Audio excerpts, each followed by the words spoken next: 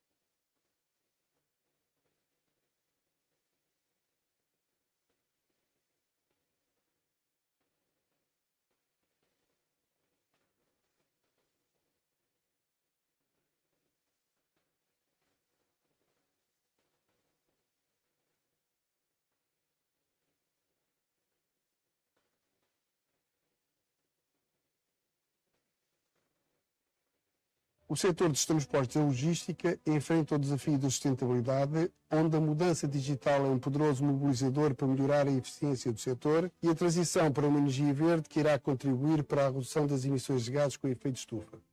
Dando resposta a este desafio, a Agenda NEXUS é um dos projetos selecionados no âmbito das agendas mobilizadoras para a inovação empresarial do Plano de Recuperação e Resiliência. A administração do Porto de Sines assume o papel de líder de um consórcio de 35 parceiros, representativos de toda a cadeia de abastecimento e ainda empresas tecnológicas e entidades não empresariais do sistema de investigação e inovação. A localização geográfica privilegiada do Porto de Sines permite-lhe o cruzamento das principais rotas marítimas internacionais, norte-sul e este-oeste. O Porto de Sines está na vanguarda de um desenvolvimento tecnológico e é hoje uma grande plataforma logística intermodal que liga a Europa ao mundo. Estamos numa fase de um forte crescimento e, ao mesmo tempo, num processo de transição sustentado por uma agenda de inovação e descarbonização para assegurar a sustentabilidade futura do Porto de Sines. Sines assume-se como hub portuário à escala global, oferecendo elevado índice de conectividade aos principais mercados internacionais e soluções de excelência às empresas importadoras e exportadoras. Competitivo e eficiente, o Porto é o catalisador do negócio e investimento logístico industrial, alicerçando o desenvolvimento de um corredor rodoferroviário que liga Sines ao centro da Península Ibérica e contribuindo para a dinamização da economia regional e nacional. My name is Nicola Silveira and I am the CEO of PSC based in Sines, Portugal. The future of Sines looks very bright. There's an expansion plan. We will focus on digitalization, innovation, the NEXUS project where we are involved in 3 or 4 packages which will take us into sustaining PSA into the future. Como operador ferroviário que somos, opera em Portugal, Espanha e a partir de Espanha em França, a nossa ligação aos portos é fundamental para o desenvolvimento da nossa atividade. A posição estratégica de Sines, com as suas ligações atlânticas e não só, permite-nos, de facto, almejar um desenvolvimento maior para Sines, no caminho da sustentabilidade. Porto de Sines é a maior plataforma ferroviária ibérica de mercadorias, onde a carga contentorizada por ferrovia representa 90% da carga proveniente de e para o seu Interland, com cerca de 6.000 comboios por ano. O terminal multipurpose está vocacionado para a alimentação de granéis sólidos, carga geral e ro-ro, com capacidade para receber os grandes navios granuleiros que abastecem a indústria siderúrgica e o setor agroalimentar. O terminal de gás natural tem um papel importante na economia nacional, assegura o abastecimento de LNG a todo o país e está preparado para sustentar a transição energética com a substituição dos combustíveis com mais emissões de gases com efeito de estufa. O Porto de Sines tem 2 terminais dedicados à alimentação de granéis líquidos que têm um papel importante no setor energético e na indústria petroquímica do país, com capacidade para receber os maiores navios que operam hoje no mundo. Apostado em cumprir um ambicioso plano estratégico para o horizonte 2030, focado na dupla transição digital e energética e na capacidade de novas cargas com vista ao reforço do tráfego interland, Sines assume-se como um porto de futuro, aberto ao mundo, com uma proposta de valor atrativa para os diferentes tipos de investimento, suportados nas potencialidades da zona industrial e logística adjacente. O mundo continua a atracar, cada vez com mais intensidade em Sines, um porto fundamental na economia do país. Ambicionamos ser uma referência ainda maior no setor marítimo portuário internacional, projetando o nome de Portugal e de Sines no mundo, terra natal do ilustre navegador Vasco da Gama. O Porto de Sines está equipado com os mais modernos sistemas de navegação e controle de embarcações na área portuária. O Porto de Sines disponibiliza uma plataforma eletrónica, designada por Janela Única Logística, JUL, onde estão conectados todos os intervenientes públicos e privados da cadeia logística, proporcionando economias de escala, a simplificação, da harmonização e da desmaterialização de procedimentos, maximizando a utilização das infraestruturas para o transporte de mercadorias, potenciando a intermodalidade e a utilização de transporte com maior sustentabilidade ambiental. Sines é um porto aberto ao mundo 24 horas por dia, nos 7 dias da semana ao longo de todo o ano, onde o caminho da eficiência e da sustentabilidade está sempre presente em toda a comunidade portuária. Como Presidente do Porto de Sines, acredito que a Agenda NEXUS é uma aposta do Porto de Sines e seus parceiros nas sinergias que alavancam a transição que queremos sustentável e digital do setor dos transportes e da logística. A Agenda NEXUS apresenta 28 produtos, de áreas como a digitalização, passando pela cibersegurança até a energia, cujo produto estrela é a plataforma Open Data Collaboration Platform do Corredor Logístico de Sines, projeto muito ambicioso e inovador, que irá permitir no futuro avanços significativos no âmbito de inteligência artificial, smart port e conectividade digital a uma escala global. O projeto baseia-se numa visão comum de colaboração e inovação e é partilhada por todos os parceiros do consórcio, permitindo a revitalização digital e sustentável ligada ao corredor de Sines.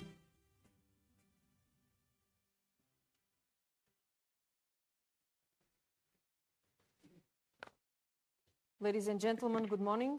Welcome to the NEXUS Agenda International Conference under the theme Digital and Green Transition in Maritime Ports, Trends and Challenges. For the opening remarks, José Luís Cacho, CEO of the Ports of Sines and the Algarve Authority.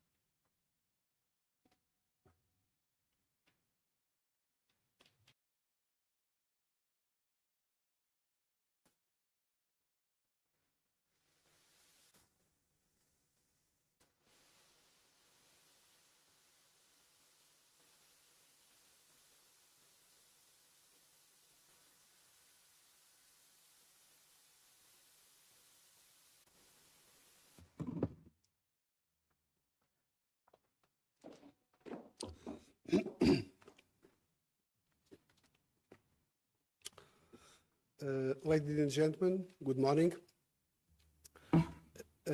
After 2 fruitful working days in Évora, the NEXUS Agenda International Conference continued to promote an open debate on innovation, energy transition, decarbonization of the port and logistics sector in cities, hometown on the country's most important port. Shipping industry is being demanding an assertive, innovative, sustainable and efficient response aiming to comply with the goal defined by the European Green Deal. The conference agenda for these 2 days in Sines will ask the project manager of some pioneers and challenging European projects within the scope of decarbonization, as well as the insights of the main international players in important topics such as the cybersecurity and the cyber resilience, while approaching the strategic role played by the Green Corridor. I would like to thank the speakers to this conference for having joined us, whether presently online, as well as the moderators of the panels and the keynote speakers, our experts who have been working with the NEXUS Agenda teams, and those valuable advisors and insights have been consideration contributing to the achievement of the objective we have set to the project. By my gratitude is also extended to the remaining partners comprising the NEXUS project, whose valuable contribution and hard work are already resulting on important outcomes within the different solutions to be delivered by the project. This project is quite ambitious and bold. It aims decarbonizing logistic corridor serving the port of Sines, strategic for the sustainability and competitiveness of the country and the Iberian Peninsula supply chain. But this project also aims to replicate these outcomes of other ports, maritime and logistic environments, based in a fruitful cooperation and exchange of know-how and expertise. We believe granted achievement to be driven by mutual understanding and partner, and the NEXUS agenda is quite an example in this regard. Lastly, I would like to thank you all for sharing these 2 days with us. We're in Sines for all the support and encouragement we have been receiving for the accomplishment of the goal we have set our means to achieve, and I wish you all a rich, fruitful, and pleasant conference. Thank you very much.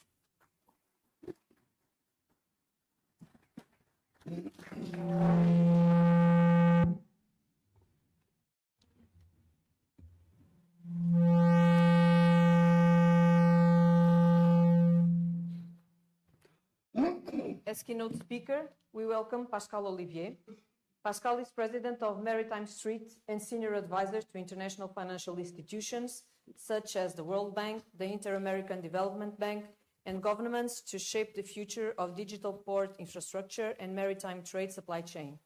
He is also the chair of the International Association of Ports and Harbors, Data Collaboration Strategic Committee, and the founding chair of the International Port Community Systems Association. Pascal Olivier has 20 years of experience in leading policy making and implementing digital port infrastructure and public-private data collaboration platforms at ports around the world.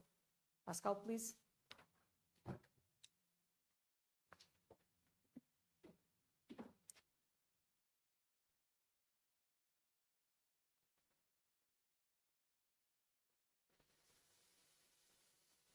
It's a new room, right?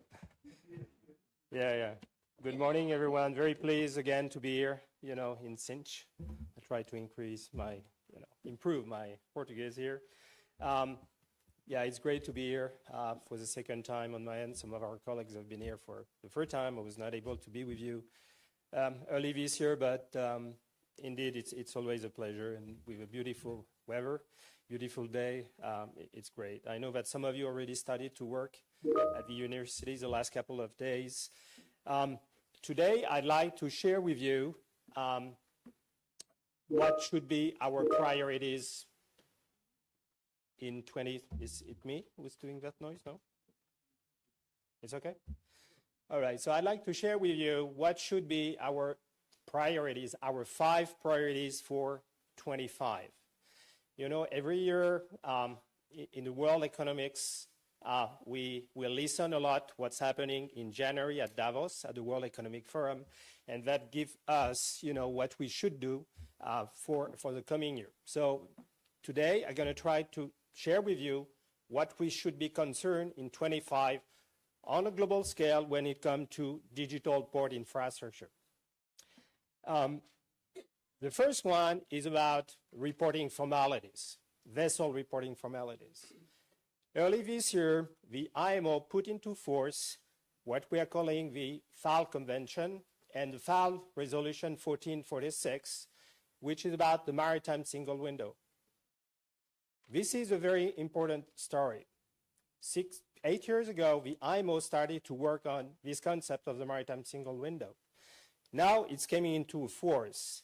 And reporting formalities from the IMO, this is the first time in the history of shipping at ports that we have a mandatory requirements from international organization for digitalization. So in Europe, we talk always, we have lots and lots of regulation, but this is the first time that we're having this, on a global scale for reporting formalities. So all the world right now is working on this. It's not Europe has its own agenda for quite some time already, but globally, everybody is working on this. I would say it's a very tough journey for many ports and many countries around the world because they are not used to get stakeholder engagement, a new legal framework. So it's really lots of work to be done. The second thing is about cybersecurity. We're going to be going this afternoon on the new training center on cybersecurity here for Portugal, but we have to understand that around the world, many countries don't have any posture on cybersecurity, don't have even cybersecurity law. So what is interesting is here in Portugal, with Cinch ports, we have APLOP. APLOP, it's a very interesting thing because in Europe, we always think about Europe. And we think that, we are the world, but Europe is not the world. The world is very different from Europe. And it's a very important thing. Here in Portugal, because of UPLOP, we have a good understanding about what is the rest of the world, and especially the global south. You know, from Brazil, from Angola to Mozambique to Timor-Leste. And those countries, most of them don't have any cyber security law. They don't have even what we are calling critical infrastructure understanding.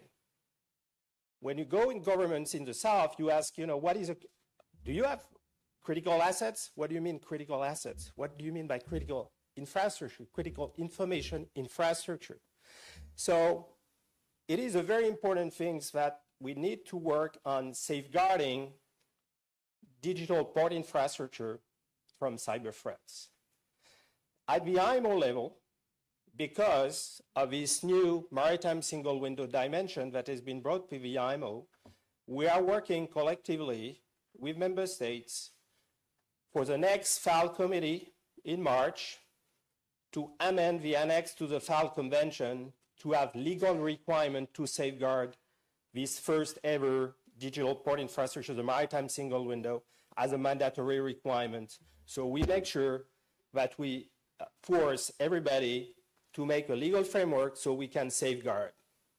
And it is very important to do so because the maritime single window is a new critical infrastructure, critical information infrastructure.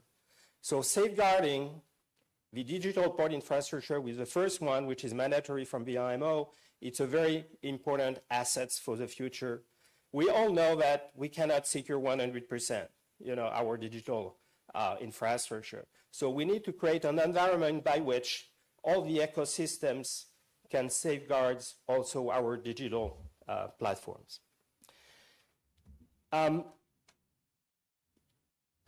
Of course, you know, the first two priorities in Europe, we have been already addressing this somehow. You know, from safeguarding from a legal framework, we have NIS2 in Europe. CISA in the US have its own legal framework, but the rest of the world don't. For the reporting formalities, we have been working since 2010 on this. We have the new M3 environment coming in 25, 26, even maybe later. But the rest of the world is, you know, going different there. The third priority is something that we discussed back 2 years ago, is focusing on cargo owners and shippers, rather than focusing on ourselves only at the port level. We all know that ports are existing because global trade is using ports to move cargo. If we did not have any shippers around the world, there would be no ports, you know, except for individual, for passengers and ferries and cruise ships, right? But thinking about cargo owners means that, you know, we need to assist cargo owners to focus on what they are calling for years since the pandemic, is to know where is my cargo and what is the status of my cargo, so that they can, in supply chain operation, a very good planning of supply chain. So we discussed that subject matter 2 years ago. What's happened between them, that time, I mean, we have created at the global scale a coalition of willing to look at what we can do for cargo owners, to help them to understand where is the cargo and what is the status of my cargo. That coalition is composed of the Digital Container Shipping Association, with the International Port Community System Association represented by Nico today, who's going to be speaking later on, by the Global Terminal Operator Association also, it's the TIC, Terminal Industry Committee 4.0, and also about FIANA, representing all the logistics operators. That coalition of willing has been working for 2 years on 2 dimensions. How can we optimize the port call process? And we look at, you know, the lesson learned from implementation of just-in-time arrival of ships in several ports around the world, what we learned from that experience, how we can make it happen and improve it. And also to manage what we are calling the gating and gate-out process. So this is the arrival of cargo at any port and departure of any port. The reality in the world that cargo owners said, we don't trust anybody. You know, we're saying that the ship is arriving at a specific time, but the cargo is arriving at a specific time and going to be available for pickup, and this is not correct. So we have been working for the first time in the industry to create a kind of standards, I would say, so that we're going to enable for the first time all together, all this coalition of willing from terminal operator, logistic operator, shipping lines, and port authorities to have the capacity through in what we could call it like a data space where we can provide to identify cargo owners anywhere in the world to have access to this data. And we all know that we want to protect our own data, and sometimes we don't want to share those data, especially from a multi-stakeholder environment. So this is quite a revolution in our journey to have the capacity to have to provide cargo owners who are not part of the port community's ecosystems, generally, to have this data. Yesterday at the UN CFACT, our lead of the Supply Chain Resilience Task Force, it's how we call this coalition, Paul Waller from Port of Rotterdam, presented and kicked off the project along with UN CFACT for that purpose to define the business requirement schemes, for that initiative for cargo owners. We know that since the pandemic, we have been all talking about this. You have lots of startups like Project 44 has been working globally on this, but it was not in an harmonized way where for the first time, again, shipping lines on a global scale, container shipping lines to be correct, logistics operator, port community system operator, port authorities, and terminal operators, global ones, sitting down to address this. So it is a very important element, for 25, so that the work that we are doing in that could help all countries and all port communities and all port ecosystems. Visibility is indeed, as predictability, very important in, for all together for our cargo owners of the world. The fourth priority, again, I'm going to talk about IMO, but IMO has changed a lot the last years and is enlarging its scope of work. The IMO will be launching this year in March what we're calling the IMO strategy on maritime digitalization. Nico with IPSCA, along with IAPH, is part of the coalition of willing and member states on this matter. It is a very important thing because for the first time, we're going to be seeing in the industry digitalization at the level of not only the cargo side, but from a safety and security perspective, from an environmental perspective, and from a trade facilitation perspective. So it's going to be a 3-year journey to define that strategy with all member states and all NGOs. But let's put it this way, we are rethinking the way that we are doing business from that angle and how we should do to encompass the maritime supply chain and not to have an IMO-driven approach, which is only the ship side. So this is a very important journey. Anybody can contribute to that from member states and from NGOs. And of course, at IAPH, for example, we're going to create a dedicated global working group to bring the voice along with our colleagues from other NGOs into the landscape. But this is important to know. We had a long discussion last evening with some colleagues about standards and regulation. I think the question is not about standards. We have many standards around the world that are not used. The question is how to innovate in our processes, how to do it better, and to focus on also what we're seeing, especially on cybersecurity, it's a critical business process. What if the submarine cable here next door is shut down? What if power is shut down? And so forth. So what are our critical business process in maritime supply chain trade?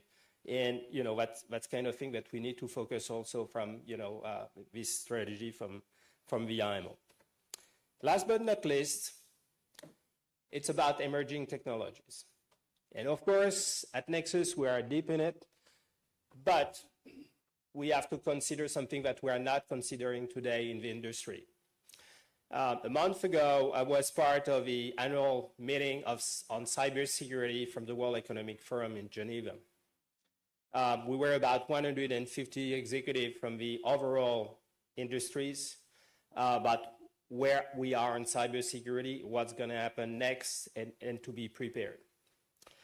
The first thing is, some of you know about it, most of us don't, and are not working on it. This is quantum computing. The quantum computing has two sides on this coin.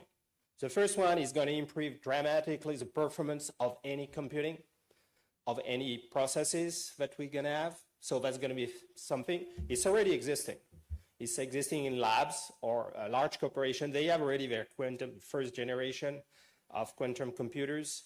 The port of Hamburg, for example, is already using quantum computing services for traffic management at the city of Hamburg, but it's as quantum as a service. But quantum gonna provide fantastic power, but from a cybersecurity perspective, it's gonna be a catastrophe. Why is this?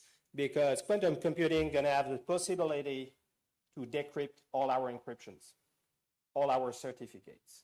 So what we agreed a month ago at the World Economic Forum is we have to get prepared now, because if it's going to be there in 2030, massive.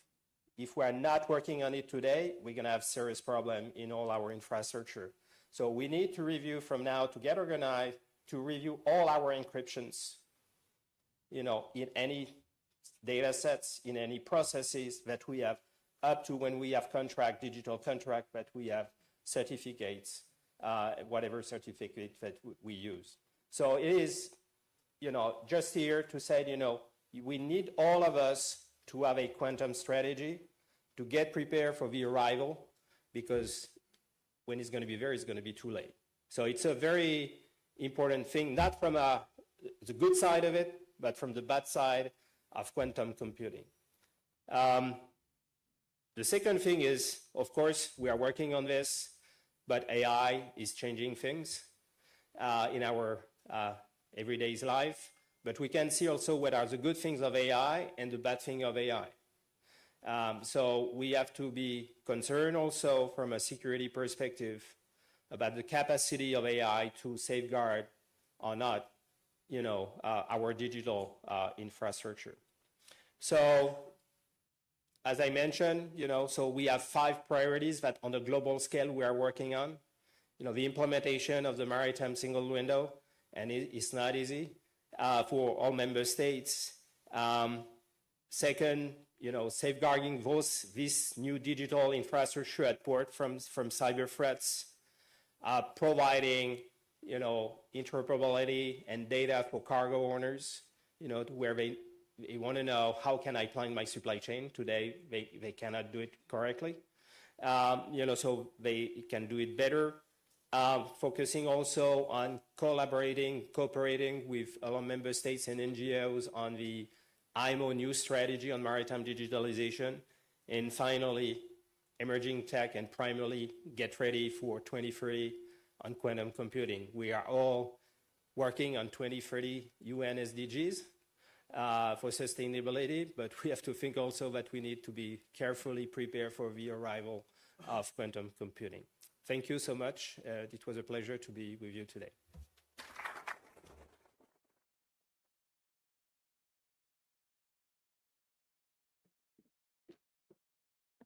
Our first panel will focus on digital and green transition in the port and logistics sector. As moderator, we welcome Jaco Puig. Jaco, sorry, but I always... First name basis is Okay, okay. Jaco. Jaco has over 30 years of experience at the International Task Force Port Call Optimization and other leading companies and standardization organizations in the global supply chain, transport, and logistics industry. With extensive experience with just-in-time arrival, port optimization, and interland connectivity, Jaco is a recognized expert and builder of innovative and award-winning systems in transport and logistics, being since 2015 a core member on the International Task Force Port Call Optimization, of which 6.5 years as vice chairperson. Jaco, please.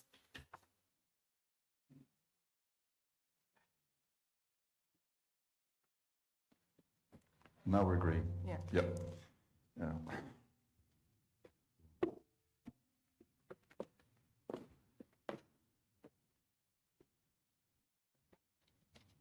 So I welcome you also on behalf of the other panelists that will be joining me in 3 or 4 minutes from now.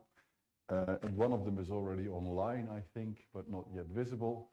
Mary Koicheva, if I'm not butchering her last name. Sorry about if I did.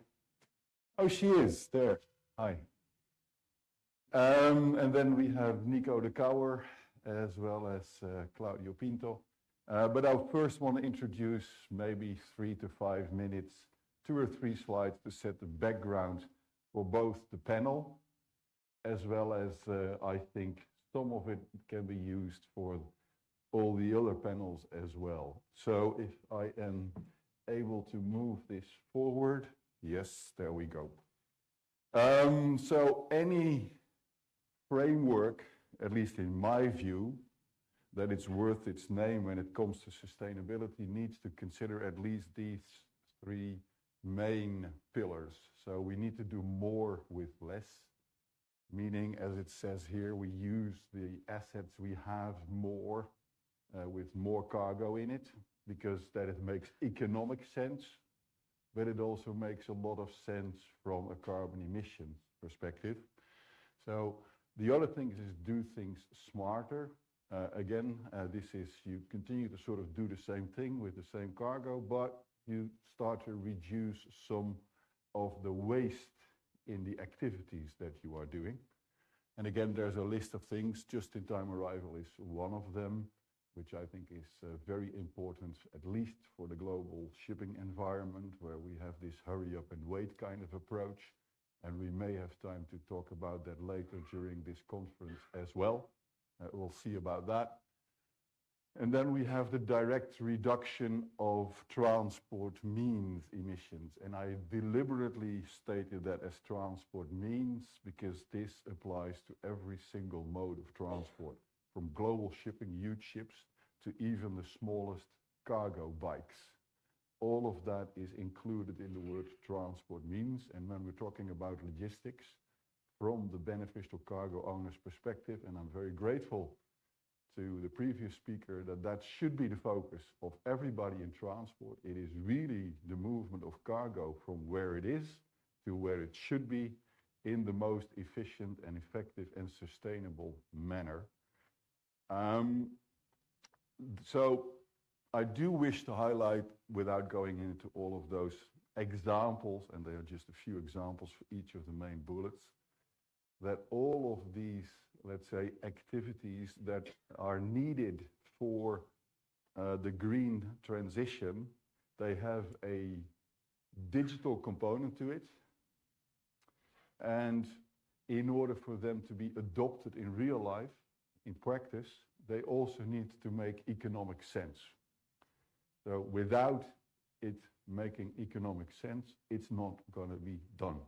Is, I think, an important aspect to keep in mind during the discussions. So some of the starting points for the panel that is going to start just right now. And again, grateful to you, Pascal. All transport ultimately is driven by trade transactions. There are goods, cargo, that are in some place that need to be going to some other place. And that is driven by the fact that somebody has sold these goods or is anticipating to sell these goods. So the sellers, the buyers, the beneficial cargo owners, they are ultimately paying for everybody who's active in logistics and transport activities. Another thing, again, from a beneficial cargo perspective, there is only multimodal transport. All beneficial cargo owners use more than one mode of transport, and for a single transportation need, they will generally use more than one transport mode. This means that the transport modes need to be able to connect seamlessly in order for the goods that the beneficial cargo owner is interested in to move as smoothly, as seamlessly, as visible as Pascal already identified, and also as probably even more importantly, in a very predictable manner. Predictability is not the same as visibility. I used to work for 8 years implementing ERP systems. I know from my own experience that the reliability of when goods arrive at a manufacturing plant is the vast majority that determines about the stock levels that you need to have available in front of your production line. Predictability is at least as important as the visibility or even speed. Predictability is key. And that is something that maybe some people in transportation seem to overlook all too often.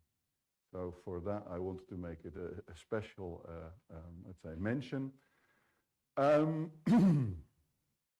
Another thing already sort of alluded to by Pascal is regulations. So for 4,000 years, logistics is transport is about 4,000 years old, according to the International Task Force Protocol Optimization anyway.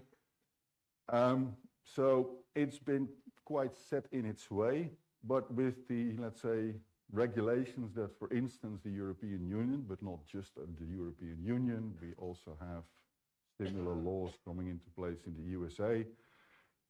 The beneficial cargo owners are really facing a lot more requirements in terms of what they need to achieve, not just in terms of reporting, as Pascal already mentioned, but also actually really need to achieve in changing the way that their processes and activities operate.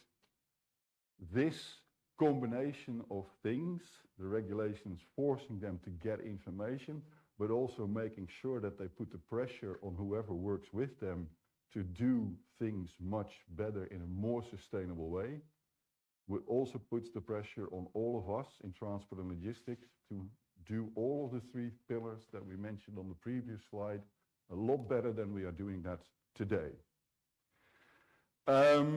So again, this is all the slides I'm going to do here today. So as far as the next stage is concerned, we were to do introductions, all 4 of us. My introduction was already very well done by Anna Rita just now. The only thing is that I also have a very strong background in standards and standardizations and the application of standards. So that will be quite apparent during the panel discussions going forward.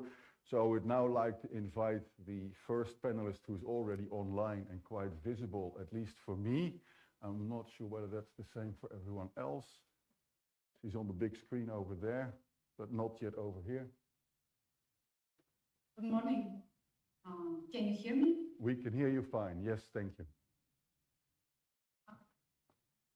But now we've lost you again. Ah, there you are. But we still don't have. There was some background noise. Yeah, we now have voice again. Okay. I hope you can. We can hear you. Yes, go ahead. Good morning, because I hear some echo, but okay. Good morning, everyone. My name is Maria Koicheva, and I'm a senior project manager at TechTour. To those of you who don't know, TechTour is the largest community in Europe that connects entrepreneurs and investors. We're operating in 3 main verticals, health, digital, and sustainability, really putting a major focus on sustainability. And that's why we're also managing a big portfolio of EU-funded initiatives. And I'm also here today to present one of those really ambitious and big scaling program, D2Excel. I believe I will have the chance to present it later in the panel. But just to maybe say a few words about myself. I have more than 10 years of project management experience. Even though I'm not a real expert in the field, I'm very happy that I have the opportunity to work to experts as Pascal Olivier, who did the introduction just a couple of minutes ago, and also managing a very solid portfolio of maritime companies that also have the pleasure to introduce a bit later today. Thank you once again for having me, and looking forward to panels. Okay, thank you for that for now, Maria. So who's next? Nico, yes, you're getting ready to get up, so please come up. I think you've been kitted up as well with Mike? Yeah. Oh, you take one of those, that's fine.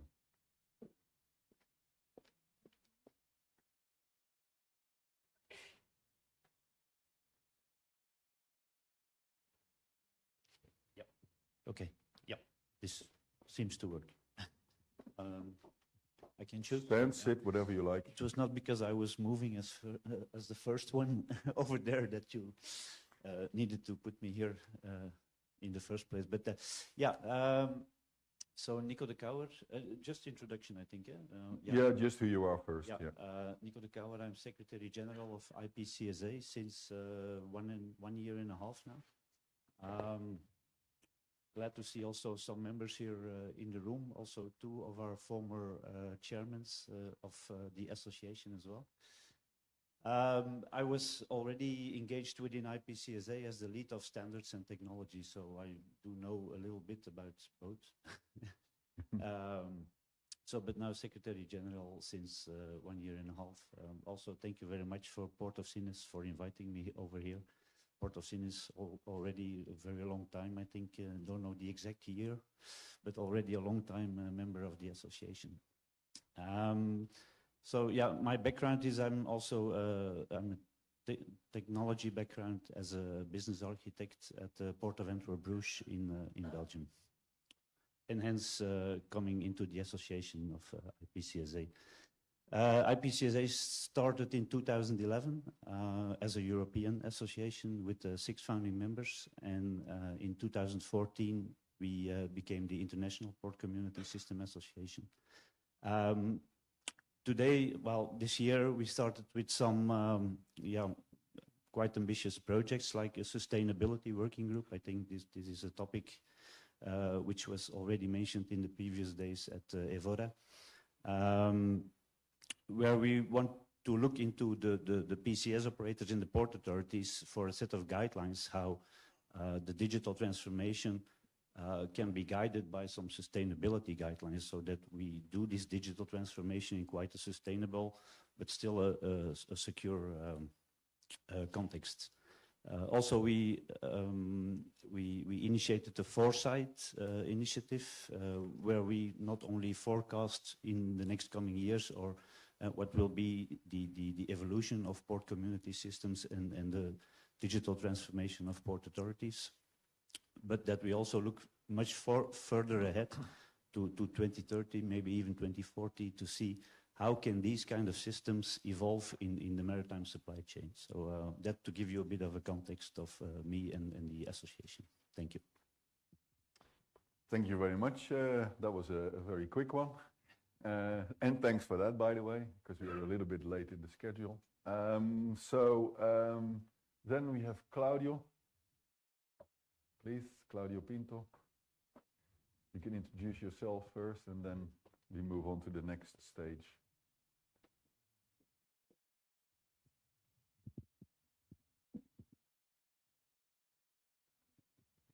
Sí.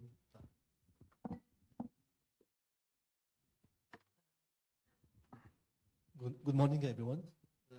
My name is Claudio Pinto. I work in Port of Sines Authority since 28 years ago. It's a long time. It don't seem, but it's a long time.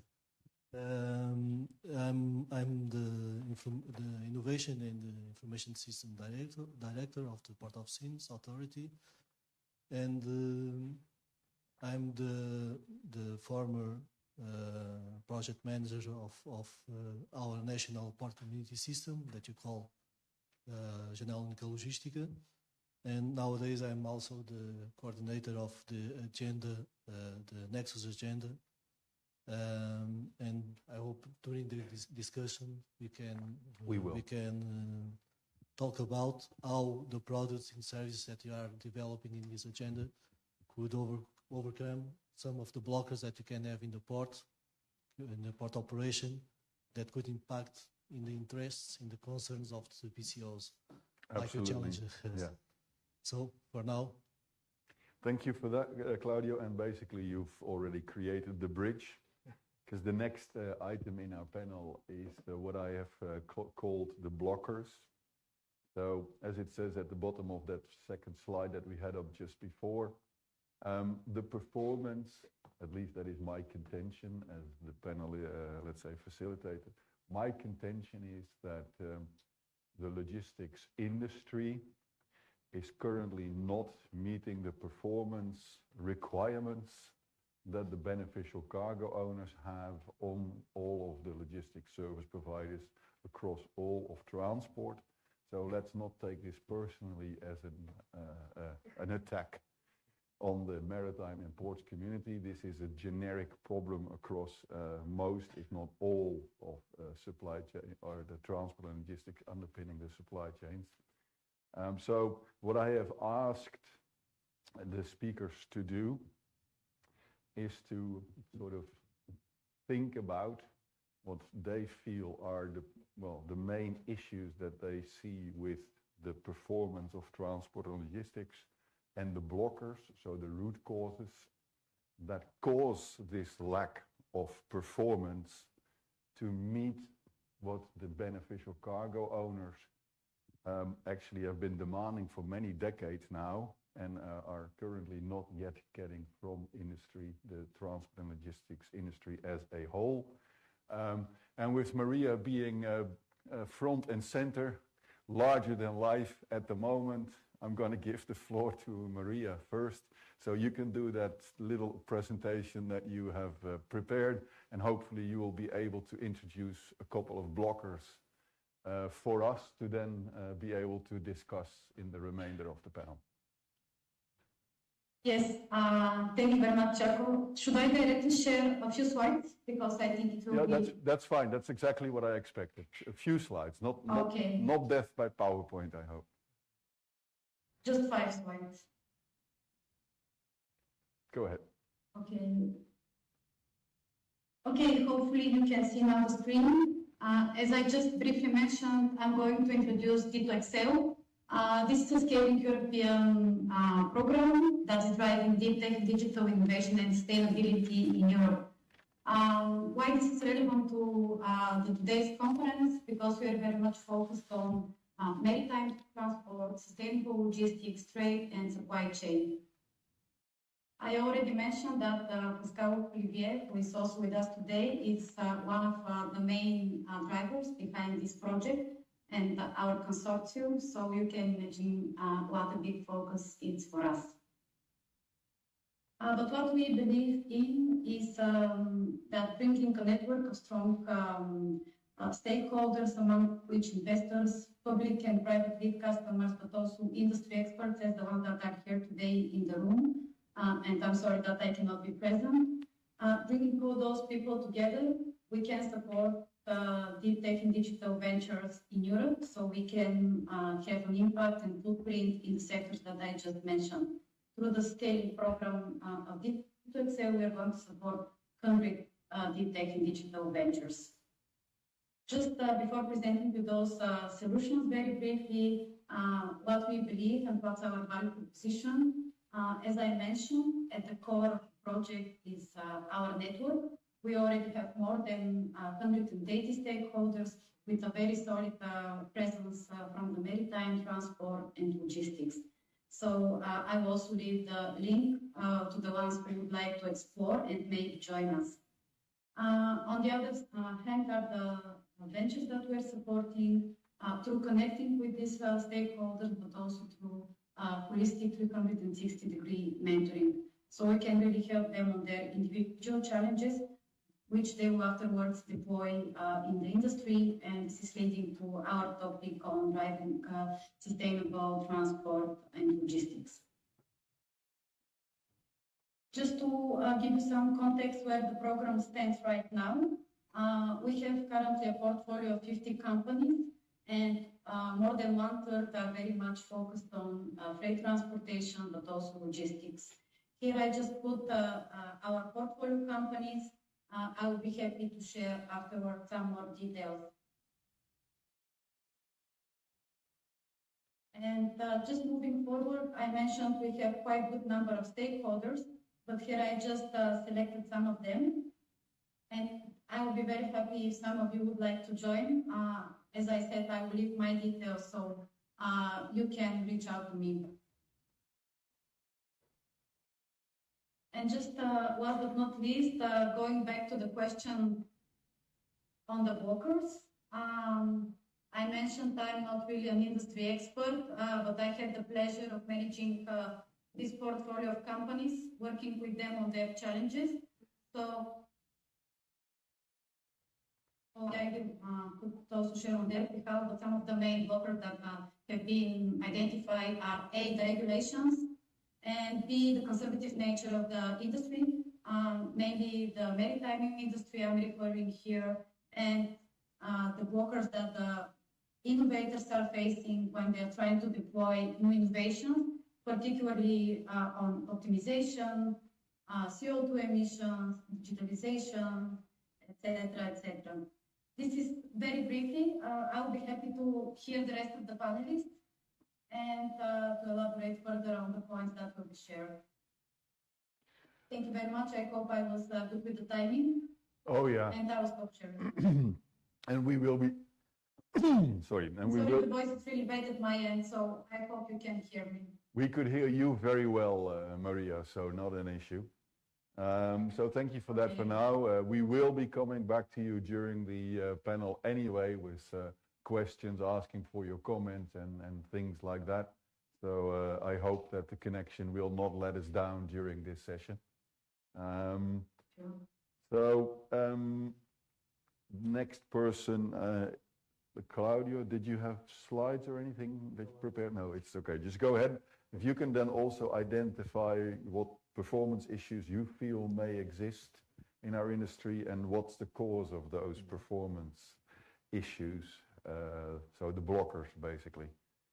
Okay, I don't have slides because you don't allow me. No, I was just wondering because Maria had prepared slide whether someone else had. So okay. Go ahead, just tell us. But it's a good point because we sometimes you spend a lot of time trying to explain the nice things about the digital tools that we developed, and we forget to explain what is the value that these tools give to our industry and what is the blockers that these tools can overcome. So I'll try to not to explain technical things and nice things that the tools will do. That's exactly what we need. We don't want to get lost in detail. We want to understand. Yeah, since you challenged us, I've been thinking about which are the blockers with impact of BCO's interest and concerns, and which one of that blockers that could be mitigated by a port authority or even by a port community. And the ones that I identify, it's related with port congestions, with inefficient cargo handling, with inefficient infrastructures, with the authorities' delays, namely with the customs delays, equipment shortages, limited port digitalization, labor challenges, security challenges. Pascal stressed a lot this topic, the security challenges of the supply chains, and a lack of collaboration among all the partners, all this community. And of course that you can add to these topics, to these blockers, the topic about the sustainability and the environmental issues that ports could impact in the BCO's supply chains. Because you know that nowadays the cargo owners are looking for all the value chain, and they are looking for partners that could decrease the carbon footprint of their supply chains. So I think this could be an important topic to be addressed by the port authorities, the port communities. Well, thank you for that, Claudio. I will have follow-up questions afterwards, but let's go over to Nico, who's also prepared a couple of blockers, I believe. I don't know a couple of, but at least one. At least one, because yeah, and the focus is often, and I will not say always, but often on indeed performance and what is going wrong. First of all, I would like to emphasize, if you look to the major amounts of cargo that port environments are handling, I still think that we're not doing that bad.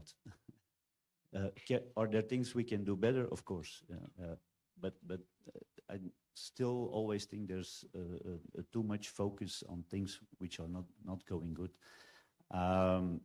So this is just a bit as a context of the overall movement of cargo, let's say, globally.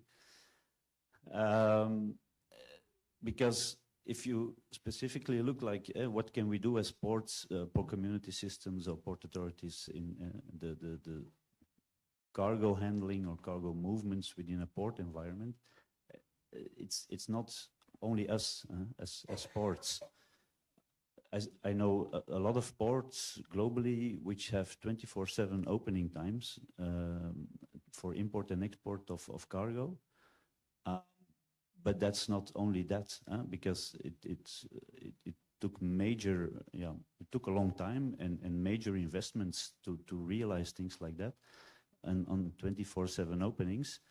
But almost nobody is getting a container in the middle of the night from a terminal, and that has nothing to do with that terminal or that port, but that all has to do with the inland carriage.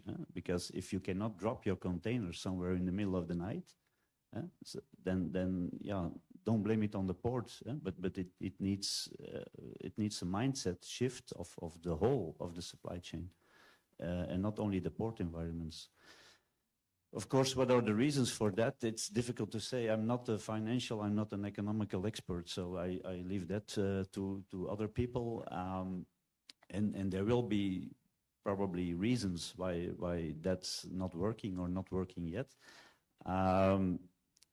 And of course, looking to ourselves like port environments, I think it was mentioned by Pascal, the beneficial cargo owners. Yeah, why did we wait that long to engage them within port community systems? Okay, yeah, that's maybe a bit of a fault, because you have port community systems working for 30 or even 40 years now, and it's only now in the recent years that we're directly reaching out to the cargo owners. So that might be indeed something that we could have done better, but we're doing that now, and I think technology is their skilled people, or their skilled people like being technical or other experts.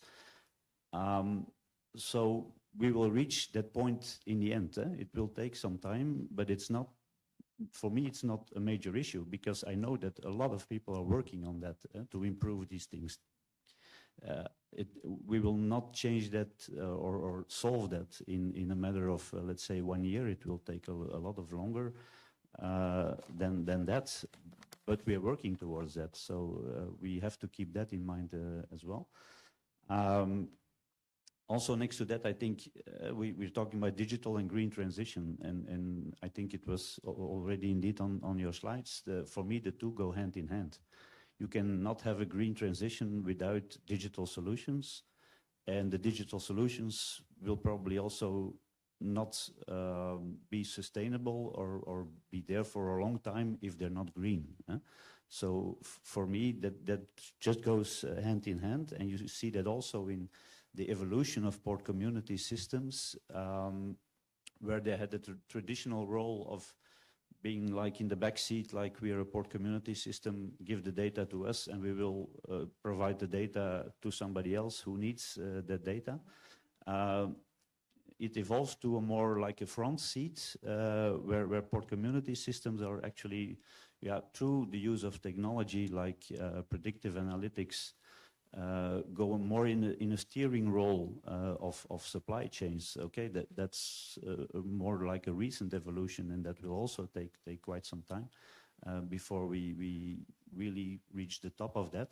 But you see already that port community systems are taking up that role as regulators more of that supply chain, because they now have more experience and they have more the technology and the tools like AI, like these predictive analytic tools to present solutions to either forwarders or beneficial cargo owners. So I think solutions are there, and yeah, we will get there at the end.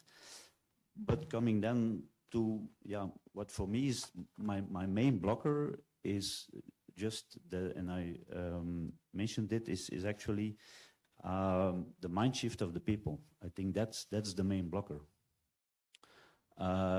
We keep on working in silos, and we can have the smartest solutions in place. Port community systems can, with the data, provide the best possible solutions. In the end, it's still the people who decide through which solution the cargo will be moved.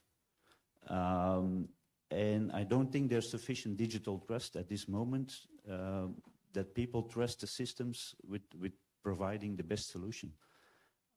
So for me, that's my main blocker. Is it's not in the technology, it's not in the infrastructure, being it digital infrastructure or port infrastructure, but it's mainly in the mind and the mindset of the people. That's I think the main blocker why we can still do it much better. Okay, thank you for that. Before I start asking clarifying and/or probing questions to each of you, I have a few, two basically, that I would like to put forward, and I'll stand up because I talk better when I stand up. Sorry about that. So I've been going at this a little bit, let's say, to a more fundamental, let's say, issues.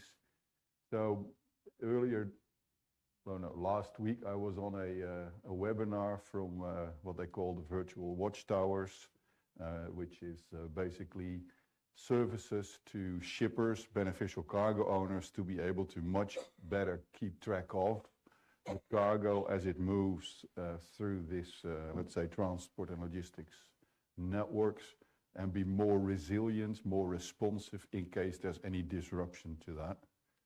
So what they identified, and I wholeheartedly agree with that, is that there are 2 or 3, depending on how you look at it, main blockers in their mind to increasing the improvement of transport and logistics networks as a whole. And again, this is all modes of transport, so not picking on anyone in particular.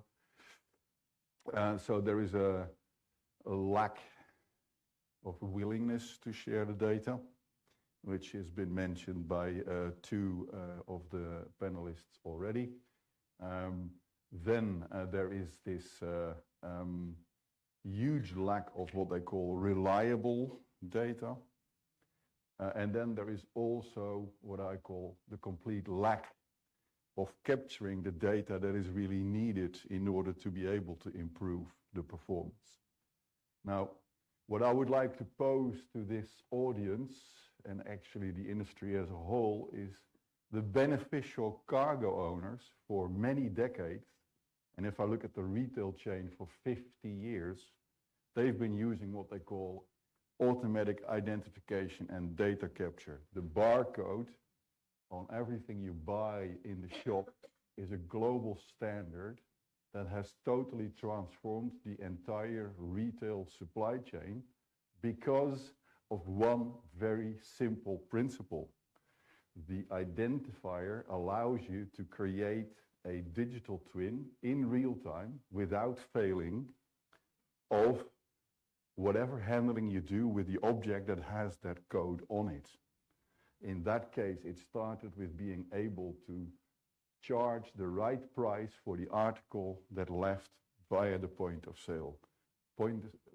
Retail, there's a couple of people in this room that are old enough, like I am, to remember what retail looked like 50 years ago. I think we can all agree that retail looks completely different nowadays. And it's all based on this very, very humble thing of being able to automatically capture information about the things, the objects that move around in that supply chain. So I have been watching, for instance, the container industry, where it would be so easy, at least for a beneficial cargo owner perspective, to put in a barcode. For instance, a 2D barcode can be a big one, can be like this size, so you can read it from an enormous distance. These things always read right, or you don't read at all. So the reliability of the information you get, as long as it's read automatically, is 100%. You can destroy up to 30% of a 2D barcode and it still reads right. So there is proven technologies, more than several decades already tried and tested out there by beneficial cargo owners in pretty much every aspect of their supply chain. And for some reason, transport and logistics, apart from the parcel business, have not adopted this. So I have to really wonder why we are still satisfied, quote unquote, with trying to read damaged text with no possibility of trying to figure out whether or not you've read it right or wrong.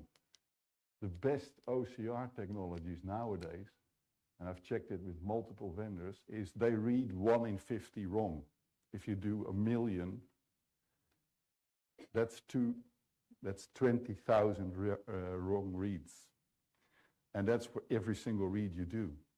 So if you read it a couple of times, you can imagine that we are introducing so many errors into our IT systems that beneficial cargo owners, even if we do use the current information we have, consider that information unreliable. And that is even assuming goodwill, that you are actually sharing what you want, what you have. It's even not reliable enough. They are really looking and expecting to get error rates that are better than 1 in 1 million. Well, let's say we are a couple of orders of magnitude removed from that. So let us think at least about how we as an industry, because a lot of the inefficiencies that Claudio is talking about is also driven by the fact that it is so difficult to link a physical object with the data that's available for the physical object. AIDC will hopefully help, and I think it will definitely help, alleviate a lot of those kinds of things. So AIDC as a means, a very basic, very standardized, very well proven means to solve some of the issues that have been already mentioned by the previous speakers. And I would also like to highlight to Maria all of those innovative solutions. They would also be very well served to use digital data standards like AIDC, barcodes, to be able to capture the right data, capture it real time, capture it reliably, accurately, and then start using that to deliver the value that those innovative solutions are actually intended to deliver. No service that's based on data that is not reliable can deliver reliable information. You cannot trust it for decision making, is my contention for the first point. So if we do this, then if we look at the other 3 things, the pillars that we just mentioned before in the first slide, they will definitely help improve or enable the vast majority of all of those, let's say, items that are listed under do more with less, do things smarter. That's my contention, and we can discuss that as a group during the remainder of this panel. And then there's another one, and this is again, I'm picking on containers here because I used to work also in the parcel business, and a box is a box, even if it's this size or the size of a house. As far as I'm concerned, the way that you move it, you can do it in exactly the same way. So one of the key things that we do, we still move a lot of air around. Moving air around in transport is considered mortal sin. But we reposition containers routinely. And whenever we reposition a container, we're just moving a lot of air around. Why do we keep doing this? I mean, collapsible containers are already out there. And collapsible containers, you can move 4 collapsed containers with 1 transport means, as though it was 1 container. So to me, again, purely looking from the outside as a beneficial cargo owner, why should I be paying the full truckload if indeed I could be paying for a quarter of a truckload? Just as one element. So why are we not looking at also attacking one of those mortal sins in other transport modes, which is moving around air? Just fundamental elements. The foundational things to a large extent can be fixed easily, but I think those foundational things actually cause a lot of, maybe even all of the items that have been listed by my fellow panelists. Let me ask Maria a little bit for a clarification, because the thing that sort of sparked something in my mind, and I've noted it down as I need to look at my notes here, is that there are challenges with the promotion of the digitalized solutions. So you have these startups, they develop solutions, and then as that goes along, then what is the main issue there is with those challenges being adopted? If I understood you, that you mentioned one of the key issues there. There was one of the key blockers you said were relevant for those innovative solutions that we would need. Yes, thanks, and also for the discussion on the green transition. This has been identified by the Commission, and that's why they have allocated quite big budget in the last working program, but also in the coming, namely on such programs to foster innovation and build this ecosystem that really can position better the startups into the industry. But going back to the challenges, what we have been seeing so far, it's two main challenges that I would like to elaborate. The first one is something that has been shared by all the startups that are operating in the maritime industry, developing solutions for digitalization, optimization. This is the resilience and the conservative nature of the industry, which is also leading to the other one, how from a pilot you can go to a full fleet, to the big players out there. And I think this is something also referring to the standards, Jacques, that you were mentioning, how this gap can be minimized, eliminated as well, if we don't have this open-mindedness of the industry out there. I believe you have more insights into the industry.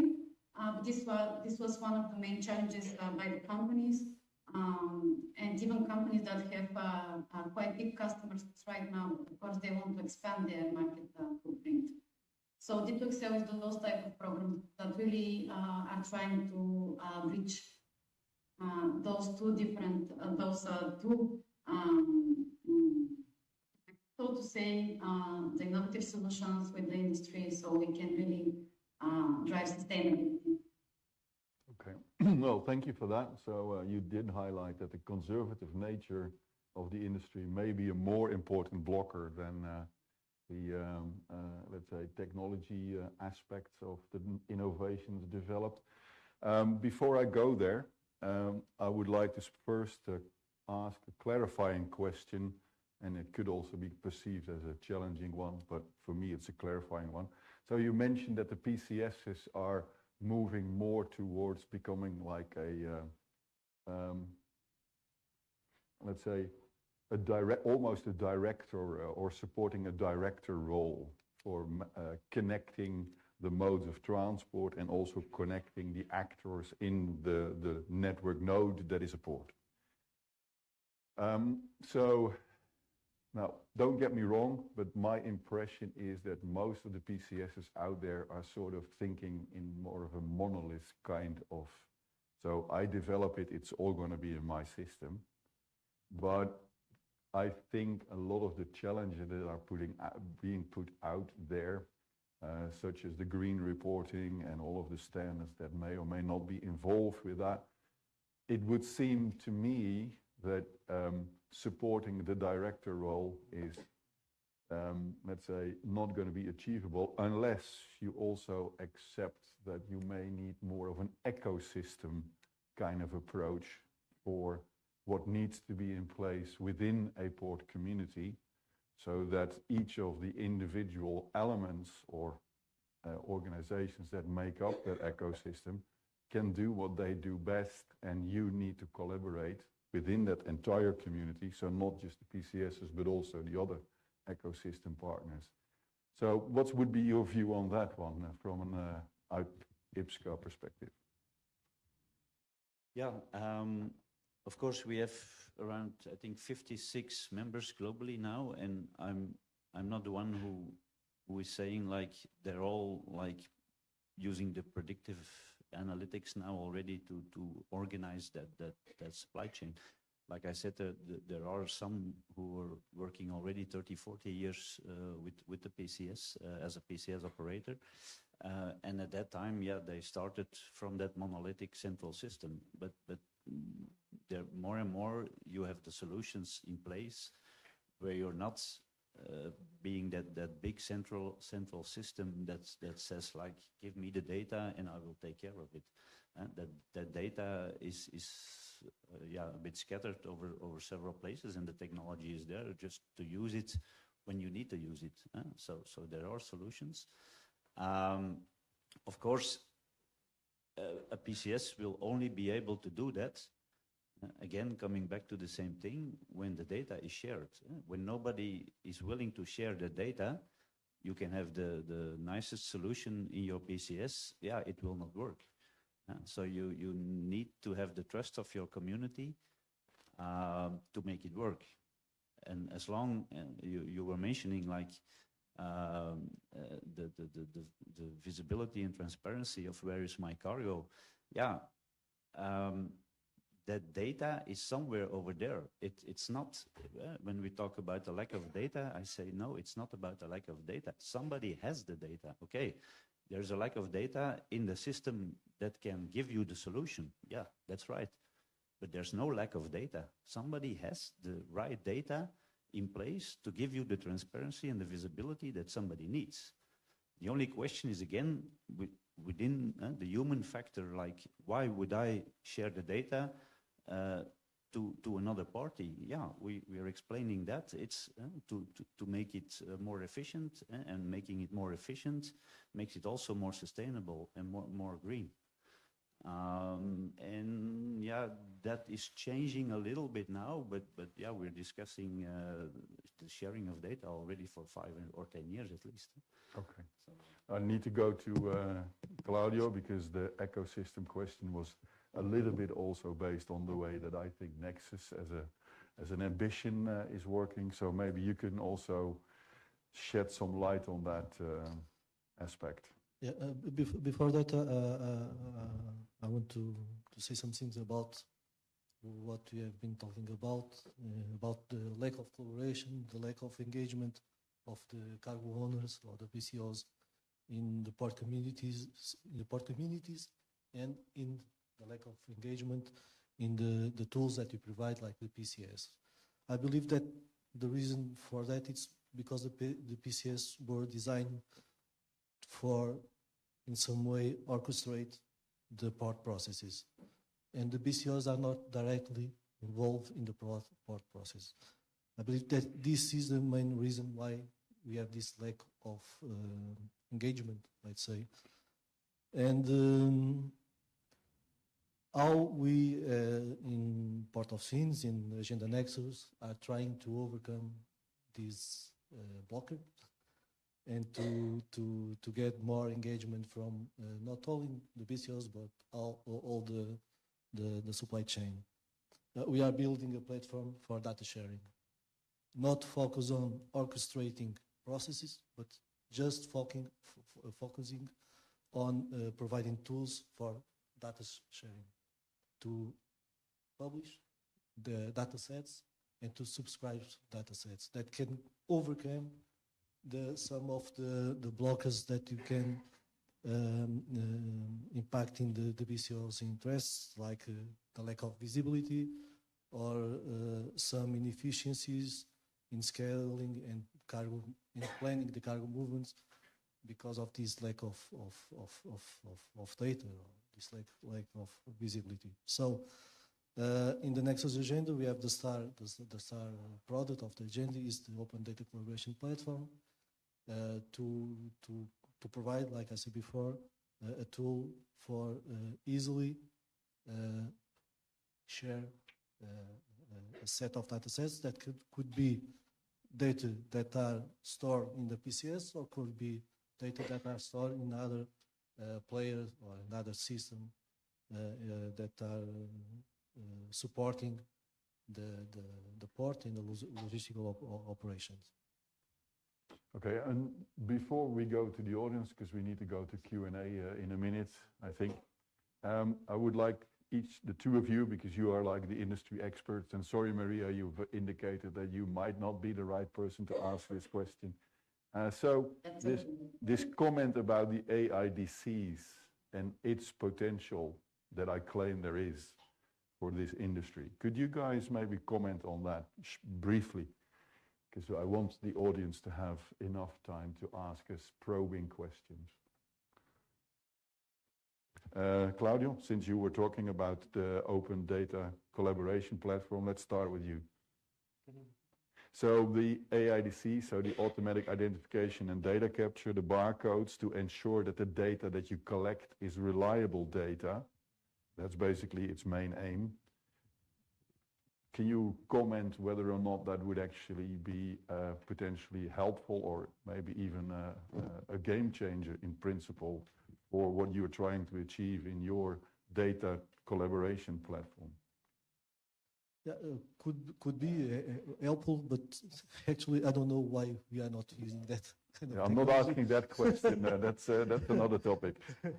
What I can say that in the NEXUS, in the scope of the NEXUS agenda, we are trying to solve the problem in the conventional way, trying to read the plates of the containers and so on.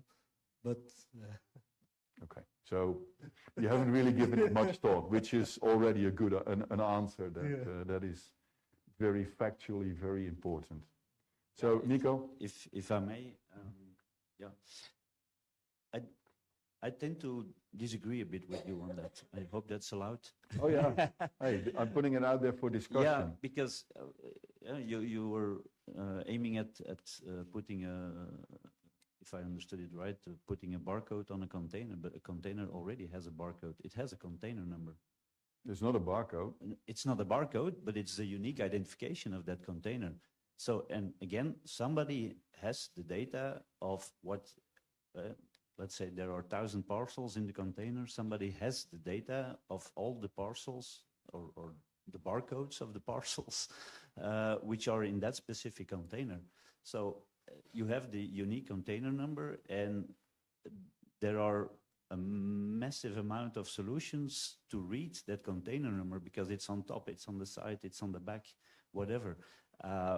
There are several automatic terminal systems which read when you drive through the terminal, which read that container number, so they capture that data, and it's not with an error percentage which you were pointing at, because if you look to a terminal in Shanghai, for instance, if it has that error rate, that terminal is completely blocked, and it doesn't happen unless there's a pandemic, for instance, but not based on the error percentage of the automatic gates.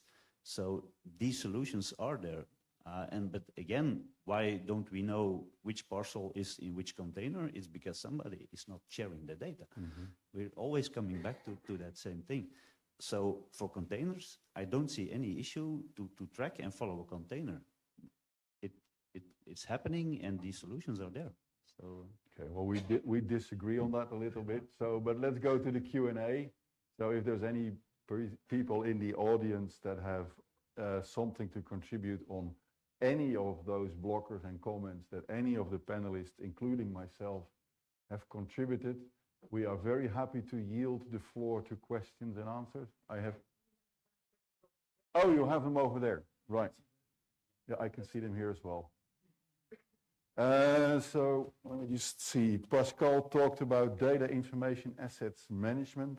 Is there a global image regarding benchmarking on what has to be done till now, or has been done till now on this issue? Pascal, maybe you, do you have a mic?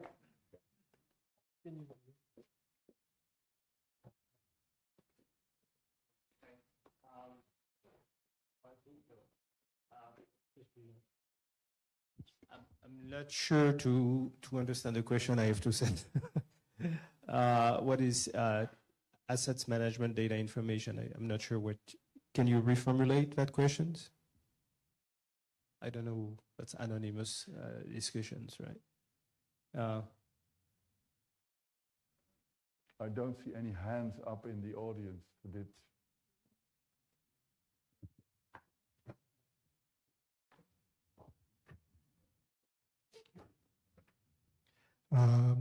Yes, thank you. My name is Andrew. I'm from IPS.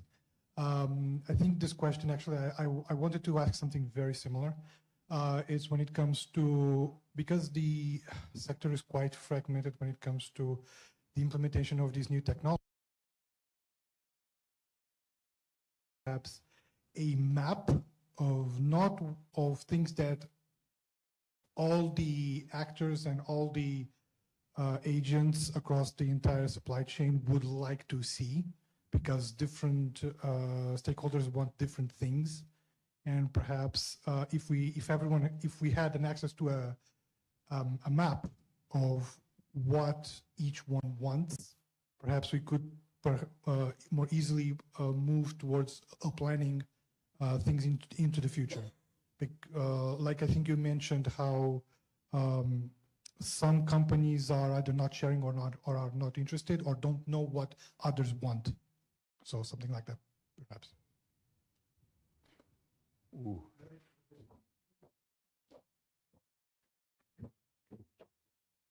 Yeah, I think that maybe to complement what you're saying here is we have been talking about a lot of, well, a part of the supply chain is not about data. And, you know, we were discussing earlier about the maritime single window story.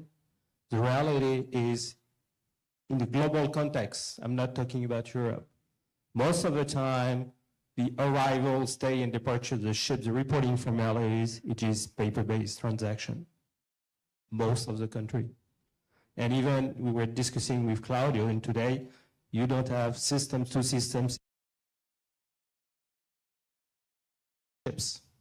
It's manual data entry into a visual, or it's potentially an Excel table that has been filled by the shipping agents to the jewel, because the only one who is sending the information, this is the master of the ship, and rather than managing his boat, he has to do administrative stuff, but he's sending emails with that information, which is not data most of the time. So I think we were saying, Maria was saying that the industry is very conservative. We have only seen, you know, numbers of things that we're doing in our business every day, which is not data. You know, we have this discussion with everybody. Is an email electronic exchange of information? I don't think so. You know, it's, and some people are saying, oh, master of the ship is sending information by email, so we're going to use AI to understand what this email is saying. Why not? Why not? But I mean, we have to be realistic. And this is the first time in our industry where we are focusing on the arrival of the ships. We all focus on cargo, right? But, you know, we have to do our homework as well. Yeah, just so that we are a little bit balanced in the responses before the Q&A answer. So to the panelists, the one at the bottom, how can we incentivize the data sharing and overcome the barriers between the stakeholders, sorry. So that's indeed, I think, the chicken and the egg story. It's like which incentives are there? I think we need to explain to people that so data sharing is one thing, and that is one piece of data shared with several others. But then you get discussions like, why would I share this piece of data to all the others? What's in it for me? That's always the question you get. And And I think there we then go to, let's say, data collaboration. I share a piece of data with you, and somebody else is sharing another piece of data with me. And then you talk. And I think this concept needs to be more explained to people. Clear incentives are not there. What is the incentive? Is that a financial incentive? Yeah, people always think that or expect that data sharing is free.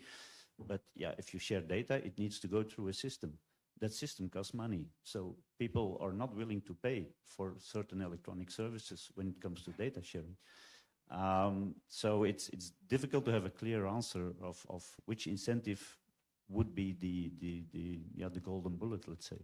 So it's difficult. But what we do as an association, together with our members, is to explain to the community which are the benefits for each and every stakeholder in the supply chain.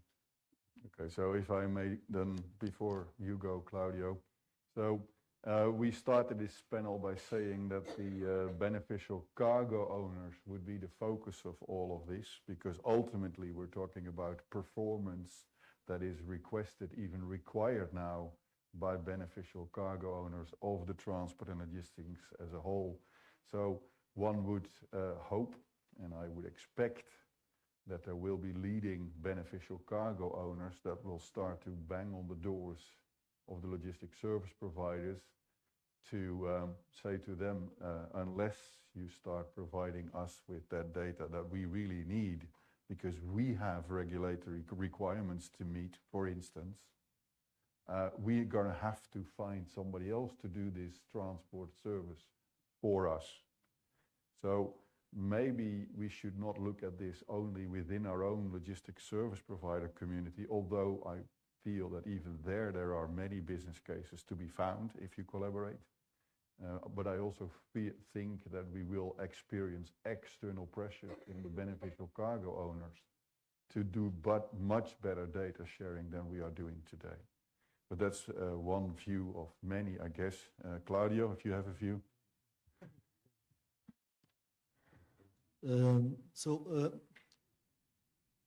I think I'm going answering the previous question. Okay. Yeah, go ahead.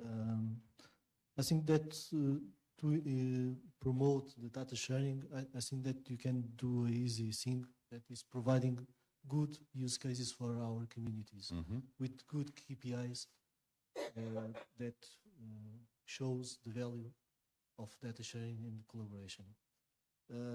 I can give you an example. We have a seasonal campaign, citrus, for the citrus in the Port of Sines. And sometimes you receive just in one ship 500 containers to be inspected. So as everyone knows, we have a lack of workforce in authorities to deal with this peak of work. So what you do, it based on data sharing and collaboration, we build in our PCS a tool that allows everyone to share the data and to have a better planning of the inspections for this kind of cargoes. And in the peak seasons, we can, with the lack of resources that we have, we can, with these tools, with data sharing and the collaboration, we can do in some days almost 100 inspections per day. So I think this is with these examples, we can incentivize, promote the data sharing among our supply chains. So a quick question. So risk management. So you decide on an inspection based on the available data. So you could say, well, without this new tool you have, I would inspect 500, but with the new tool, we have better data. So now we only inspect like 200 because of the data. Is that also an effect you're trying to achieve? Also, yes. Okay, thanks for the clarification. That was your response to the question? Okay. Yeah. So I'm not sure how we're doing for time, Anna-Rita. We should end. Okay. Yeah, so then I would do the one from, so if the lack of confidence on data sharing is a blocker, then is the experience that it is more difficult in horizontal or vertical collaboration along the supply chain? So this is really more about what we have experienced, mostly as panelists. And sorry, Maria, it sounds like this is a question that maybe you are not able to really respond to either. So I see you nodding. So I'm going to go to Claudio first.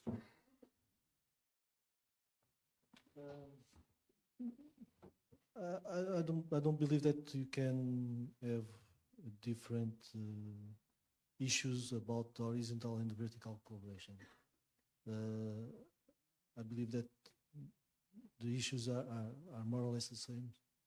It's about the confidence, the trust to share the data, and you can find the same concerns even in horizontal or vertical collaboration. Maybe in horizontal collaboration could be more difficult because you can talk about sharing data between different ports or different port communities with conflicting interests. But I think the point is about the trust of between the partners. Yeah. Okay. Nico, any views from you? Yeah, the main difficulty there is, I think, that people are stuck in what they did for several years. If you have a forwarder who is working together with the truck operator for, let's say, 30 years, and now he gets the system told to him like, yeah, it might be better to go via rail or via barge or whatever, which is then more like a horizontal collaboration of sharing of data, because the system is detecting that you go over several other stakeholders in your community. Then you see that most of them tend to stick by that truck operator, which they know very well, because they know he's reliable, etc., etc. So that's the main difficulty is again, and I hate to repeat it, but is again the mindset of people. They need the digital trust of the system. If it says, yeah, it's better, and better can be either financially or yeah, for the environment, CO2 emissions, etc. But yeah, you see that most of the time they're looking, yeah, towards the fastest way, and the fastest way of moving cargo is mostly, yeah, it might be the cheapest way, but it's mostly not the most sustainable way. And there we need a shift of mind. Mm-hmm. Yeah, in conclusion then, I'm not going to give my own views here for that question. It would seem that the industry, and I think that was already mentioned by Maria, has a very conservative nature. So even, sounds like, even if the data that could be shared and would be shared would be even proven to be 100% reliable, as it were, you are more or less saying that that would potentially not even be a good enough reason for people to discontinue what they were doing and to move to another alternative. Now that sounds like a fairly, let's say, damning statement for our industry, and I hope that that conclusion will be proven wrong by the industry. I sincerely do. With that conclusion, or at least that kind of hope for us going forward, I would like to close this panel and invite you all to coffee, and Anna Rita knows exactly where to point you. Yes, indeed. We should take the door on your left-hand side, and please go down the stairs. There's a tent on our gardens. We will come back in 15 minutes. Okay? Thank you so much.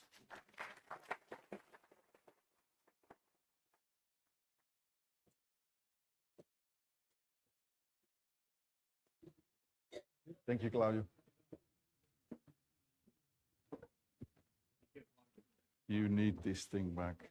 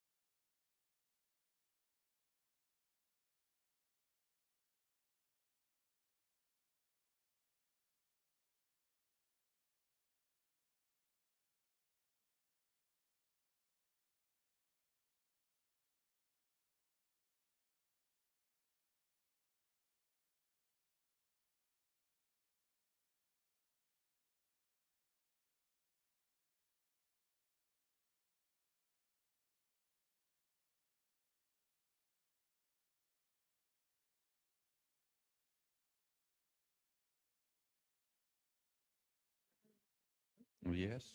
It's unmuted. Can you test it? Yeah.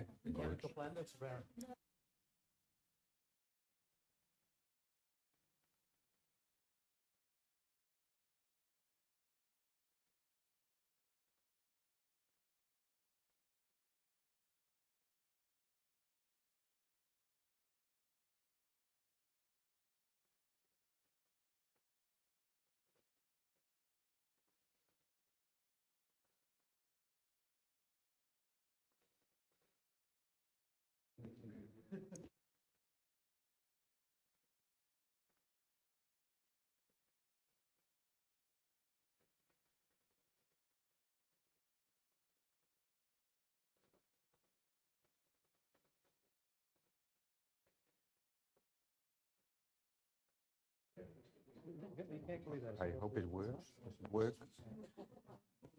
It's a bit a different place. Otherwise over here maybe. Or... Hello.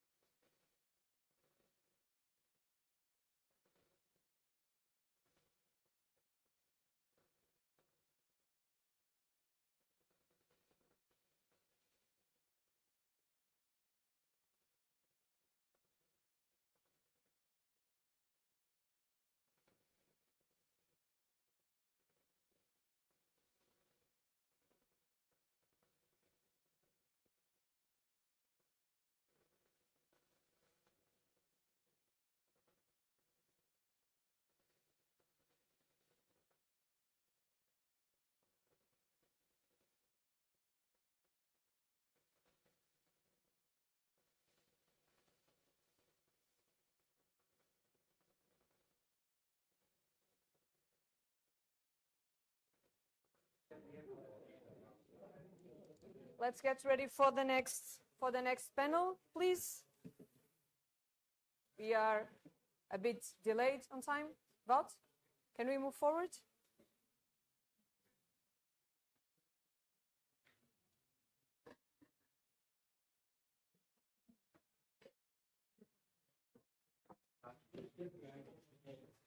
Please take your seats. We are coming back to the panels and to the discussion.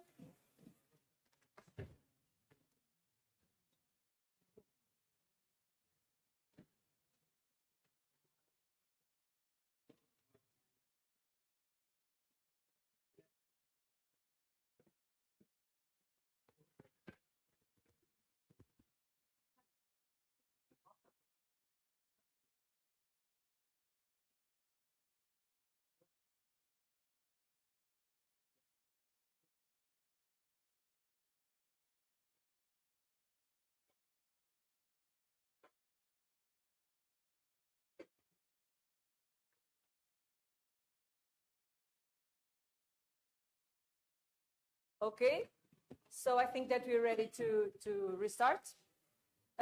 Still under the topic of digital and green transition in the port and logistics sector, today's second panel will be moderated by Wout Hoffman. Wout is currently self-employed senior data scientist and business and IT architect. He holds a PhD in information technology on the development of what is called a supply and logistic control tower.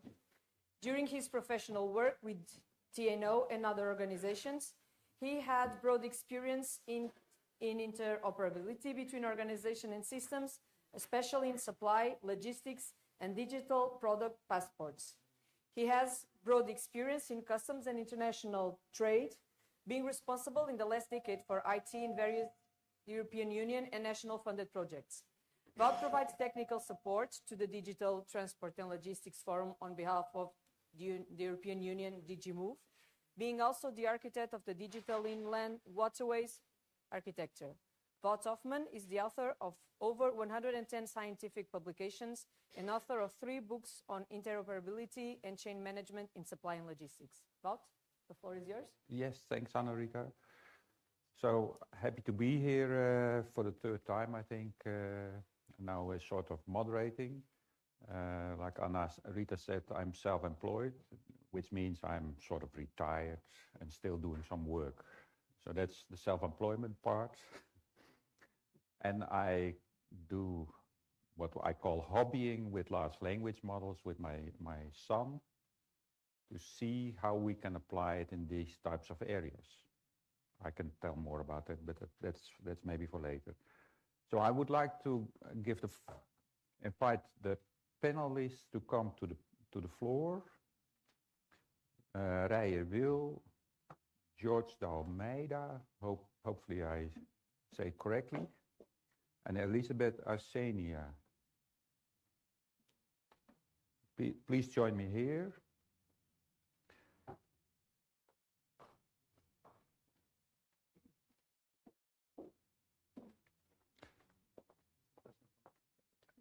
Everybody, I've asked all the panelists to prepare a presentation. So I will first give the floor for introducing themselves when they give their presentation, so each one individual. So you introduce yourself and you present what you want to tell. We can have brief questions and answers on each session. And at the end, we will have a longer question and answer session. So hopefully, pose your questions via Slido, and we can answer them when they pop up after each session and later on. So first one to talk is Rijer. Rijer, introduce yourself and give your presentation.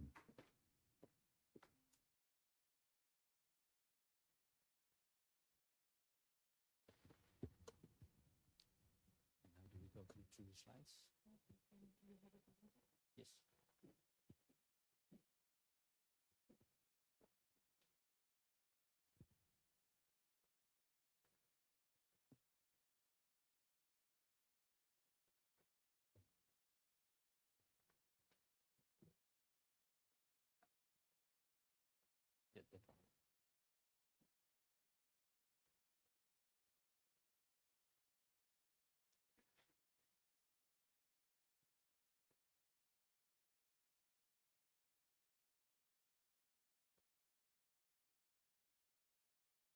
Yes. Thank you for introducing.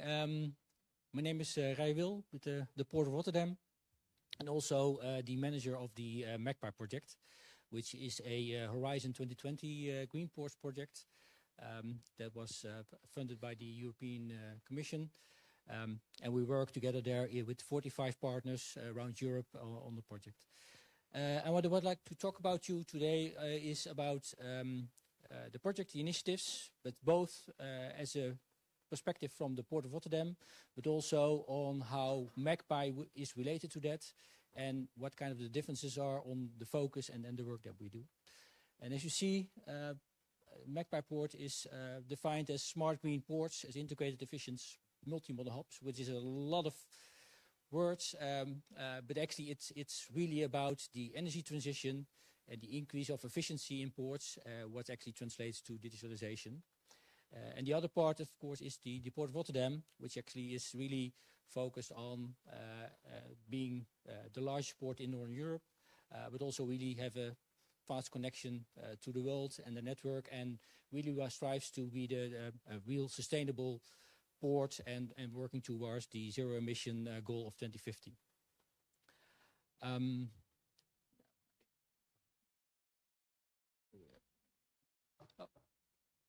there's the, thank you.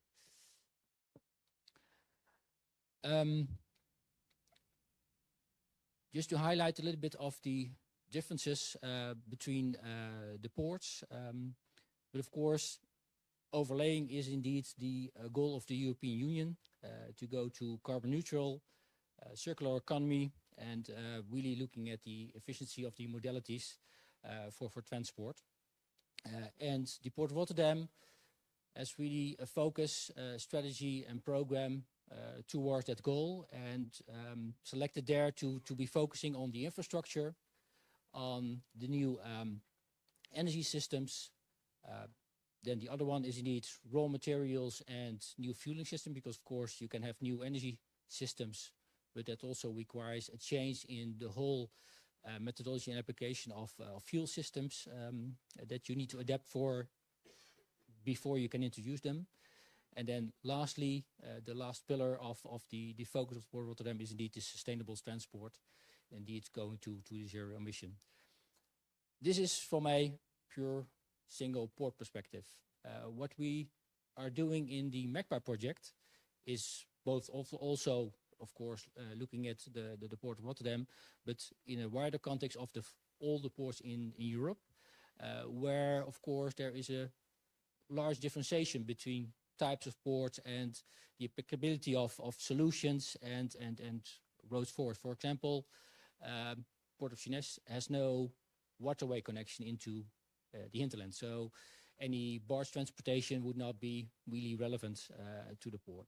So thereby we identified all the topics and created a vision into the Magpie project to really capture the full extent of all opportunities, but also all types of ports in the region of the energy transition and sustainability and increasing efficiency. Likewise, in the Magpie project, but also with the Port of Rotterdam, what we experienced, see and learned is actually that we have to really looking forward, thinking to the end goal 2050, start planning on that, but the start and the transition will go by steps, as we experience and see. So it starts with a number of initiatives, trying, having a focus. Still, we don't know what the main energy sources, the sustainable energy sources will be for the future. So we are still focusing on ammonia, hydrogen, biofuels, methanol. So we cover for the whole range, and we try to make no regret decisions. So still going forward and making as much decisions possible to support it, but also not to exceed the expectation and the expenditures, of course, also on this. And with these initiatives, you see that you first have to demonstrate to research, to demonstrate that actually the solutions are viable, commercial, sensible, and then the scaling up. And that's actually where there is still a big question mark, because there are front runners in the port, companies really who decides from a vision and strategy that they want to go forward. We see also other companies that really are waiting on that the solution are proven, which is quite a challenge. And also listening to the previous panel, there's a lot of issue on data availability, commercial sensitivity that we have to face to work towards solutions.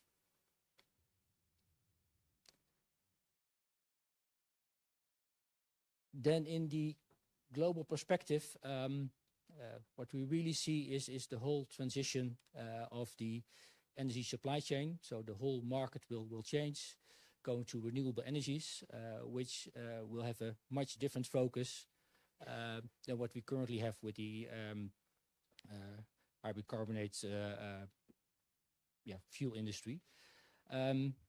As Port of Rotterdam, together with the Dutch government, but also the German government, we are leading in the initiatives to really focus on the worldwide development. And we already have a few agreements, for example, in Namibia and in Canada, where we actually work really together with a lot of parties in developing new industry, but also, for example, Morocco, Egypt, Chile, So there's a lot of initiatives ongoing.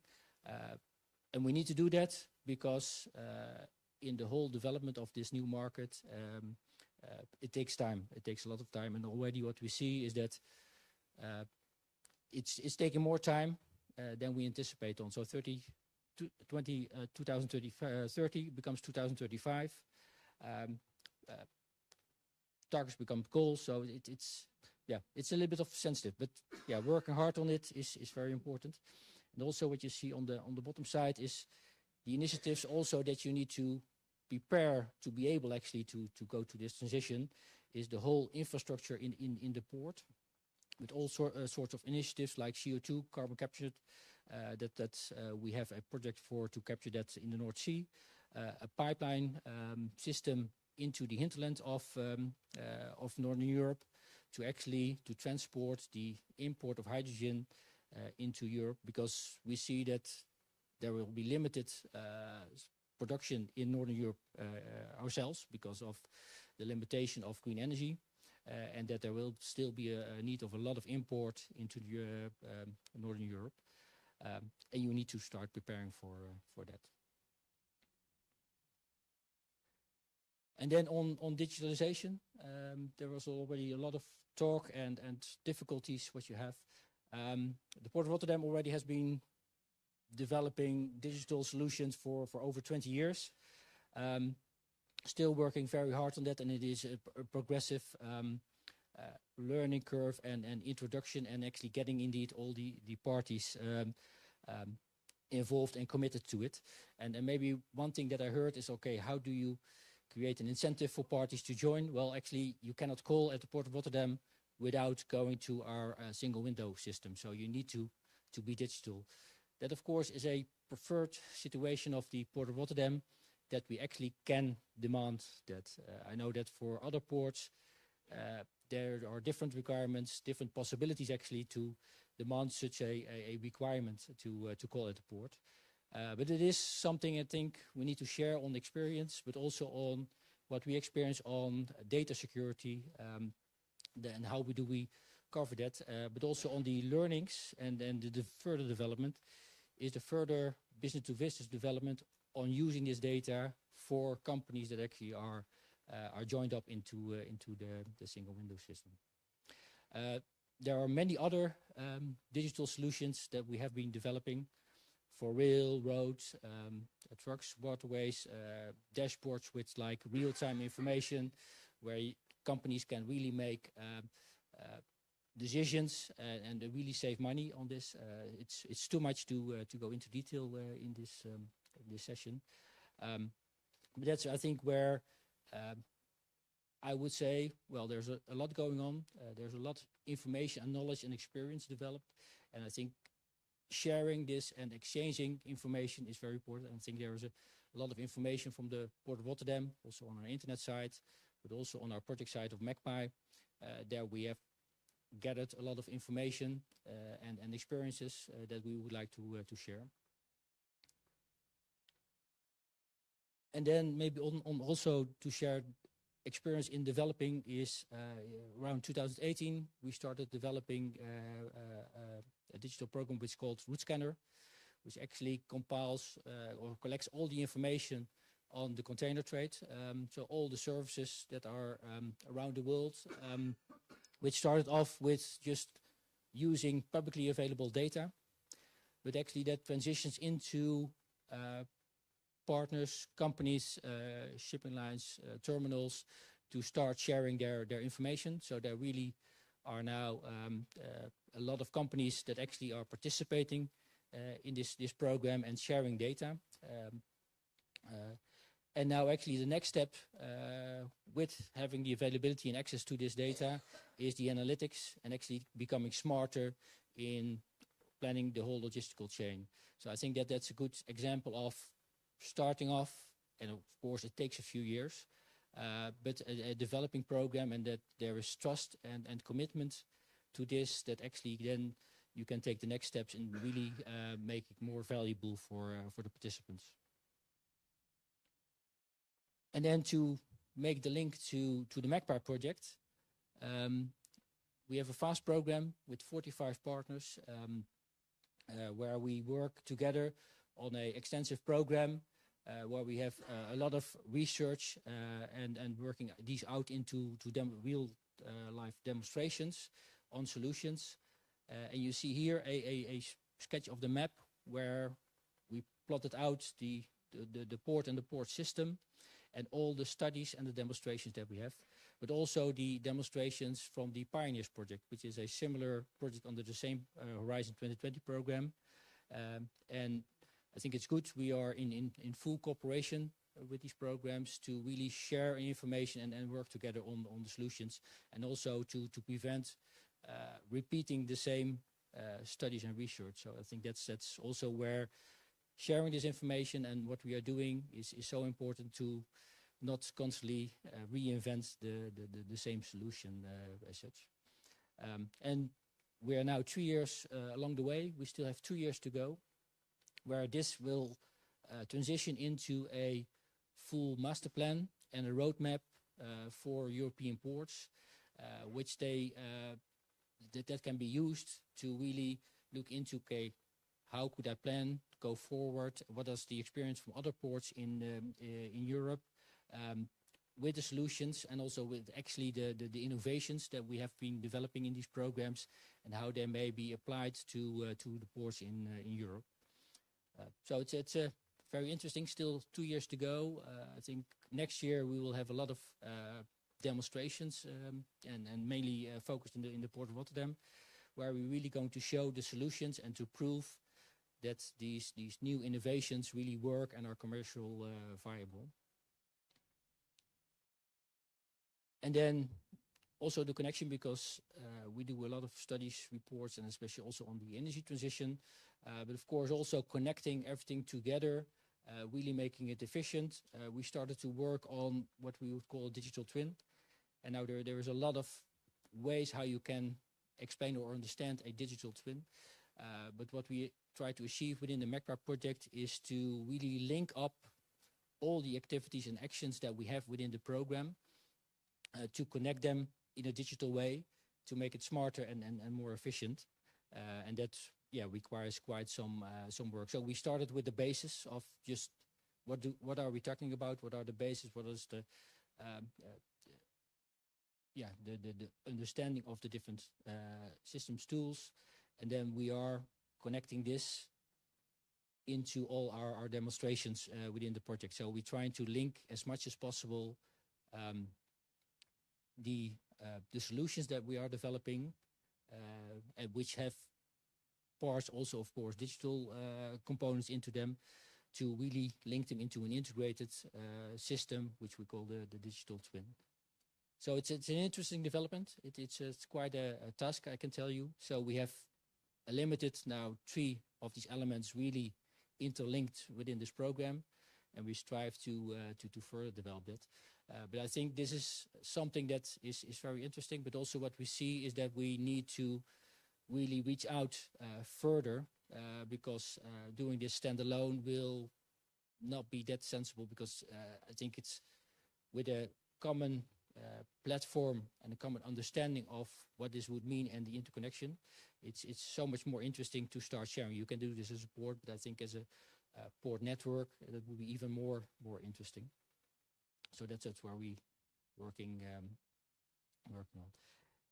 And lastly, to come to conclusion, we are not standalone here. On the bottom line, there are 5 Horizon 2020 Green Ports projects, which one other is also focused on the ports, which is the Pioneers project, and organized around the ports of Antwerp, Venlo, Constanza, and Barcelona.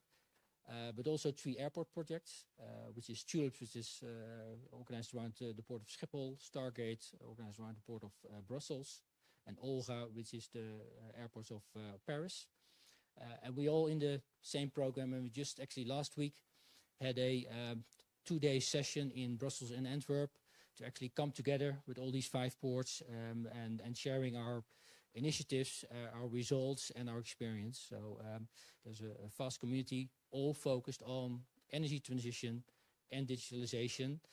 And actually what you also very interesting see that the same solutions for ports also apply to airports. And yeah, there will be cross learnings also on that.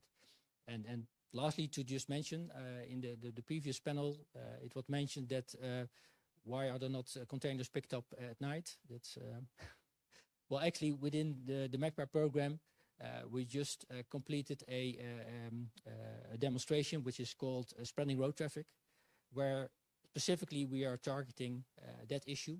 So to get the trucks out of the congested times in the port, sharing data, providing the companies that are participating analytics so that they actually can have a commercial decision on real-life data on why it would make sense to shift transport times into the off times, so to say.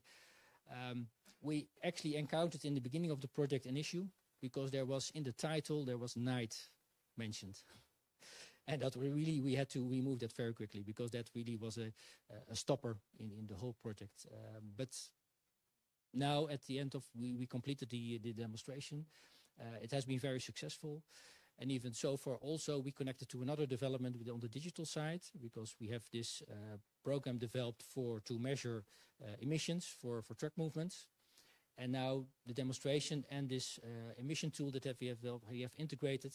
And now actually we can also actually show the users of the system for spreading road traffic, what the implication is on what the saving is on the emissions. So it's a very interesting, I think, combination, which we didn't perceive in the beginning of the project, but I think it's a result of the cooperation. And when you constantly develop, you start with innovative process, you start combining solutions and actually really achieve good results with the partners.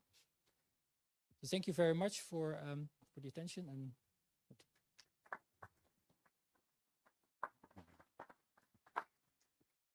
thanks, Rijer, for the overview of a complex project with ambition, it seems. As a moderator, I am always allowed to ask the first question. If there are, maybe we can look later if there are other questions already.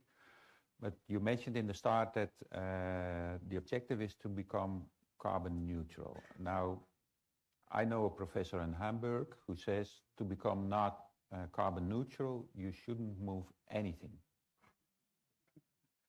So what's your view on that? So what's the objective? Is it to 5% emission, so 95 reduction, or? Well, we have this very interesting discussion on modality split, and of course moving more cargo to rail and to inland shipping.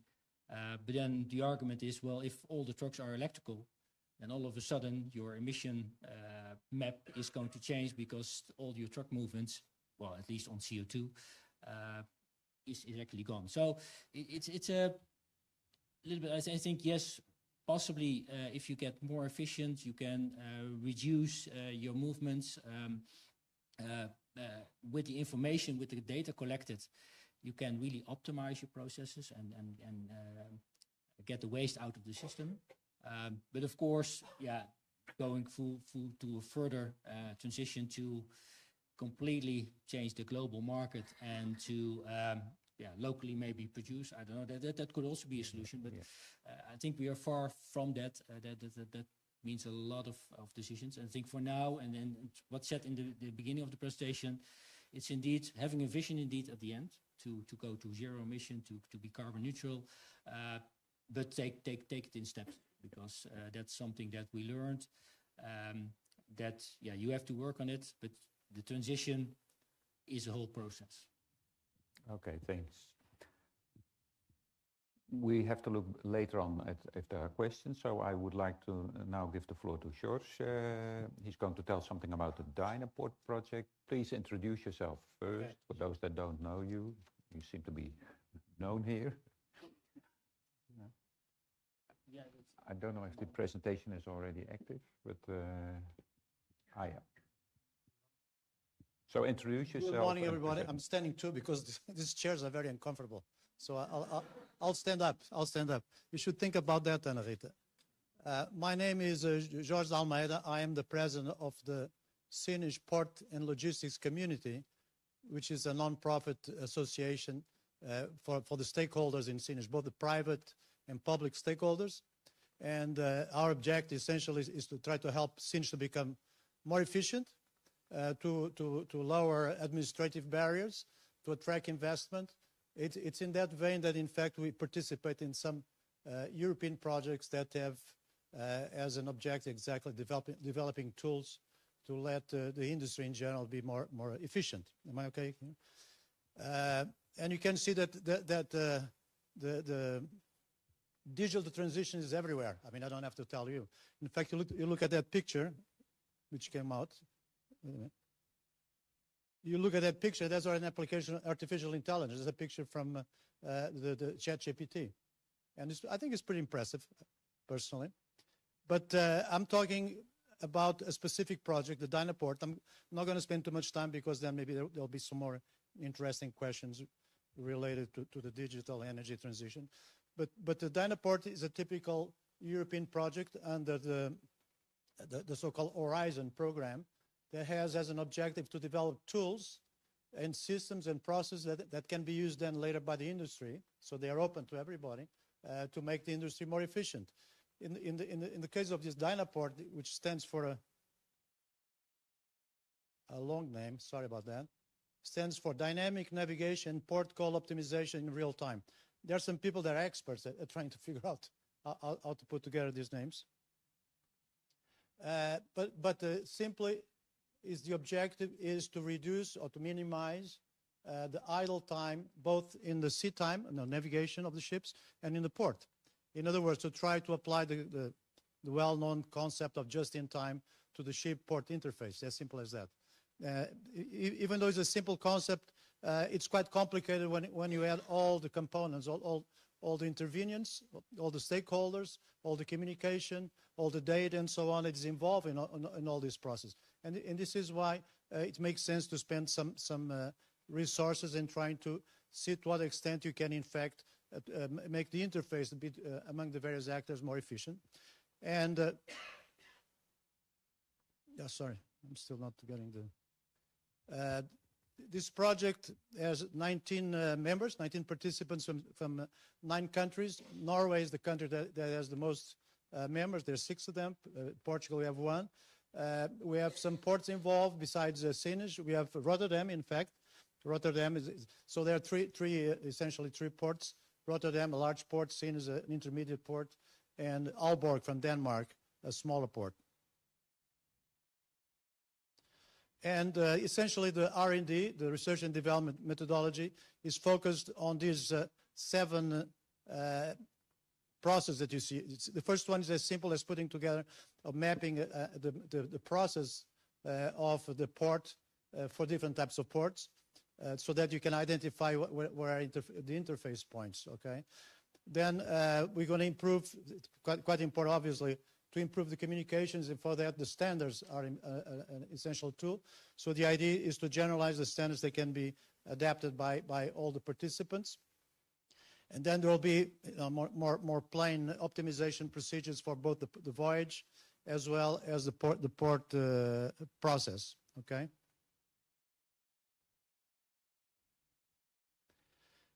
And basically this is what it amounts to. Now, this will start in January this year. It'll end up, it's 36 months project, will end up in June next year. As I told you, essentially, it will develop some tools, some software tools, as well as communication standards that can then be used by the industry. But I think it might be interesting to step back a little bit and see in the context, what is the context in which this project, as well as all the other projects that we're going to be talking about, should be looked at. And it's interesting, I think, to reflect very briefly on the major trends that we see today in the maritime sector. And they are here, it's simplified, obviously, but just for the purpose of this talk, I identify 4 main vectors, if you will. The first one is the integration, the logistics integration, and funny enough, it started with Amazon in 2016 that decided to become a maritime operator, a non-vessel, what we call an NVOCC, non-vessel operating common carrier. And all the major operators, maritime operators, immediately understood the threat, and themselves they started then embedding on on the integration of the supply chains. The first one was Maersk, which in 2018 started positioning itself as the Federal Express of the maritime transport. But all the other maritime operators, in fact, as you know, are more and more offering a door-to-door service, many times competing with some of their big clients, the freight forwarders. But this is the trend, and the trend is affecting certainly the way the ship and the port interface works. The other one I don't have to tell you about is the digital revolution. In there, there's one thought I think is interesting.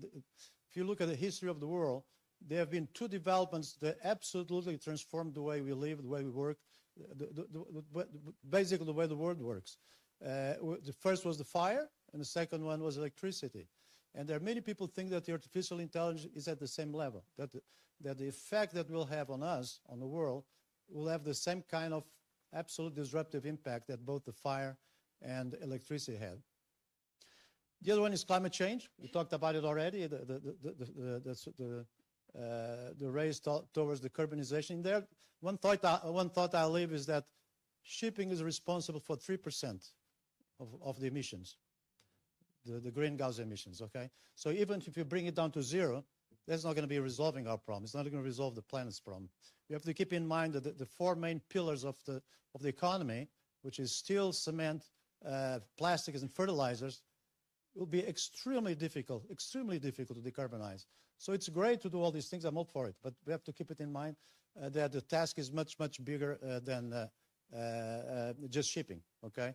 And the final, also, I don't need to share with you the impact of geopolitical factors. I mean, we see it every day, the war in Ukraine and also in the Middle East have disrupted tremendously the maritime transport, in some cases with good results for the operators, but in general, bad for humanity in general. I have a bunch of other slides, but I think I'll stop here so we can have other discussions, okay? Okay, thank you very much, George, for the interesting talk. It raises all types of questions with me, but so I will try to ask one.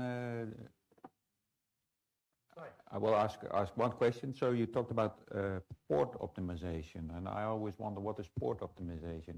Is an optimal port process that when a vessel comes, the container is discharged, it can be immediately transshipped to the hinterland, or what is that? Because what we always see in the Netherlands, we have the Tweede Maasvlakte, so we have lots of space stacked with containers. Yeah. So what is port optimization? Well, the ports basically, they rely very much on a terminal operating system in a way that decides when and how the various boxes are moved. And if you think at the operation in which you have a ship that brings containers to a large number of ports, ideally you want the containers to the port that you're calling to be on top. Yes. Usually they are not, so you have to optimize on board the ship the location of each container. And then in the terminal, the same thing. I mean, you have to optimize where the containers are going to be located, so that ideally, when the first truck comes to pick a container, the container will be the easiest to reach. And when you're talking about thousands or millions of containers, then in fact the optimization is a critical element. Yeah. Okay. So are we going to achieve that, you think, or? Sorry? Are we going to achieve that? Well, it is a shift to some extent. I mean, it's not 100% perfect, but there are very sophisticated terminal operating systems that are being used everywhere. Yeah. I mean, I'm sure in Rotterdam here, it's from PSA's own system, okay, and it's very complex. Yes. Okay. Okay. The other area, I must say, where we had some problems optimizing is the fact that we have thousands of workers with very concrete rules regarding, vacation time, resting time, and so on. And you want to allocate them in a way that, in fact, you have the equipment always manned. And this is a huge, huge problem. So also there's optimization systems that are used to try to minimize the delays and the wasted time. Okay, thanks. Are there already questions, Anna, or not yet? Could you check on Slido, please? Can we check on Slido, or? Which slide? Slido, it's the Q&A application. Not yet? Not yet. Okay, so then we continue. Elizabeth, please introduce yourself and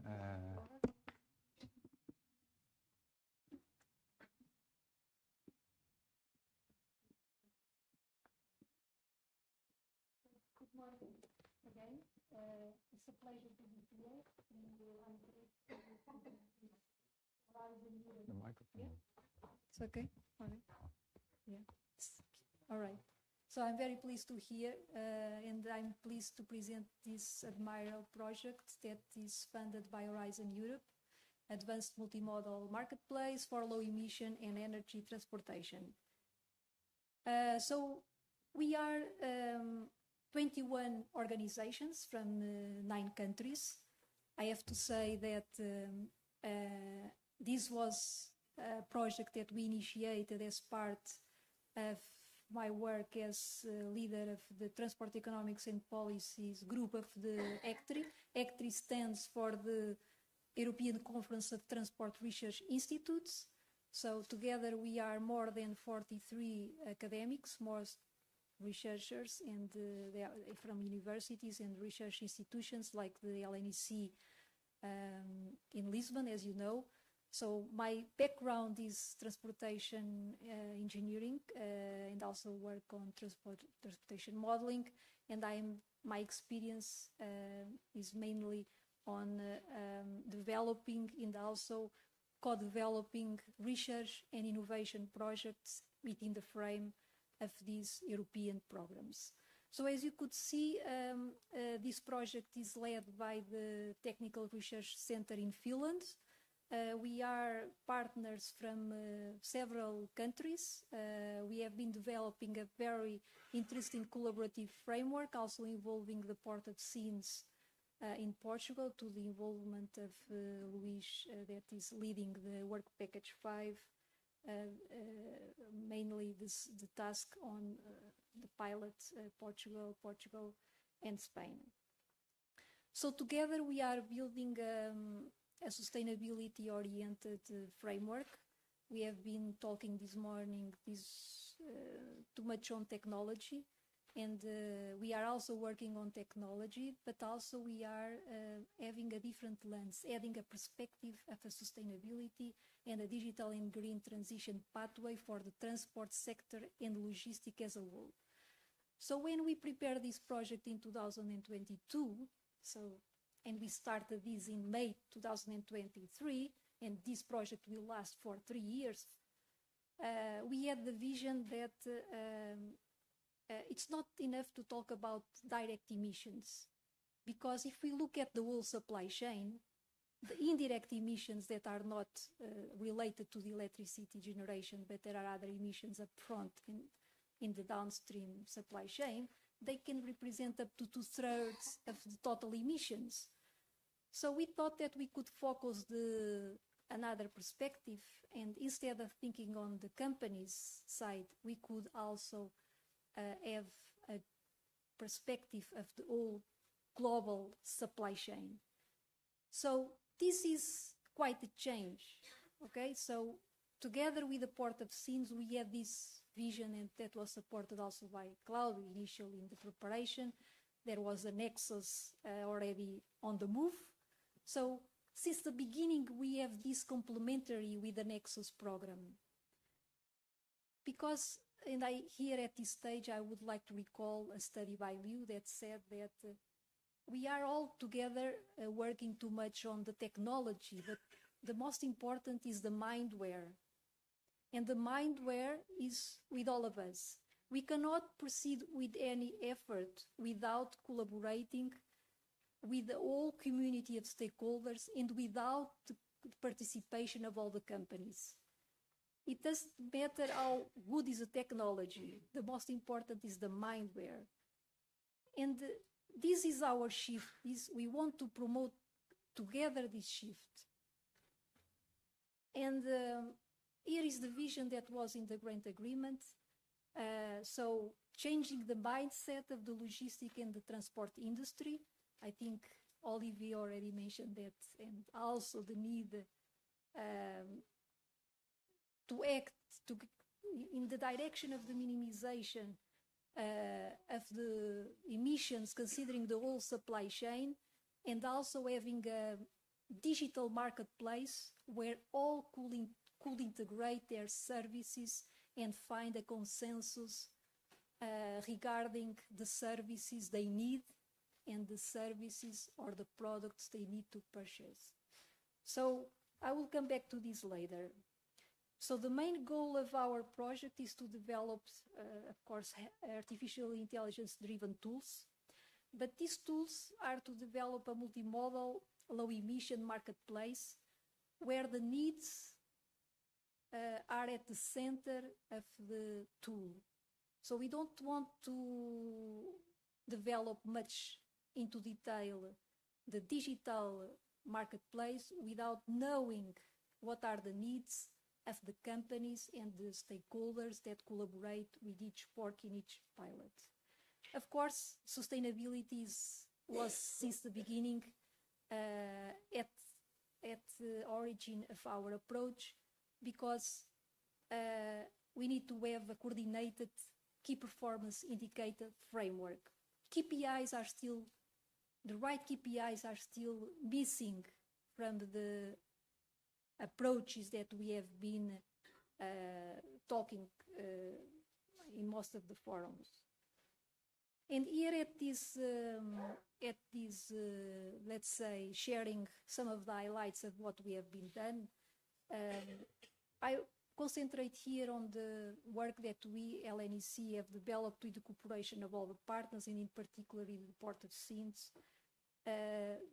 We have already produced in this year 3 huge reports, but they will become public available soon because we had recently our periodic review reporting with the CINEA project officer. Luckily, there was no deviation from plan because we are making efforts as a team to collaborate all together with all the ecosystem of stakeholders. So together we have already, let's say, have in our catalog more than 55 solutions that go into direction of low emissions and energy efficiency. As you could see, having such a domain of solutions, we can see that not all the technologies can have the same role in each context, so this requires some adaptation and some intelligence to, if we want to be, have these tools ready in the future marketplace. So in a way, we are applying several methodologies because this is a research and innovation project. We have applied network science and artificial intelligence and data analytics to analyze the relevant structured and non-structured data, because we also have non-structured data that are not easy to analyze, and we are taking this opportunity to develop new algorithms for such purpose. But it's interesting that we have developed already for the marketplace a catalog of possible solutions with sustainability impact cards. And what is the concept of a sustainability impact card? Is the evidence that we have so far of the potential impacts that the specific technology will have in the market. Another important output was this work on the intelligent operation systems and new technologies for intermodal logistic optimization. Here, what we have had in mind was to have a research and academic together with industry perspectives. So here we have analyzed more than 2,000 records of patents, on intelligent transport mainly. So this was quite important because so far the studies that we have been analyzing were most with an academic focus without having this double perspective of industry and academia. So I think this would be very useful also as a tool to put in our marketplace. And as I mentioned to you, we worked on the mindset, and together with the Port of Sines, we have made semi-structured interviews with companies in each of the pilot countries, in Finland, Lithuania, Portugal, Spain, Slovenia, Croatia. So we had a very good participation rate, and we actually have important insights on how technologies are being used in real life by companies. What are the barriers that companies face when they have that technology, or they are also, we have new data on how technologies are planning to use that specific technology in the future, or if they are not using at all this technology, and if they are not using, why are they not using? So this is a very interesting approach, because if we want to achieve a pathway to net zero, and we are thinking on a long-term vision, we need also to address the strategic pathway of all companies that work in the supply chain. So I think these insights are very much important. Of course, the tools that we devise for the marketplace are also important on the technology side, but I think the mindware tools are also a very good contribution. Here, another important thing, if we want that all cooperate and share data, we need that people understand that they will have a benefit by using their time to cooperate. All the companies are very busy. They will not give us, and it's not a question of having not the willingness to share the data, because actually my recent perspective on European and also national research projects is the opposite. I think companies are willing to share the data.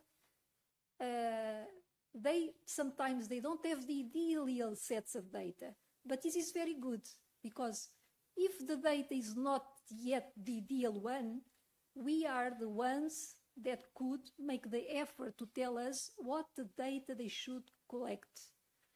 Also, one important thing is that sometimes data is not the ideal set of data, but we researchers see that missing gaps could be opportunities to develop new algorithms. And we have done that also in another project. Actually, we had a lot of missing data on people that were going out from one transport mode, and we had established inference modes from using complementary data sets to infer where is the destination of that person. So I don't think if the incomplete sets of data could be the real problem. One important thing, and I came to the study of Liu, is that in the mindware there are three important things. One is computing. Olivia mentioned about quantum is already here. All that work on these matters know. Portugal is also working on this, on a platform, specific platform for this quantum computing. Another pillar is communication.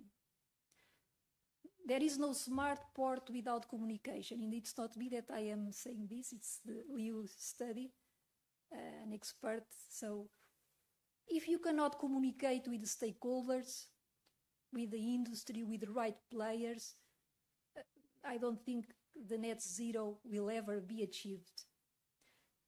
So the smart ports will be the ones that will have the strongest communication facilities to meet the purpose. And another is the sustainability. Sustainability is the driver that will decide who will win in the future. And I'm saying this because we received several insights from companies that are already upfront in this topic of sustainability and of sustainability reporting.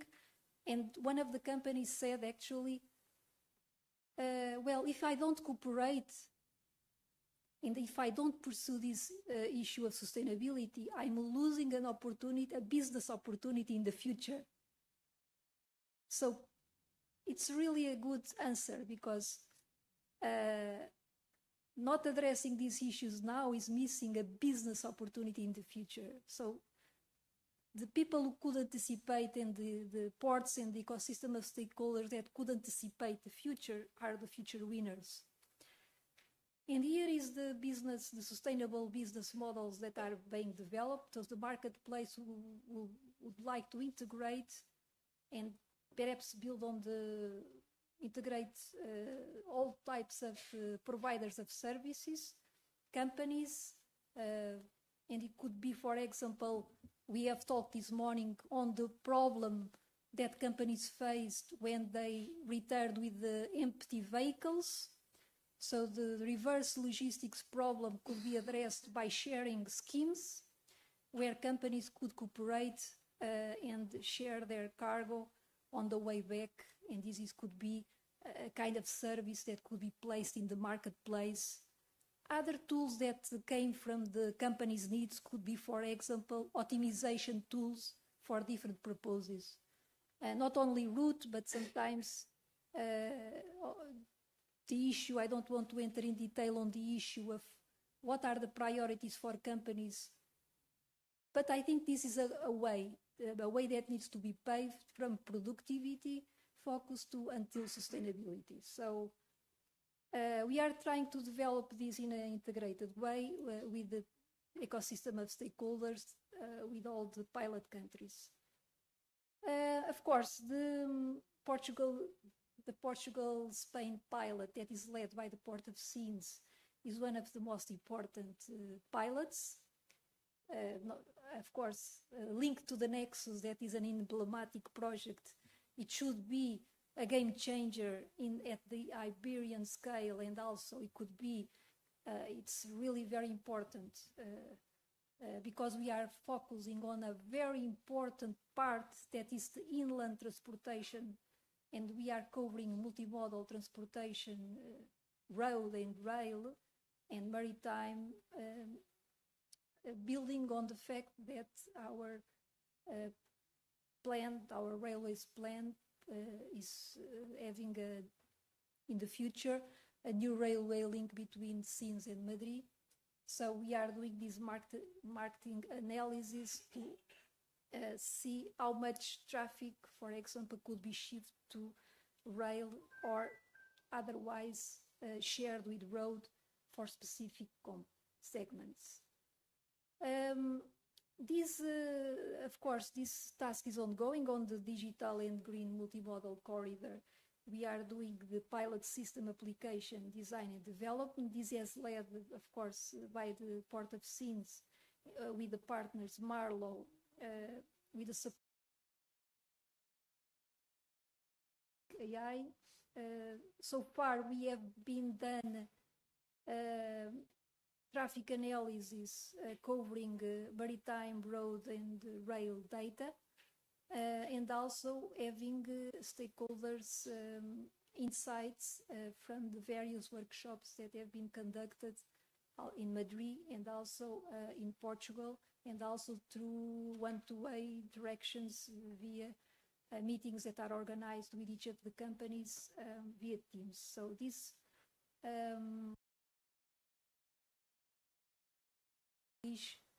these needs for the marketplace and some of the priorities, and also linking the players between the markets in Portugal and Spain.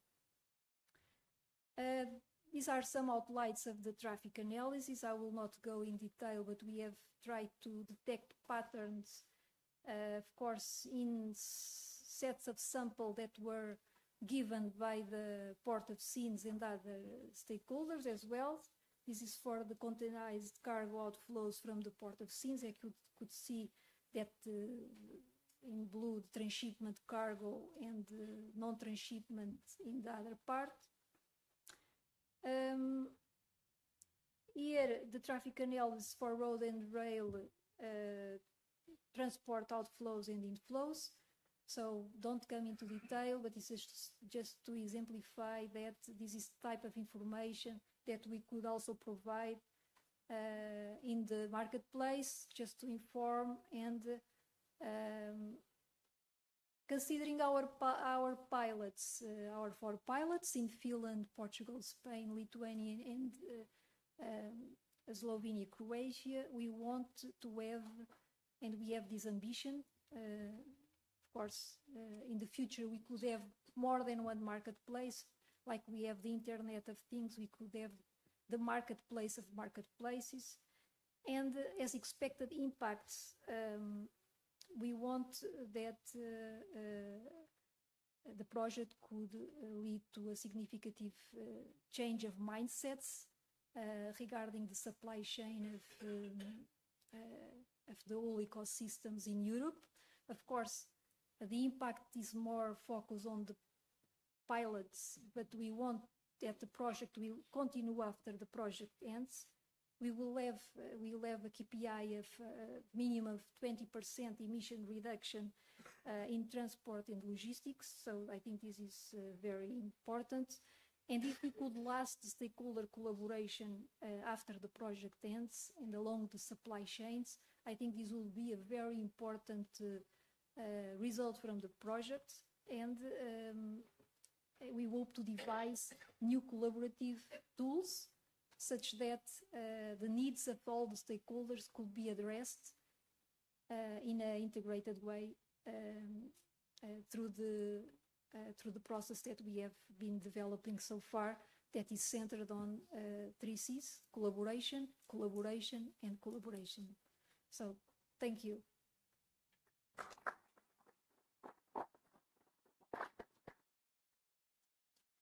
And just for those who are not yet in the Admiral Stakeholder Forum, I invite you all to join. We have already more than 50 companies that are joining our activities. So please, if you are interested in participating, and I think you are all welcome, and you have the data here to join. Thank you. Okay, thanks very much, Elisabeth. Again, I, as moderator, can ask the first question. It's very impressive, and actually it's good to hear a positive remark from your side that companies are willing to share data, but not always ready.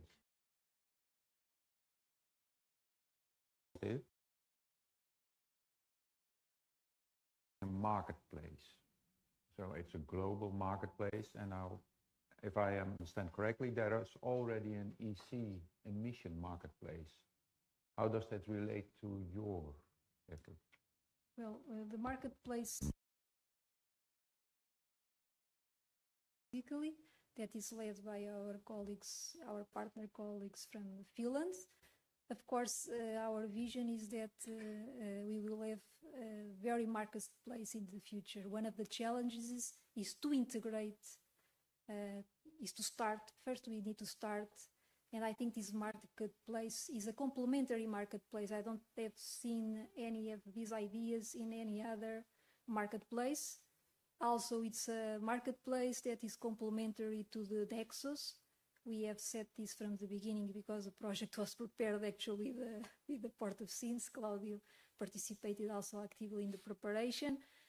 I think we, as a mix of academics, industry, and enterprises, companies, we are not only academics, we are a mix of players, industry, companies, and researchers. I think we could develop the right tools following this different approach, because I have to say that start, this approach was very difficult, because we engineers are not having the right skills to communicate. I am telling by myself, we are much focused on mathematics, on computing, on developing algorithms, and we are a disaster when we communicate.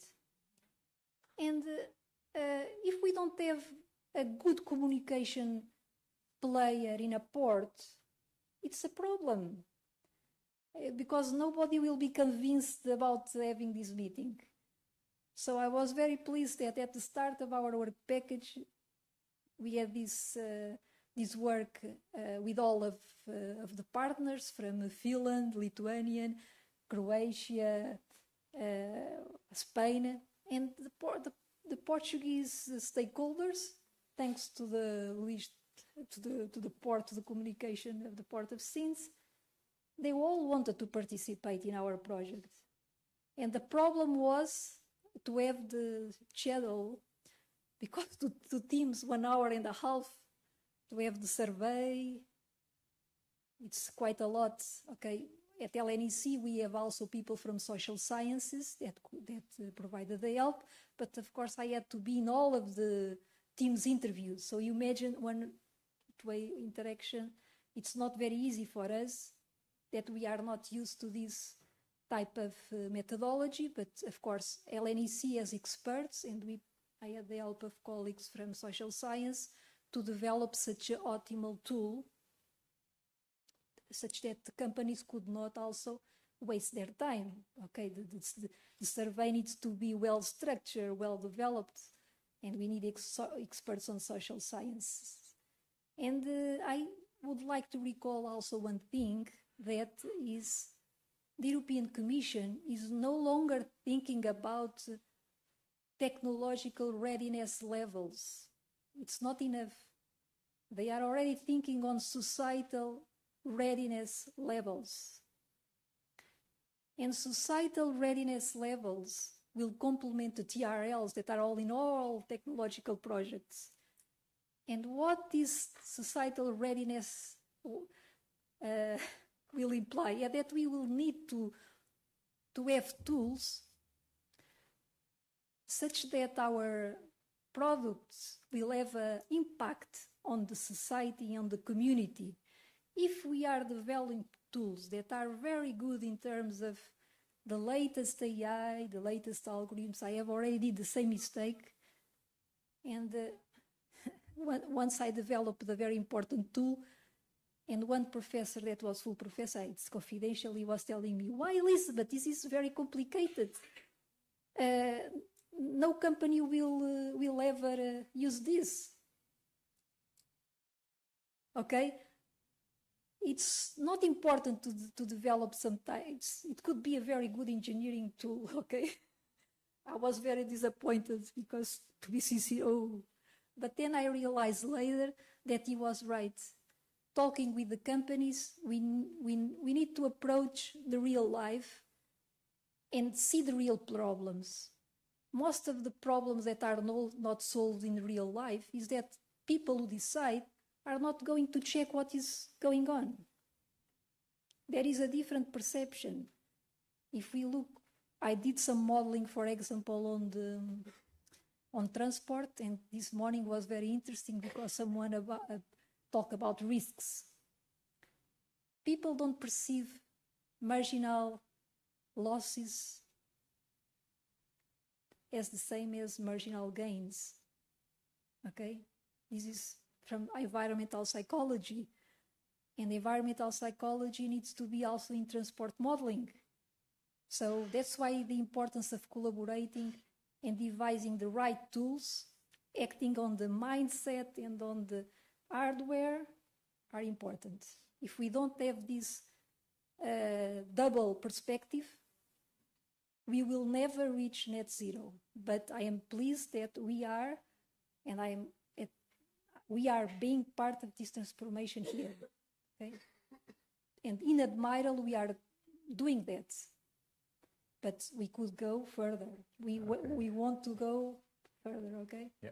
Okay, thanks. I once worked for a company where the manager always said developing a product is 50% of the cost. The other 50% is for marketing and communication. Yeah, fortunately, I have a son working in the development and another one working in the marketing. Maybe we could combine it. I don't know how much time we have. Yes, we have 15 minutes, okay, for 15 Q&A. minutes. We have some of them already on Slido. Okay, so take your seat again. Can I read these?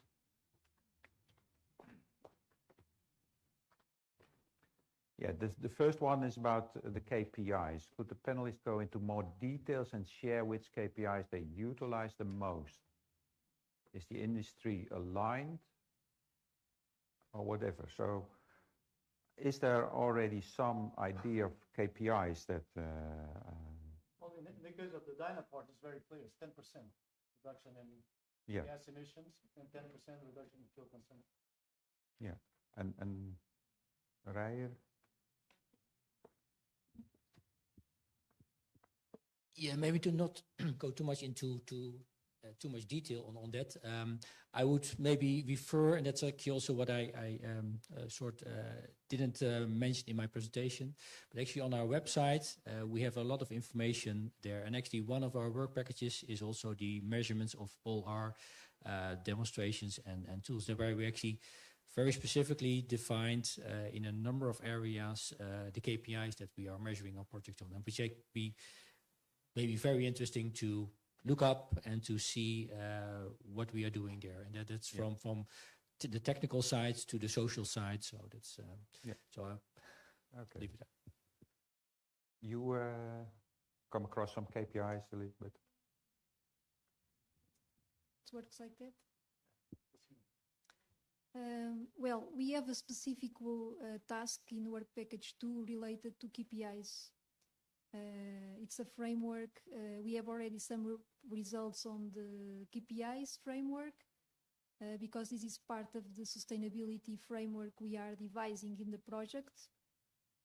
And we are having actually a new framework at the end of this work package that is an integrated set of KPIs that involve all the dimensions. Environmental, technology, energy efficiency, also related to business, governance issues. So it's a multidimensional framework covering all KPIs because it's important to monitor the pilots. Things change because we live all in a dynamic environment. And it's important to have these tools also in the marketplace such that companies could have some support for actually, for example, to implementing their strategic plans, whatever. So this is we are thinking about this and in the plan that we devised, it's already there. Okay, thank you. So does that answer the question? I don't know who posed the question, but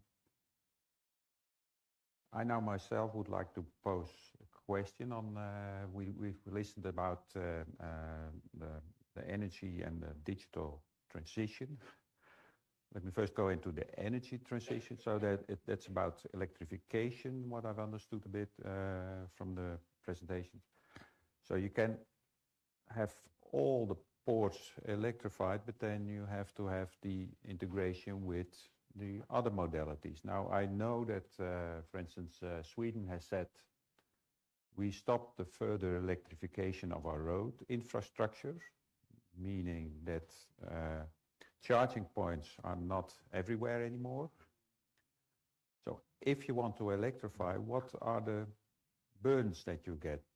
This is a sort of grid that you need to compose. So, and how you deal with these? Rijer, do you, from the Rotterdam point of view? Well, it's of course there's amazing, and of course there's now a lot of discussion about the network congestion. So actually, does the system actually can carry all the demands? I think that's a constant work that needs to be done on this transition. And actually, what I see also within our development project and innovations is that you're constantly raising the question on what do we need, what kind of network, charging network, of course, do we require to fulfill this transition? And for example, when we started off the project, I raised the question into the port organization, say, okay, high capacity charging for trucks, well, non-existing. So now this is slowly coming on steam, but also what we in the same time do is we are monitoring currently 10 plus trucks, electrical trucks that are driving around in the Rotterdam area to really collect data on how they drive, how they use, how they recharge, and learn from that, and to see actually what is really makes sense to invest and what do we need to develop. And also I know that there's a lot of discussion on the whole infrastructure, but also from not only electrical and going like solutions of battery containers, but also on the hydrogen network, on reloading, what does that require? So there's still a lot of work to do, and we didn't exclude any new energy sources up to now, because we don't know yet. So, but we are constantly monitoring the developments and to see and make active decisions when we see a change in that. You expect these trucks to charge in the port or also somewhere in Germany or whatever? Well, what we have seen, and that depends a little bit, of course, on how this develop and how to say, but we see actually from studies that the main volume of trucks stays within like a 50-kilometer radius of the port. Oh, okay. So, and even also on inland shipping, for example, and that's of course applicable to Rotterdam, already at a 50-kilometer, slightly plus distance, inland shipping becomes actually commercial, more attractive than trucking. So that's So you have to deal with the Dutch and maybe Belgian government. Yeah, and actually maybe also on that side, on inland shipping, actually because we just almost there to secure a inland barge for our demonstration, which is can be powered at hydrogen, electrical, and multi-fuel. But actually, this is only the 10th inland vessel that actually has been specifically built for the energy transition. So we still have a long way to go. Okay, thank you. And how's that for scenes? George, do you? The hinterland connections? Yeah, actually that's part of the NEXUS. The NEXUS, one of the NEXUS projects to do with energy, electrical supply to ships. But the problem with electrification is it is more expensive at the time being. So unless it's imposed, it's not going to happen. It's not going to happen by economic means. So there's got to be rules that impose it. Yeah, so you need the authorities to impose rules.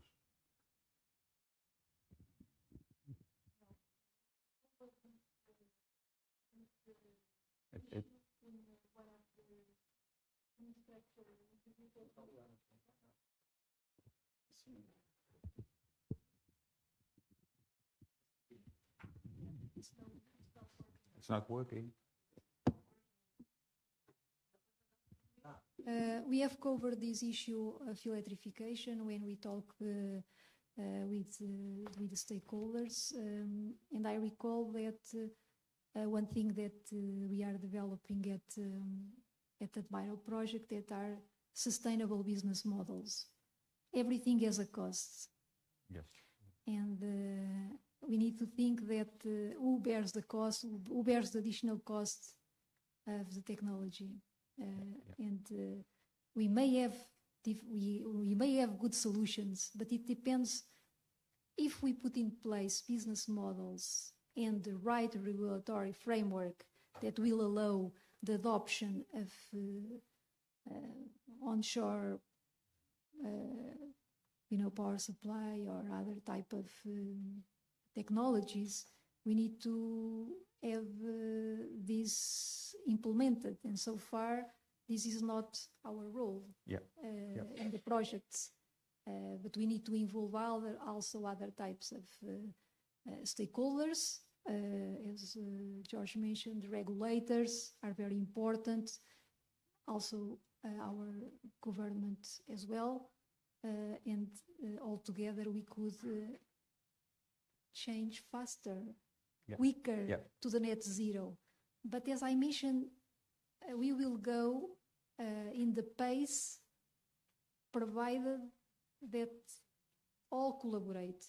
If we all work in the same direction and we have the right tools coordinated, including the KPIs at the various levels. So if we want to achieve net zero, all the strategic plans need to be monitored, and the actions to achieve the pathway should be monitored effectively. Otherwise, we will end going to several directions. Yeah. So I think sustainable business models are key for having these technologies in place in the future, because I recall that, for example, companies that, of course, for confidentiality reasons, we cannot tell names, but as a general in covering the companies in all of the countries, they consider that incentives are required, for example, and more charging stations are needed. For example, if we think only on the inland transportation side, so the infrastructure is there, but it's not enough for the change. So we need also to think about this, and so far we are moving in this direction, but more is required. I would, yeah. Let me just add that the large operators can have also an important, can be an important factor. I remind you of the so-called golden rule. Who has the gold makes the rules. And in fact, companies like Maersk, for example, they decided to bet on methanol as fuel for the ships, knowing that it's more expensive to build, they're more expensive to operate, but they're betting that in fact they'll be able to attract shippers that consider the decarbonization as an important factor, a commercial factor. So that's also something that's coming into play. Not only regulations, but also the interest, the long-term interest of the big operators. So we need to have some sort of new infrastructure of charging and everything, where in a complex setting with parties. Now let's go to the digital. That's all about data this morning. I would pose that we need a digital infrastructure similar to this type of grid, like what you said, the port network. Now, if you consider that in Europe, take only Europe, I use ChatGPT for other purposes. There are 23 million SMEs, and over 2 million are active in supply and logistics. So we have to deal with these 2 million. So how can we make this infrastructure where all these parties that are willing and have all the complexity and large language models and whatever to share data? What would be the key players there? Would it be a public thing like how the internet came, or would it be a private thing of the large players? Let me give an example of a private activity. In data spaces, you had BMW. They tried to set up a data space. First one that wanted to contribute was Microsoft. But then Microsoft could not be the only one, so they asked Amazon to join. Is that something we need? So what's your vision on this digital infrastructure? I call it a digital infrastructure or a data infrastructure.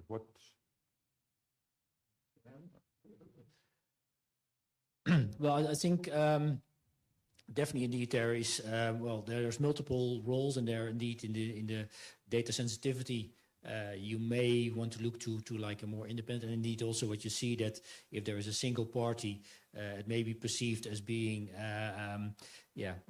too vulnerable. So there may be indeed on the commercial side, maybe multiple commercial parties that join up to make this less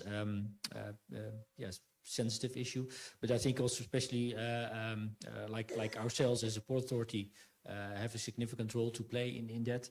But I think there's also a lot of information out there. What we saw actually on our demonstration on trucks, that actually there's in the system itself, there's already a lot of information gathered from the truck system that can be very easily used. Only it needs to be made accessible, and you need to explain actually what you need and how you're going to link that up.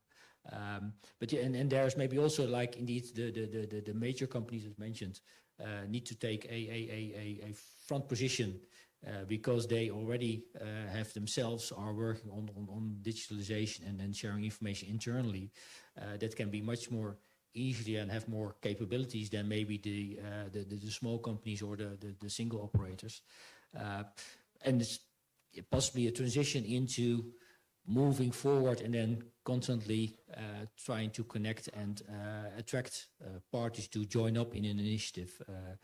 And then what we've seen, it sometimes takes a few years to really start up, develop, convince, and then roll out. But at the end, we see a number of solutions that really have shown the gain in financial benefits, but also, of course, in emissions, that companies realize, and now we need to really participate on. Digital infrastructure is the question. How can we get it? I think it's a difficult question and complex one because we know we are all living in a era of armed conflicts, and this is more related to digital geopolitics, your question, because it's not a question of ideology, but if we leave everything in private companies, we end like the global techs to be the dominators or to lead the hidden digital transition. So I think it's something that it's related to the issue I talk in the sustainability related to governance models. So we need to think very seriously on the right governance models to support this digital transition. And this requires a very deep study, and I think all should participate, public and private, but this is something that needs to be tackled. Okay. Timing, Anna? We're done. Well, I would like to thank the panelists for their presentation, for the interesting material. I think we got a good overview of what's going on in green and digital. And for the discussion, of course. Thank you very much. Unfortunately, we couldn't answer the questions, but maybe that can be done bilateral. Thank you very much. And I think lunch is again in the...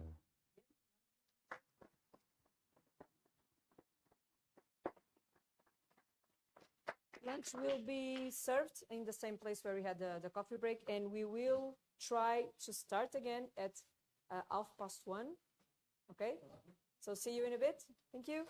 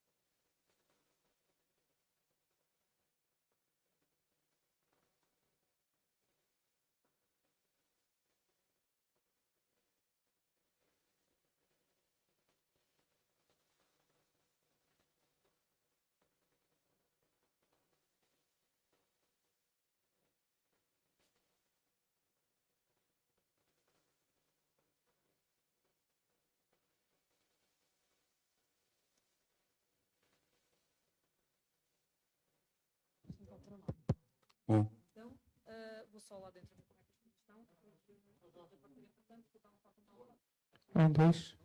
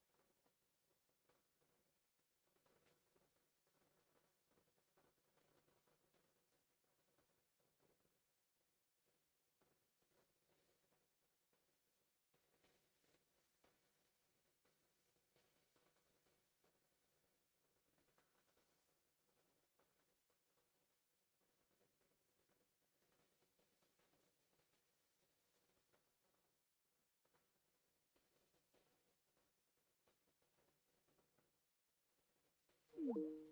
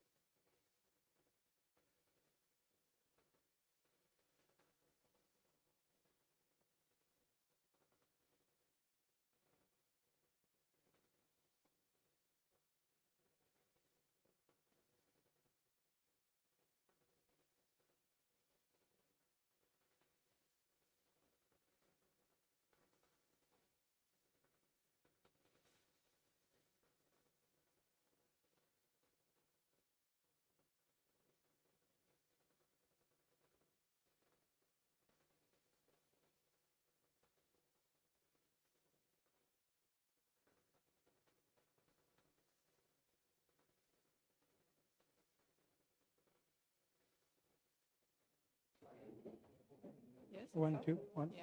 Yep. It's okay.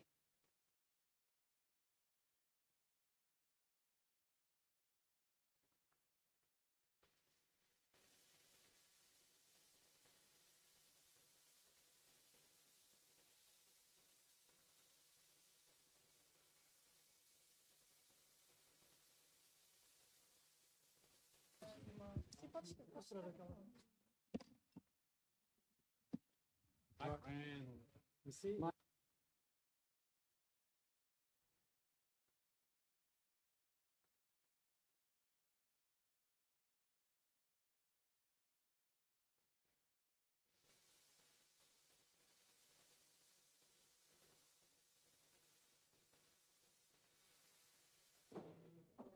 Ladies and gentlemen, we will now come back to the program.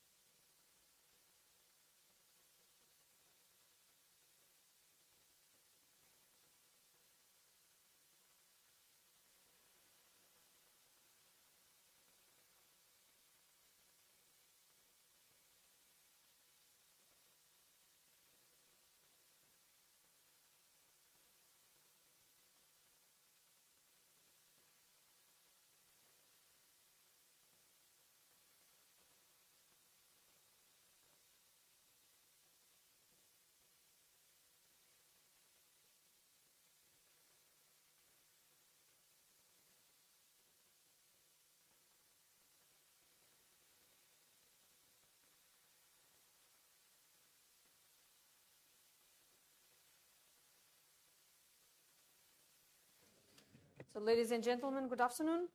We are now getting back to our agenda. So this afternoon panel is focused on cybersecurity and cyber resilience. As moderator, we welcome Ofir Hasson. Ofir has over 20 years experience in cybersecurity applications and products, entrepreneur and former senior manager in Israel's NITSA, National Information Security Authority, awarded with IDF from the US Department of Defense and Israel Electric Corporation. Graduated of the IDF 8200, Intelligence Corporations United developed expertise in advanced intelligence and cybersecurity systems. Expertise in critical networks, specialized in the development and characterization of complex applications and critical infrastructure security education, MBA in information systems, and Netanya Academy College. Ofir, the floor is yours. Thank you.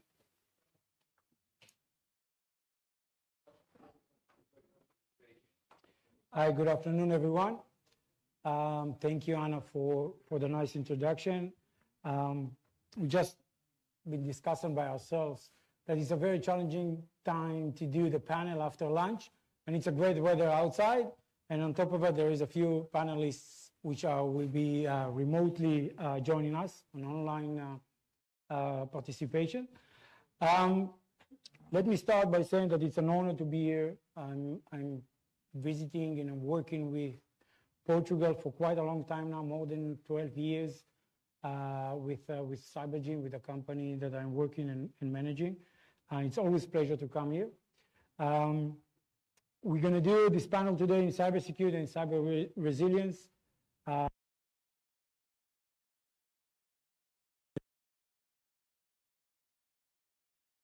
Vital Lab of Maritime Operations and a symbol of Portugal's role in the global economy.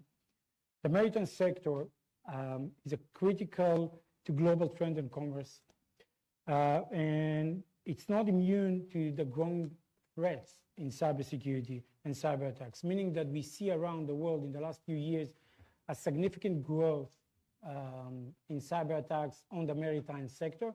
And again, the maritime sector is divided to a few additional subsectors. We'll talk about it as part of the panel and a part of the discussions. But in the last few years, we see very high-profile incidents all around the world. And again, like I said, we'll discuss it deeply. But a few examples from the last few years, from the last 10 years. We had a ransomware attack in 2017 in Mazart, the world's largest shipping company. We had there was another attack in Port of Diego, suffered from ransomware attack in 2018. In 2020, in one of the biggest Iranian seaport, there was a huge cyber attack which disrupted all of the operational activities in the port, including losing ships and losing vessels. And it was very, very challenging for them, first of all, to recover, and secondly, to continue and operate the port. To be honest, these incidents are just the tip of the iceberg. It's everywhere, and it's different type of attacks against different types of threats and enemies. Some of them are state sponsors. Some of them are terror groups. Some of them are more smaller and what we are calling lone wolves, with different reasons and different reasons for those attacks. But at the end of the day, cybersecurity resilience and cybersecurity defense is definitely no longer an option. It's a mandatory, even though some of the regulators around the world is still a little bit behind of other sectors like the energy sectors, the finance sectors and others. It becomes mandatory for the maritime sector, seaports, the vessels companies, the shipping companies, and any other related companies to the maritime sector to be protected. And I'm very happy to host or to moderate this panel with a very respectable members of the panel, and it's an honor for me to be part of it. I will let everyone to present themselves, but just in a nutshell, we have Ricardo online. I don't know if you guys see him. Hey, Ricardo.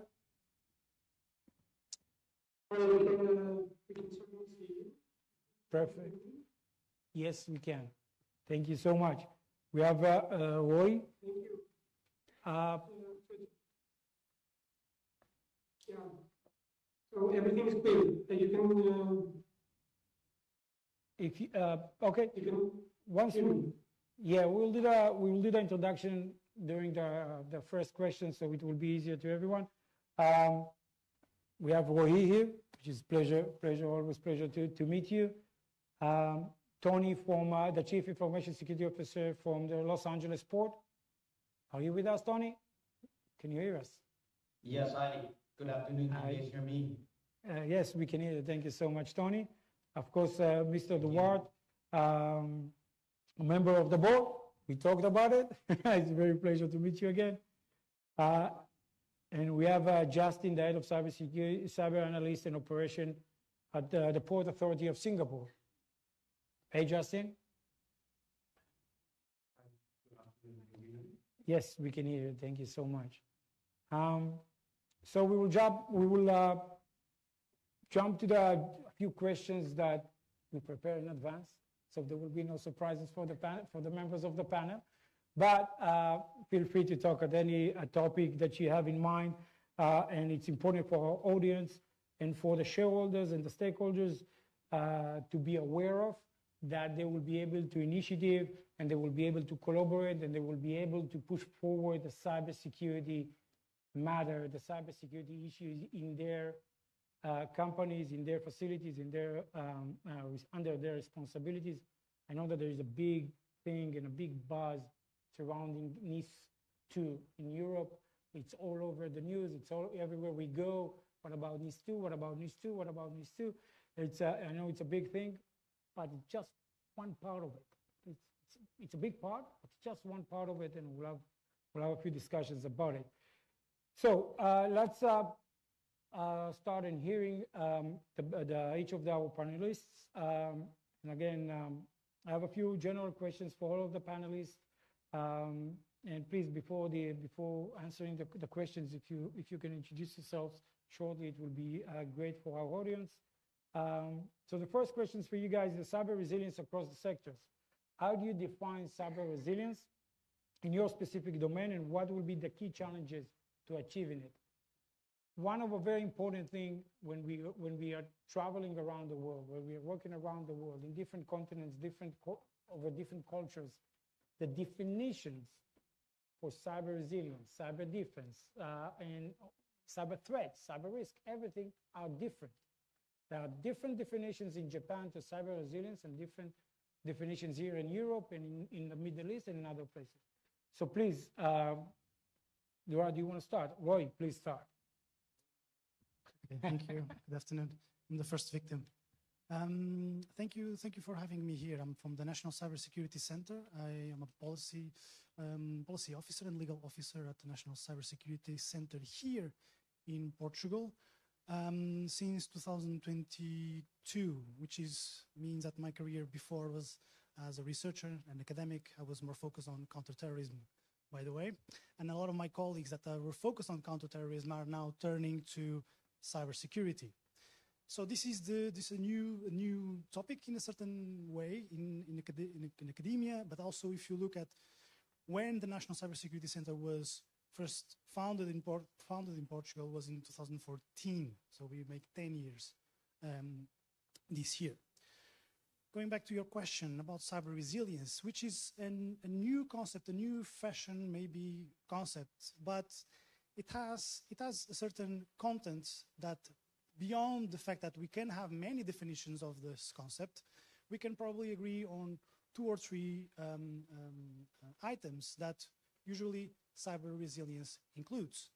And this would be the fact that you are prepared to mitigate and recover, but also to maybe learn with that situation that just happened to you. So, I would say that any definition of cyber resilience would include these 3 items. And again, we should not expect that concepts are defined the same way everywhere. Even for democracy, we have concurrent definitions, which is totally normal.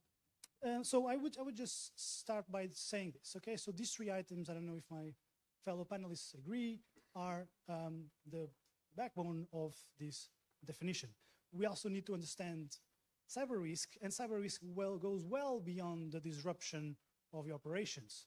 It can imply legal risks, it can imply security risks for humans, It can imply also, of course, I said, the financial risks, legal risks, economic. So you need to be prepared to recover also from these perspectives.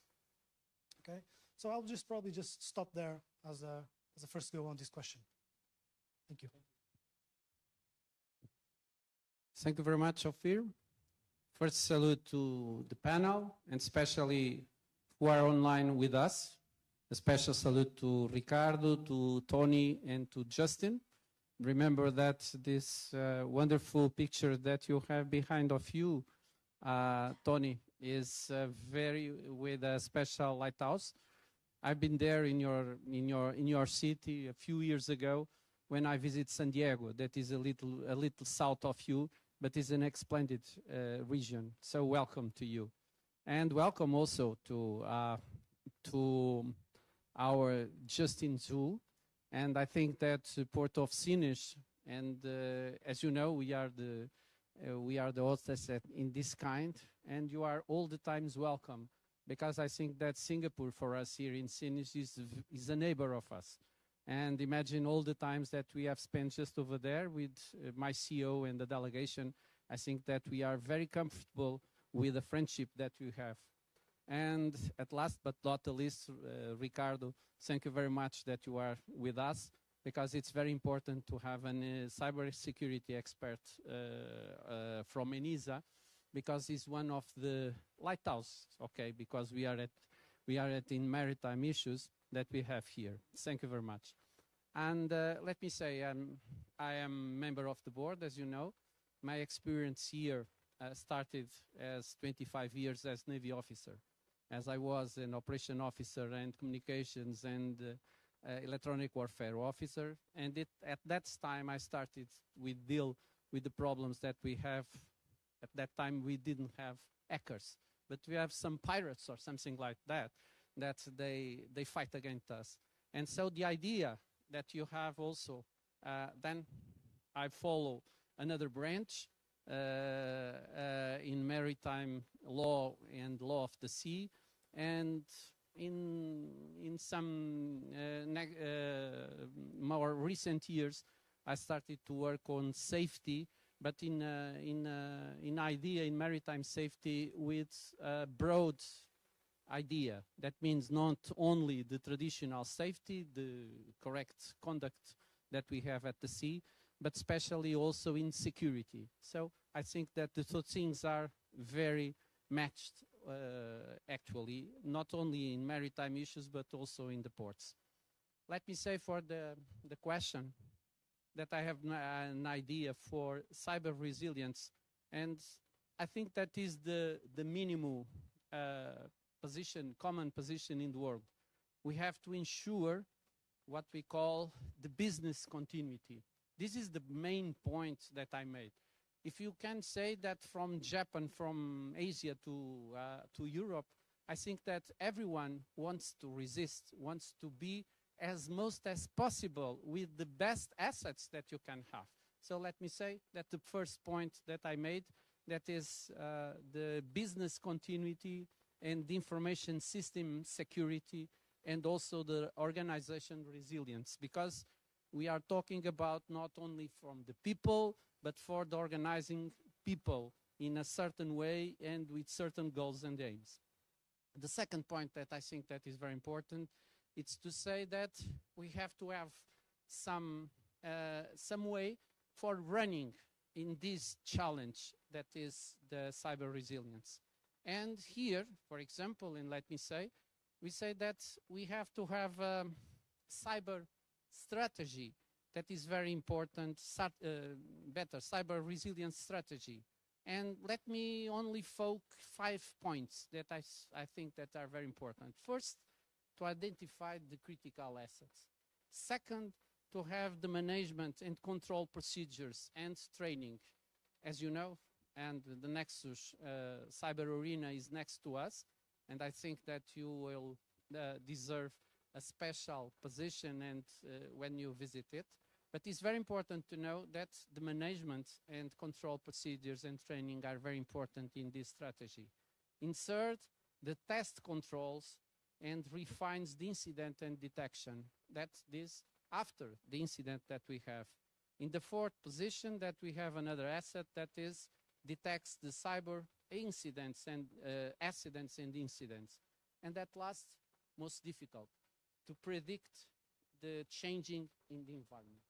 That are the 5 topics that I made myself comfortable to say that when we have something in the cybersecurity, as Rui said before, I think that we have to look forward how to move the assets, how to explore them, and how to educate people for working together with a system like this.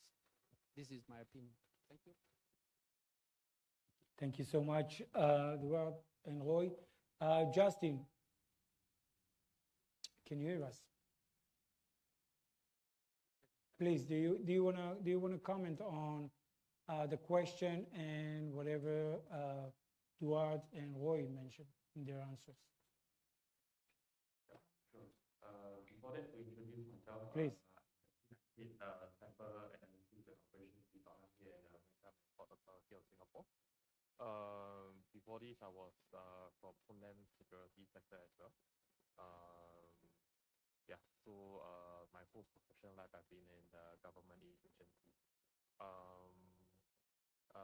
Thanks, Dorothy, for mentioning the friendship, the special between Port Sinus and Singapore. We greatly value the friendship, and likewise, I think we have many friends here as well. We'll have Singapore Maritime Week next year in March, and we invite members and friends here to come down to Singapore to attend the Singapore Maritime Week. On the question on cyber resilience, I would just like to share a different perspective on it, but I echo what the panelists have already mentioned. But just to add on additionally, I think that being aware of contextualized cyber risk that an organization faces is very important. Understanding the specific threats that the organization face also helps to understand what kind of threat factors that you are facing, and in the case of incident, how to address these causes and how to prevent future recurrence of this kind of incidents. So being aware of the threats and your specific use case based on your industry and your location and your operations is very important. And to achieve it, you need to have good information, good cyber threat intelligence, and also have a network effect. So for example, some examples are regional specific or industry specific ISAC, information sharing analysis centers, so that you get up-to-date and relevant and actionable information on the threats that you face. And also as well, shipping is a global industry, so therefore in fact sharing across different, as earlier mentioned, different subsectors or different geographies would be very beneficial as well. So these are my 2 cents. Thank you. Thank you so much, Justin, for your question. Sorry, for your answer. And Ricardo, do you want to comment and add on top of what the other panelists mentioned? Sure. So thank you so much for having me here on behalf of ENISA. Just a brief introduction about myself. So I currently work at ENISA, cybersecurity expert in the policy development and implementation unit. My current portfolio of projects is around coordination of ENISA's NIS sectorial work, so everything that we do regarding different NIS sectors. I also am a representative in the NIS cooperation group, and I'm managing a couple of projects around EU risk assessments and cyber risk scenarios and stress testing of critical infrastructure. Now, very happy that we are discussing the topic of resilience. I think this is a concept that it's good that we're starting to talk about it more and more. because for years, actually, we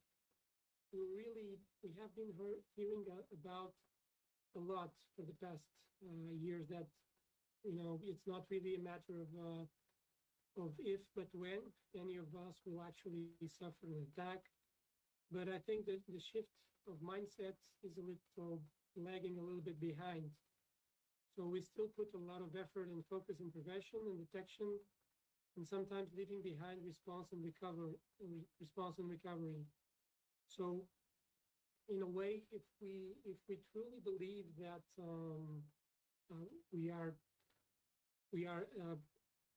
we can be targeted by a resourceful attacker, let's say, and if I'm looking at cybersecurity from a risk management perspective, that is that cyber is just an additional risk that I have to manage with perhaps the same approach than other risks that I have in my organization, then perhaps I should think that my defenses will be most likely breached anyway, and that so I might as well make an effort to minimize the impact and get the business running as soon as possible. So we are looking at ENISA, we're looking and thinking about cyber resilience as the ability of the critical infrastructure to be able to withstand, response, and recover from a cyber attack. From a EU perspective, the proposal for the coming Cyber Solidarity Act, which if we are lucky, it will still be adopted before the end of the year. The Cyber Solidarity Act emphasizes the importance of preparedness in general through what they call coordinated preparedness testing of entities operating in highly critical sectors. And they are supposed to be able to respond and immediate recover from significant and large-scale cybersecurity incidents. So these requirements that are being put forth in the Cyber Solidarity Act, I think they really suggest the extending of the outreach of this traditional point-in-time capability assessments. So I'm referring to the typical pen testing or vulnerability assessments towards a more towards a focus on measuring resilience, that is the impact on key economic and operational functions in the organization, and also the ability to anticipate, respond, and recover from this significant large-scale incidents. So I would like to share with you an example of a stress test that the ACB ran in 2024 in the banks. And it shows, this exercise shows how they understand resilience in the exact same way. So in their own words, they understand that the cyber resilience stresses is actually a tool where the banks are presented with a scenario that their defenses have been breached. So they don't care how much protection, or they don't want the banks to show how much protection you have in place. They gave banks a severe but plausible cyber-related scenario where the defenses have been breached and the major core function or critical function of the bank has been disrupted. So the banks had to then report to the ECB the impact and the consequences of such scenario in their organization. And they had to show evidence of how they would respond and recover from that scenario. So this is something which is quite different from let's say, a simple pen testing exercise or vulnerability assessment. And I think this is where we have to go when we're talking about resilience. Ourselves, ENISA is currently working also in this direction. So we are currently working on a common understanding of what resilience and what cyber resilience stress testing is on a critical infrastructure. And we are developing a good practices guide for member states to be able to run such stress tests. Now, looking a bit at the challenges that that we might think around resilience, I think that from our experience, they mostly rely on when we try to give or to have a EU-wide perspective of resilience. That is moving from the essential entity or even the sector level to a EU member state level. And when we start trying to capture systemic risk, this proves very challenging. Also, and related with this is when you try to factor in the interdependencies that exist between sectors. So the impact of energy in the transport sector, the impact of telecommunications in the transport sector, and also when we're talking about cross-border cascading effects at the EU level. So something that starts in one member state and this incident rapidly cascades into another member state and so forth, so on and so forth. And this is quite difficult also to assess. But this is definitely a major and ongoing concern at the political level, especially in the scope of the current conflict in Ukraine. Thank you so much, Ricardo. You have a lot of work to do as a regulator in the last few years because of the situation all over Europe. Tony, last but not least, do you want to comment on, to answer the questions or comment on the answers that the panelists just gave until now? Absolutely. Again, thank you. Good afternoon. Glad to be here. A brief intro of myself. I'm the Chief Information Security Officer. I manage the Port's Cybersecurity Program, including our 2 Cybersecurity Operations Center, one for the internal operations, and the other is a Port Community Defense System, which is the Cyber Resilience Center. So throughout my career, I have been involved in protecting critical infrastructure, supply chains, digital assets, and services. I work closely with public and private agencies on the protection of digital assets and right now, supply chains. So I agree with the panelists about the cyber resilience, and my answer is very similar to theirs. So I define cyber resilience in our domain is the ability to detect, prevent, protect, also anticipate, withstand, recover from,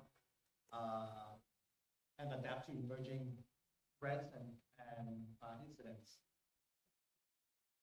Our cybersecurity and resilience program is built on 3 fundamental pillars focused on people, process, and technologies. In my opinion, if one of these 3 pillars are off balance, challenges arise and risk will arise. Therefore, it's my responsibility to bring it back to an equilibrium state. So that's my definition of cyber resilience for our business, for our supply chain. Thank you so much, Tony. So just to conclude the different answers, and guys, correct me if I'm wrong, at the end of the day, we're talking about in 3 phases, I would say, before an incident, an attack that happening, during the attack, and after the attack. And each one of those, I would say, phases, there are multiple layers different aspects of cybersecurity. Tony mentioned people, processes, policies, and technologies. Absolutely three main pillars that everyone around the world is discussing about. And on top of all of that, there is the regulators, either CNCS and ENISA and other regulators around the world. But in each one of those milestones or aspects, there is different layers and different subdomains that need to take care of, that needs to be resolved. And by the way, Ricardo, I will allow myself to invite you here to see the facilities that APS just built for exercises, stress exercises, trainings, and so on. One of the best around the world. And I can say that as the one that in the last 12 years is building facilities like that around the world. This is one of the biggest and most impressive one. And to be honest, one of the first in the maritime sector around the world. And I think it's an amazing initiative by the port. Any questions from the audience before we move on to the next question? Feel free to jump at any time and ask questions. I don't think that we need the QR. So if you guys have questions, feel free. We'll keep everyone awake at this difficult hour. The second question that I have to all of the panelists is that, and Tony started to mention that and started to talk about it, the role of the people, cyber defense or cyber resilience.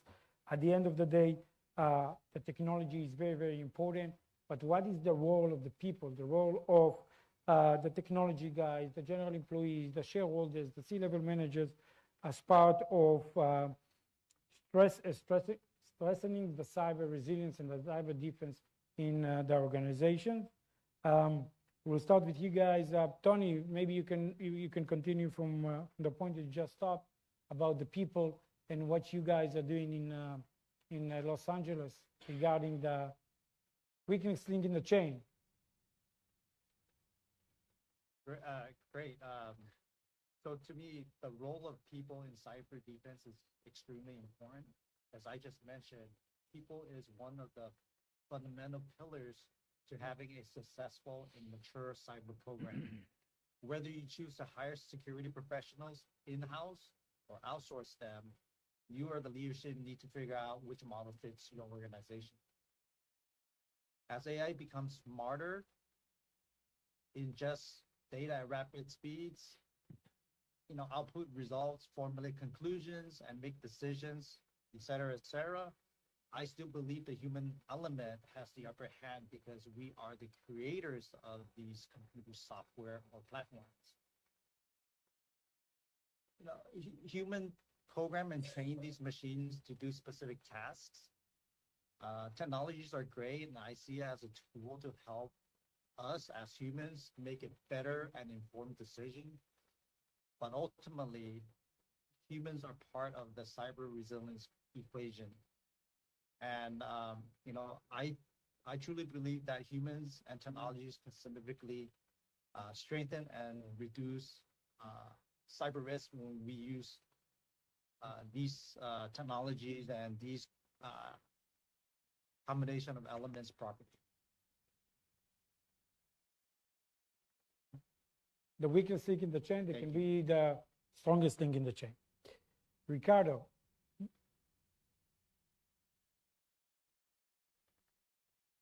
I'm going to shift it a little bit. That was a really great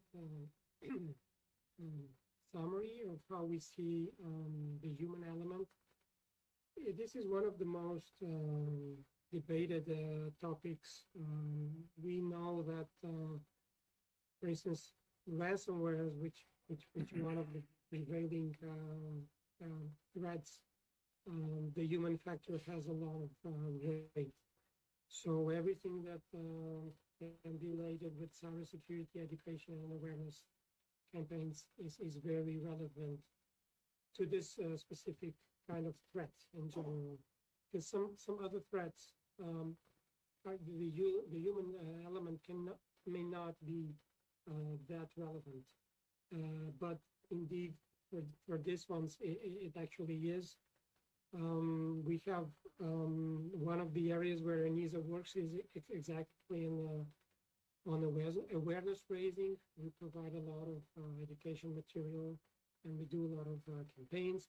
Also, the national cybersecurity centers in the EU member states, they work with us collaboratively in developing these campaigns.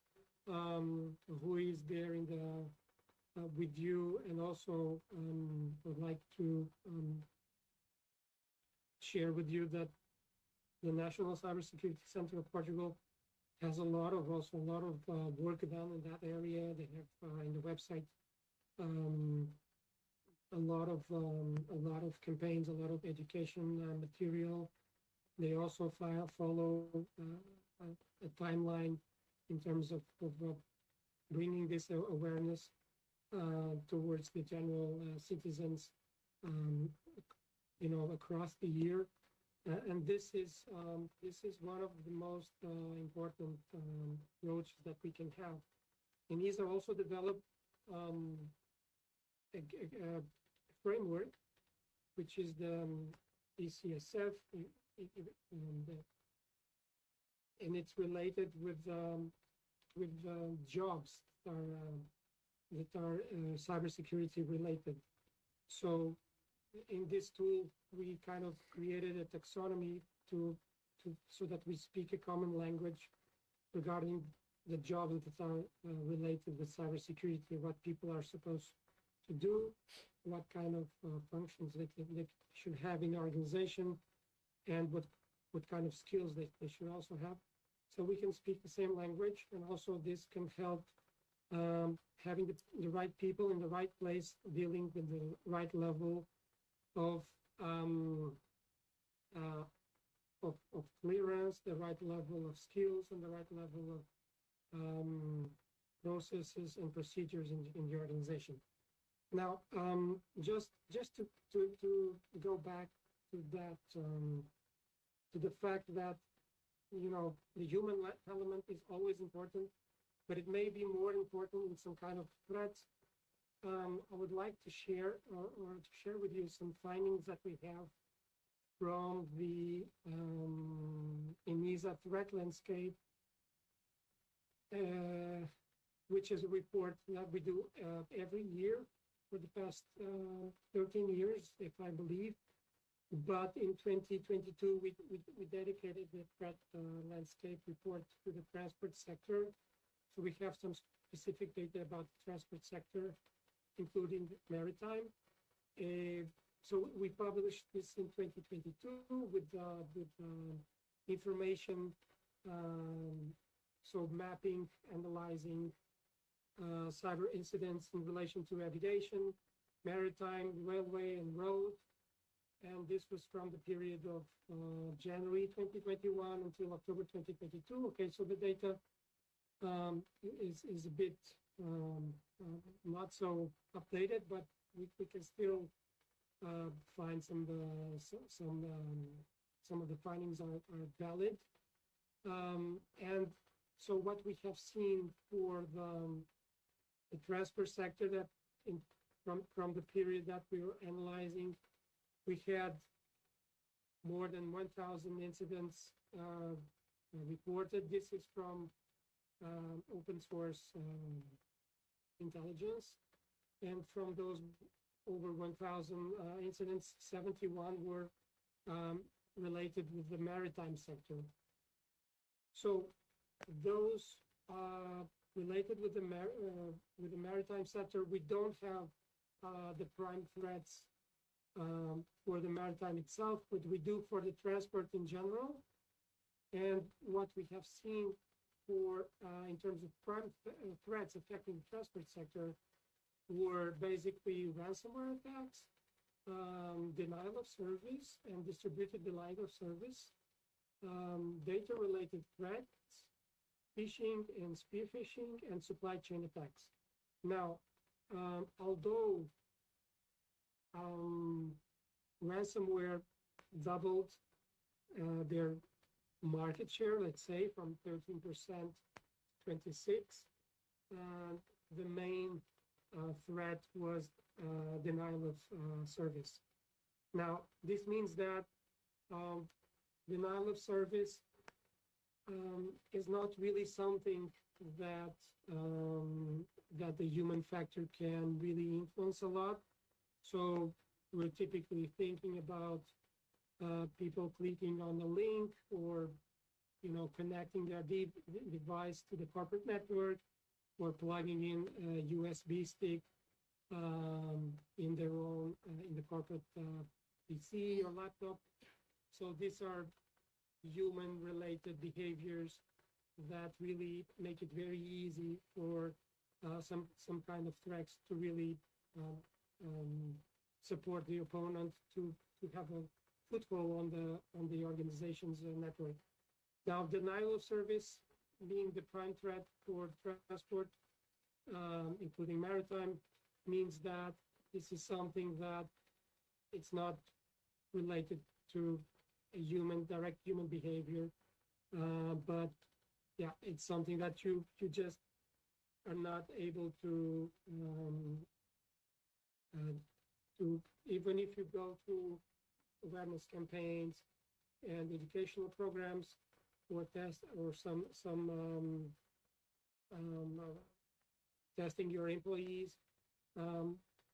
DDoS attacks are not really this kind of issue. So I would say that yes,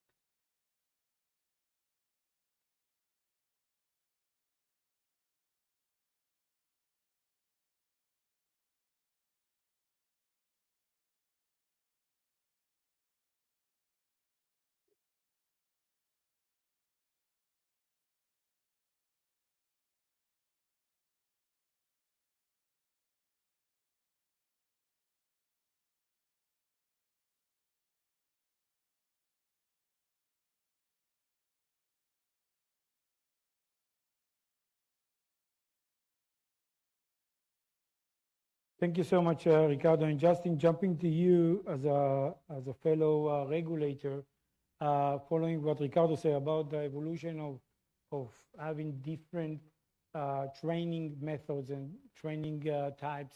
Starting, a few years ago, it was only, an awareness training, something like e-learning, and now we see more and more regulators moving through more hands-on, more realistic training, more physical trainings, also just e-learning systems, which everyone tick the box.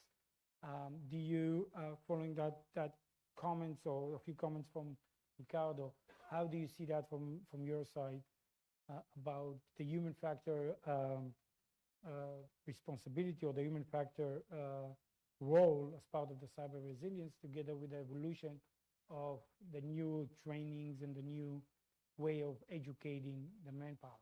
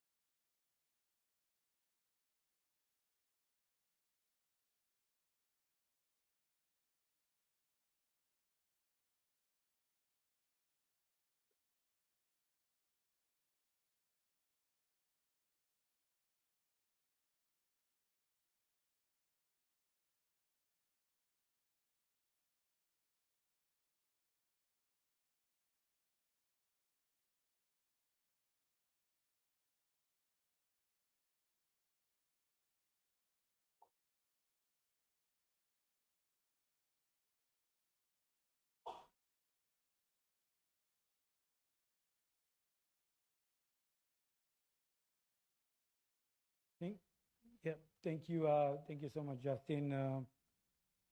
Well, the regulators are moving and emphasizing the importance of the human factor in the organizations as part of the resilience of the critical infrastructures around the world. And the next question, of course, is to you, as the one of the people that is behind the idea of having the cyber training arena here in APS. If you can elaborate following what the regulators just mentioned, and of course, Tony, how do you see that the role of the human factor as part of the cyber resilience? Thank you, Ophir. Let me go a little bit back, because it's important to know that before lunch, we had some clean experience with green transition, with supply chain procedure, with safety, with no pirates, let me say. After lunch, I don't know if the lunch was good. I think that was comfortable, but we add some pirates to it. So we have to work together with something that I call a secure tube, that we put the logistic chain just over there. And we have to be confident, not only about data sharing, as in the panels this morning it was mentioned, but also with some that I call recklessly or willful misconduct of some guys that want to disrupt this situation. Let me say that if we have the good procedure for it, we have to add something that is not a good procedure. It's the opposite. It's the problem to be disrupted by a willful misconduct of someone. So let me say that I have 4 Ds for describing the two situations that we have here. We started with the supply chain, we started with data sharing, what kind of data sharing we are going to do, what we are going to talk with our stakeholders, what the limits of it, and then we are going past to attacks of the pirates. This is very important to know, that we still wanted to keep the business working. That means the logistic chain working. This is basically our problem, our aim. And for it, as you told before of it, we have a port cyber arena. This is the reason why the port of Sines sought a little bit advanced on the problems that we must have here. Especially because we have a logistics single window, that we have more than 600 people working together on that platform. And so, starting with the small mobile, and then with a laptop, with different nets and something like that, we have big threats that can disrupt our system. And it's not the problem to be disrupted, is expression that some of the panelists, they said, that is, we have to work in a mitigate situation. We have to work in some situation that is not the optimum performance, but at least we can work. This is the first point. And for doing that, we have to train the people. We have to train the employees. We have to have in our minds that the things that can happen must be studied, must be practiced. And this is the reason why we have in our port cyber arena a lot of incidents that we are going to train with all the community of Sines. And this is very important, because it's not only the problem of the certification of each operator. I told a couple of minutes ago that is important also all the times and all the days that our operator is going to work. It has to be certified, and if he is in the same good condition for working. This is very important, because all the times you have to assess the skills of the operator. This is the only way, and the second way, let me say, and I heard about ENISA, but one of the problems that we have now, it's not the responsibility of the corporations, it's the responsibility of the personnel that is working together with the systems. Let me say, for doing better than that, we have to train, we have to assess the awareness of the training that they need. And let me say 2 or 3 things. First, the behavior nudges that you have to implement to the system. Secondly, something that we call the gamification, that with the games that you have in order to motivate the people that are working. And third, cultivate what I call the security culture that we have to reach in each organization. Let me say that we are not alone. We are together with the logistic and the community that are working together, especially in the logistics single window.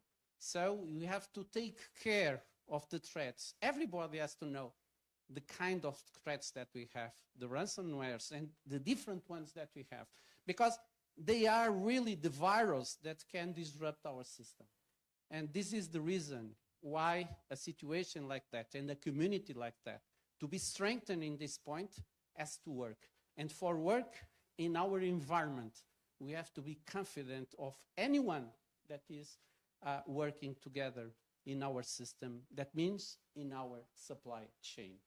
Let me say that is the only word, that's the only way that we can have for doing better, and especially to have confidence of all the people that are working together in our system.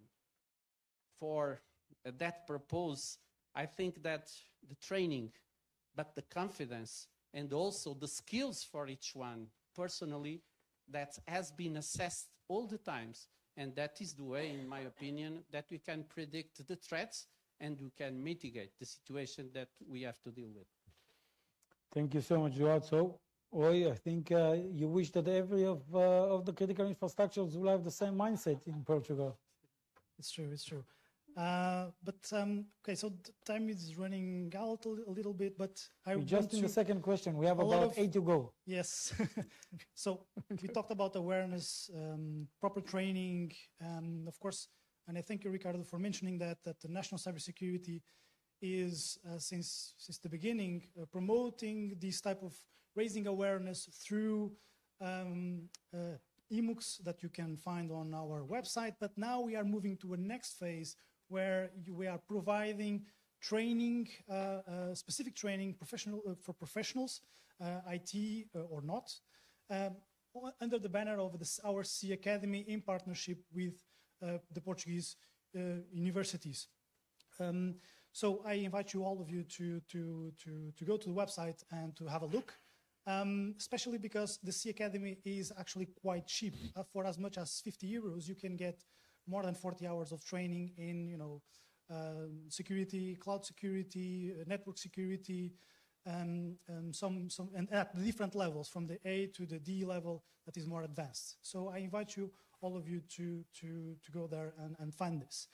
I will just add something more here, because one thing that's really struck me when I started working on cybersecurity was the sentence, or the slogan almost, of that the humans are the weakest link.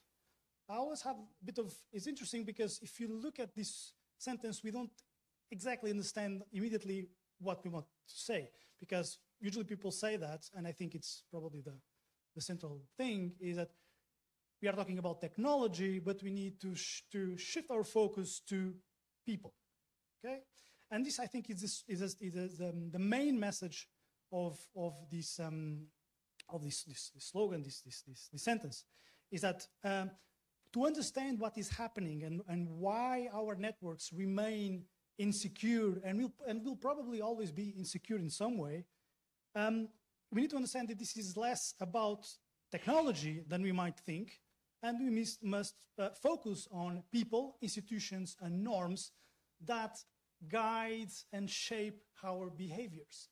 We need to understand why people commit cybercrime, why certain type of attacks are happening more than before. We need to look at geopolitics. So we need, in general, technology needs to go along with social sciences and to an approach that is more interdisciplinary, for that the engineer understands a bit more the language of human behavior, understands what type of nudging exactly, as was said here, we need to apply in our organization. And of course, the people who are also drafting the norms provide the best incentives for companies to adopt certain behaviors that increase the cybersecurity maturity level.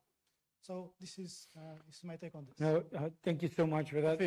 May Please, I? of course. One thing that is very important for me is to say that I do not agree that is the people are the weakness. I understand what engineers mean with that, but let me say, if I have a system or something like that that fails, I think that everything fails.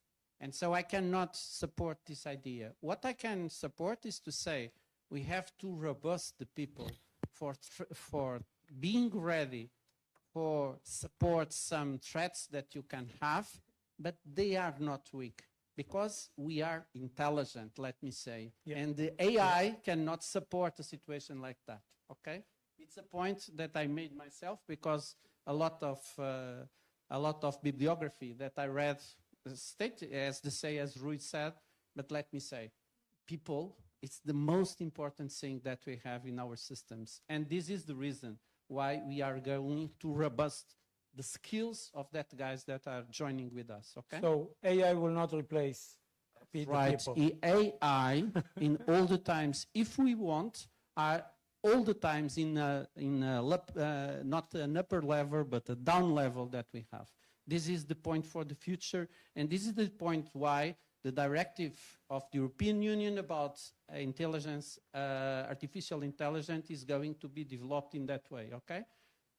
So let me say, people Absolutely. is more important. Absolutely. Thank you so much for that. And you know, as one of the people that the colleagues traveling all around the world, we see a lot of organizations, first of all, regulators and governments, but also critical infrastructures, either private or public ones, investing a lot in the human factor and investing starting from high schools, not just from college or from the university levels. There are places around the world that are starting to invest and to educate from the high school level. You see that as part of their programs, as part of their education programs, to learn about cybersecurity, to be educated about cybersecurity as individuals that are using the social media and other platforms, but also as the ones that will go to the universities after that and to go to the industries. They want to change what Duarte just said, to change their mindset and their cultures to become a security culture oriented and not the one that are not familiar with that topic. Following the next questions that I have is that we discovered everywhere around the world that there is a gap, there is a problem, there is a miscommunication between the public sector and the private sector. The collaboration sometimes is lacking of collaboration. I mean, they're not working together. Sometimes they're hiding one each other information and knowledge. How it's important in a national level, this collaboration for the resilience of those organizations and in a national level, to collaborate the private sector and the public sector to work together and to collaborate. I think, Tony, in the US, this is a significant issue, the collaboration between the government, the public sector, and the private sector. Do you want to comment on that or start a conversation about that?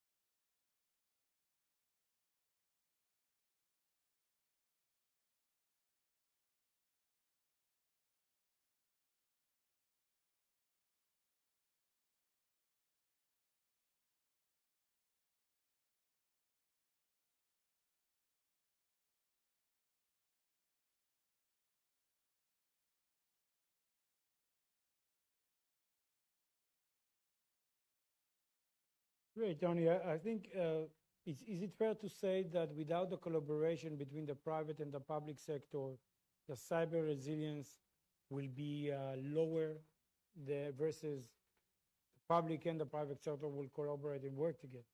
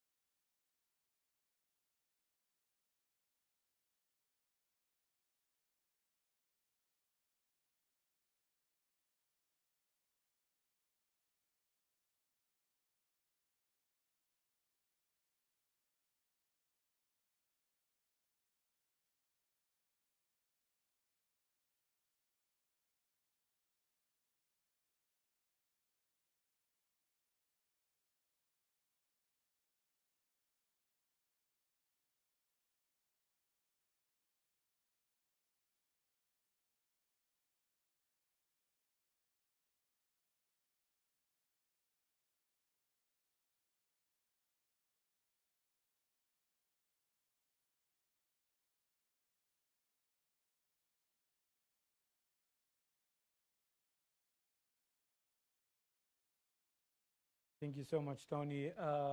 Any one of the regulators would like to respond on that from the government point of view? Justin, Ricardo?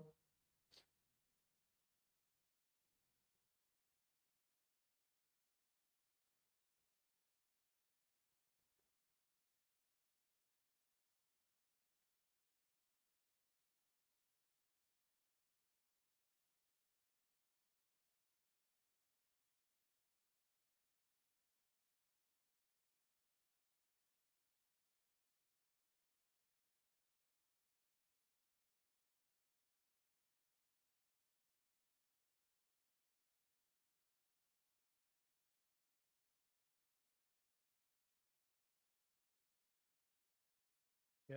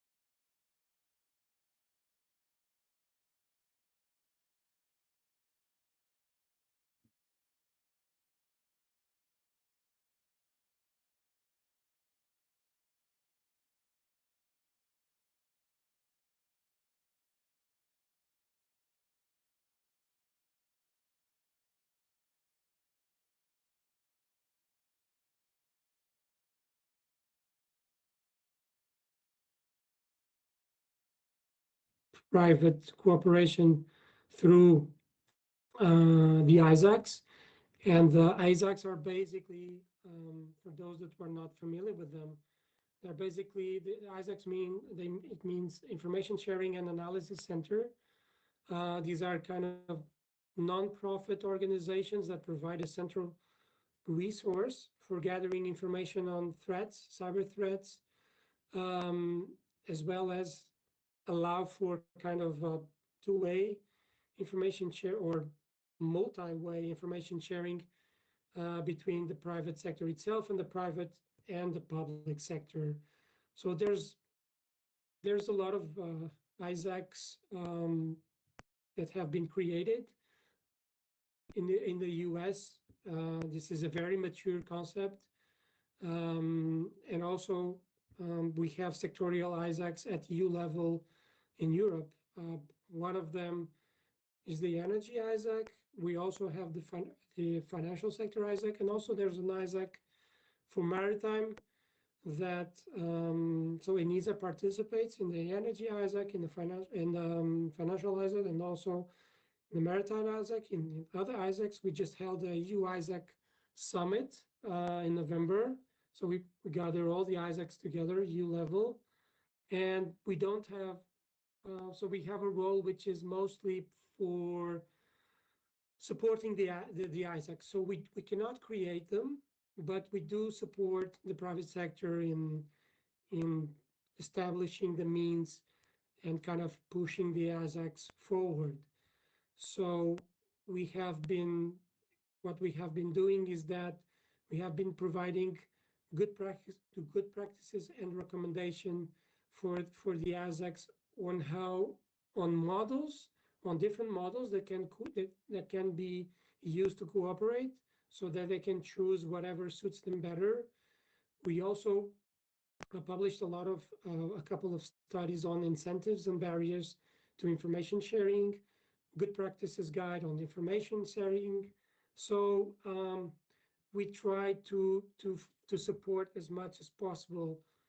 On ENISA website, you can also find a toolbox for ISACs that contains mostly all of this that I've been now mentioning. So you find cooperation models, you find good practices, you find even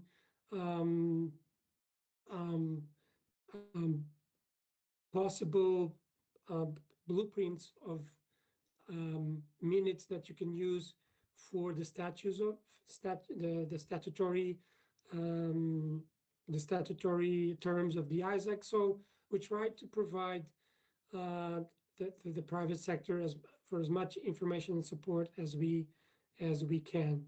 And I think there are successful examples. There are EU level ISACs which are quite mature. Some of them are just starting and getting traction, but it always boils down to the fact that this can only be successful for as much as each of the members of the ISAC puts effort into it. So if we end up in the model where 2 or 3 members do all the work and push the ISAC forward, and the rest of them are not really participating, I think the results will be always very limited, and it will create, in the long run, this will create difficulties in maintaining the ISAC. So so a joint effort, and that making sure that all of the members put in as many resources and as they can and really dedicate time to the ISAC. This is very important. The energy ISAC, for instance, they use a MISP platform where they share everything from indicators of compromise to threats to what they are seeing in their systems. So this takes time and effort and resources, of course, but if you can dedicate then this is really very, very valuable, because it is often that, you know, a threat actor tries to, you know, tries to test a bit the environment or the network of one of the essential entities in that sector, and it will test it, and it will see how it works, to then to try to also you know, gain access to other entities in that sector. So if you detect something, it's really important that you share. Then of course there's, and the Portuguese National Cybersecurity Center is part of it. There's other formats of operational coordination in between, you know, public and private, which for instance is the CSIRT network. So this is comprised of both private and public sector structures and teams, and this is also very helpful to identify and react to incidents in a very fast way. So to finish my comments,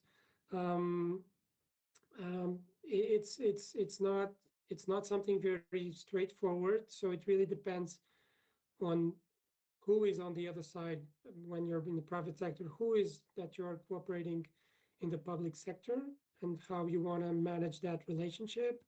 And also in between the private sector itself, unfortunately, you know, you need to, I mean, many times you see your competitors as competitors and not really as someone you can cooperate at a non-business level. And this is the best way to see things. So also in this, just to finish, also on Monday, someone was mentioning, you know, for information sharing collaboration purposes, it would be really, really nice if you see cybersecurity as a source of competitive advantage, and this would help actually collaboration and information sharing. I think it's actually the opposite. My view is the complete opposite. If you make cybersecurity as a factor of competitive advantage, this is something that will incentivize you not to share your sources of competitive advantage with your competition.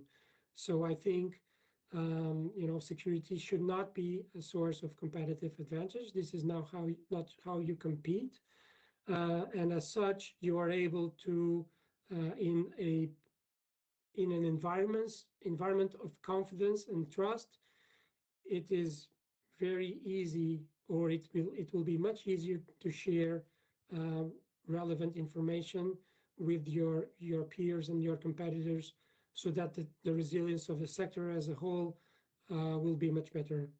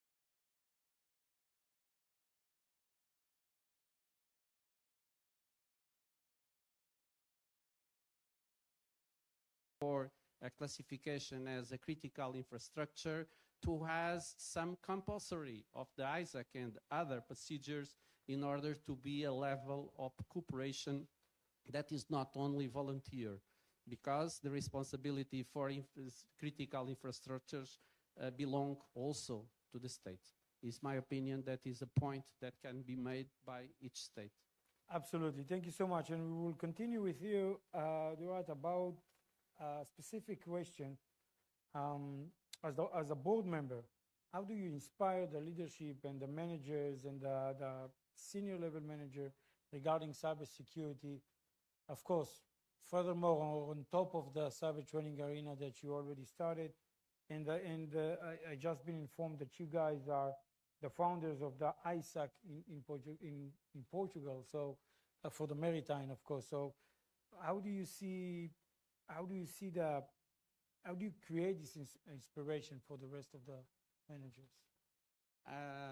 Let me say again, with the three main, let me say, drivers that I think that is very important. I started with, as Rui said a couple of minutes ago, about the weakness of the humans factor in that point. I do not agree with the expression, but I believe the point is something like that. We have to robust the skills of each one in personal, corporation, and organization. And so let me add 3 points or 3 topics that I feel that is very important. First, to have a security culture. And the security culture, we have not only to achieve that in port cyber arena, but together with the organization of the port. The second, that is very important, the cyber resiliency strategy that I have mentioned before, with all the training of the human people, and especially for the training together in some incidents that you can join and you can inflate, let me say, in a cyber arena and something like that. But at last and not the least, to be a qualified situation and in the 2 norms that I feel that are very important rules, the ISO 27001 and 27701. What it means something that if you want to gather more information, you have to respect the privacy of each one.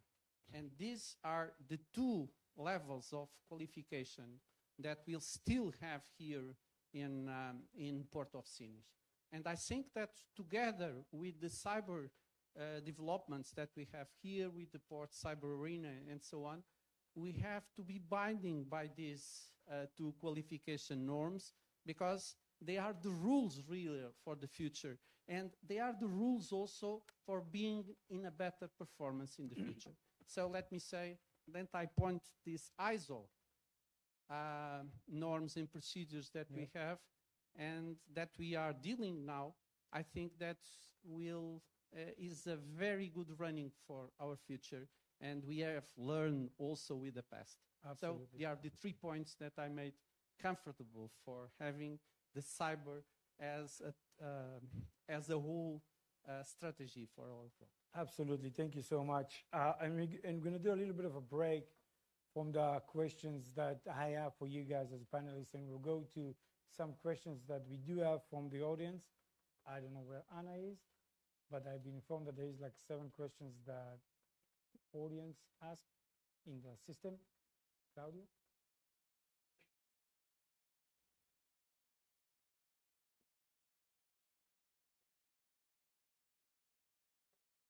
Okay.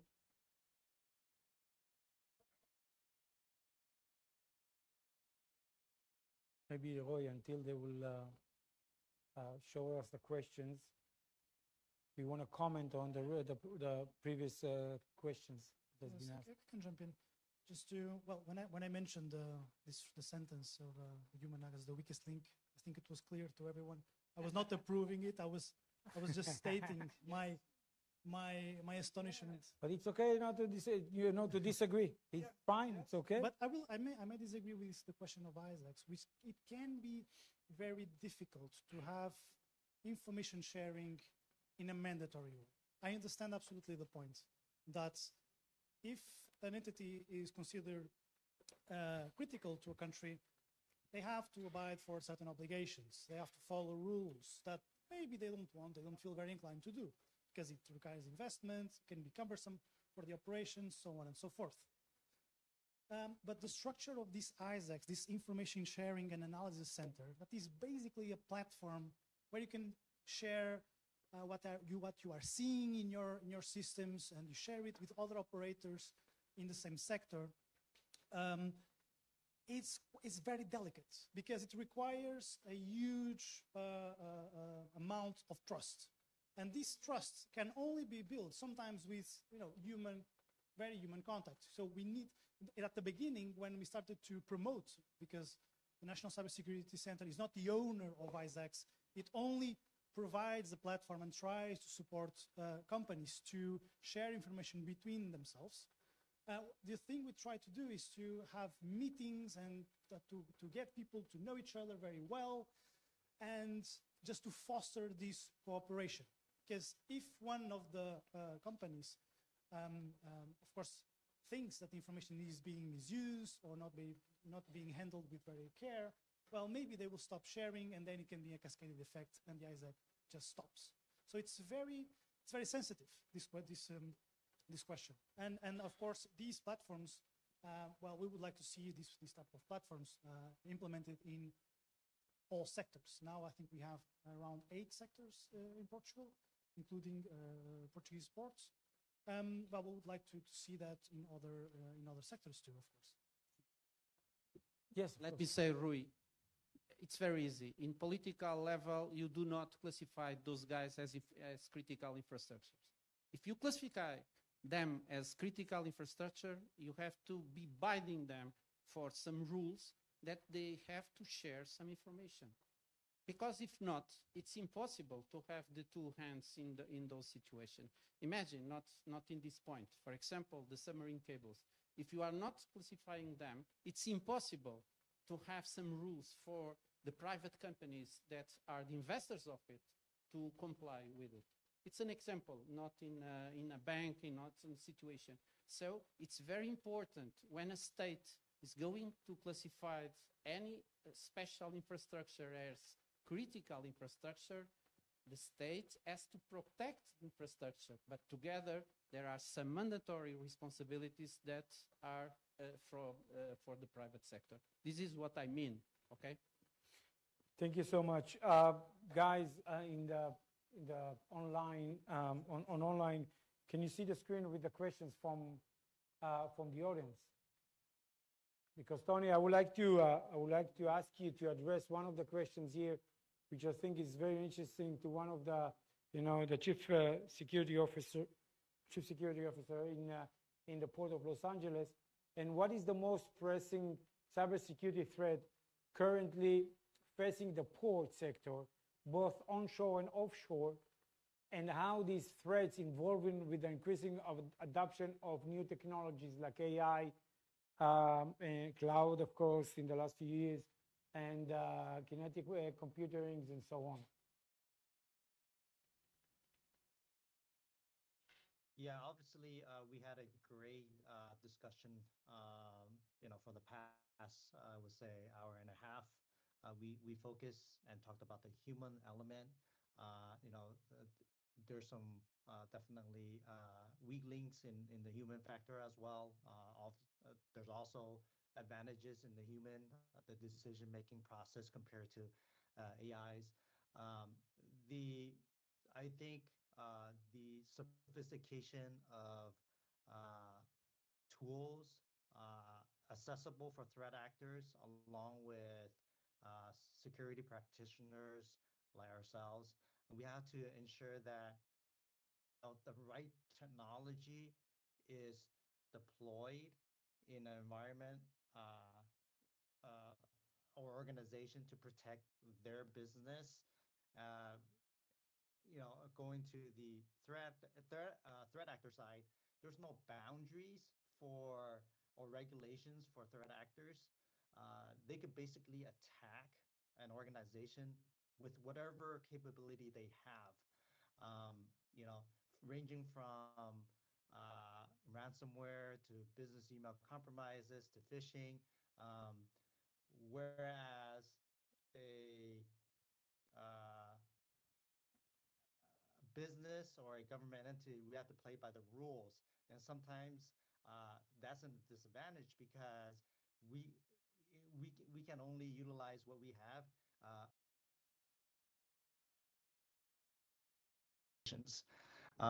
Nonetheless, you know, that's why we have programs, we have tools and technologies, people, all of that element is trying to play defense and also ensure that those risks are significantly reduced. Jumping back and forth, you know, threat actors, they're very smart, they're very organized. Sometimes they share information much better than organized, you know, public-private sectors. But it doesn't deter us from continuing to make those good efforts to, you know, join forces and try to reduce, again, ultimately reduce the cyber attack and respond to incidents. Thank you so much, Tony. There is another question that maybe the word and Justin can answer about what will be the trend. I mean, moving forward, is the system going to be more closed as a black box, or it's going to be more open to other systems and other infrastructures? I mean, there are two different scholars, two different disciplines around the world. Some of them are talking about taking all of the utilities, infrastructures, and systems and making them closed rather than open to other systems like the cloud, IT, internet, suppliers, and others. And the other disciplines are actually saying the other way around. So the question is, how do you see, from your point of view, the trend, or how do you see, what is your opinion regarding the two options, the two disciplines? Justin, what do you think about that as from your point of view in Singapore? Yep, thanks. This is a very complex question. Yeah. Currently, I think there is a mixture of both. And if you look at software that is commercial off the shelf or is proprietary, then you see a lot of it is a closed box model where the vendors or the developers, they are interested in protecting their intellectual property. So therefore, you cannot really do like white box source code scanning and really look into the logic and everything. And this is driven by business needs and the market, right? But eventually we still need to protect them. We still need to secure them. So it's either you do black box testing or you put it in a certain sandbox or a certain enclosure, so that if it's compromised, you know, the impact is minimized. And on the other hand, you have an open and collaborative model where if you have in-house developers or you have vendors that are more open to sharing the codes with you. And this is an example of like the Linux operating system, right, where it's open and collaborative. And anyone can submit bugs, anyone can review them. And I think in this model, if everyone is on their toes, everyone submits their bugs responsibly, and developers close their bugs responsibly, I think it can be a more secure model. But I recognize that this does not work for everyone, and this does not work for all businesses. So I think moving forward, we can have certain wish lists and we can have certain expectations, but I think the black box and certain closed systems will not go away. And even if you have an open and collaborative model, if the researchers are submitting their bug reports and no one is there to fix it, then that may not result in a better ecosystem at all. Yeah. So there are trade-offs to both, and there are different ways of managing both. And I think as an organization, we need to deal with both. Yeah. Thank you so much, Justin. And there is a question that that is actually addressing this, directly to you and Tony. What are the key critical business processes you have been identified for cyber resilience in the port ecosystem?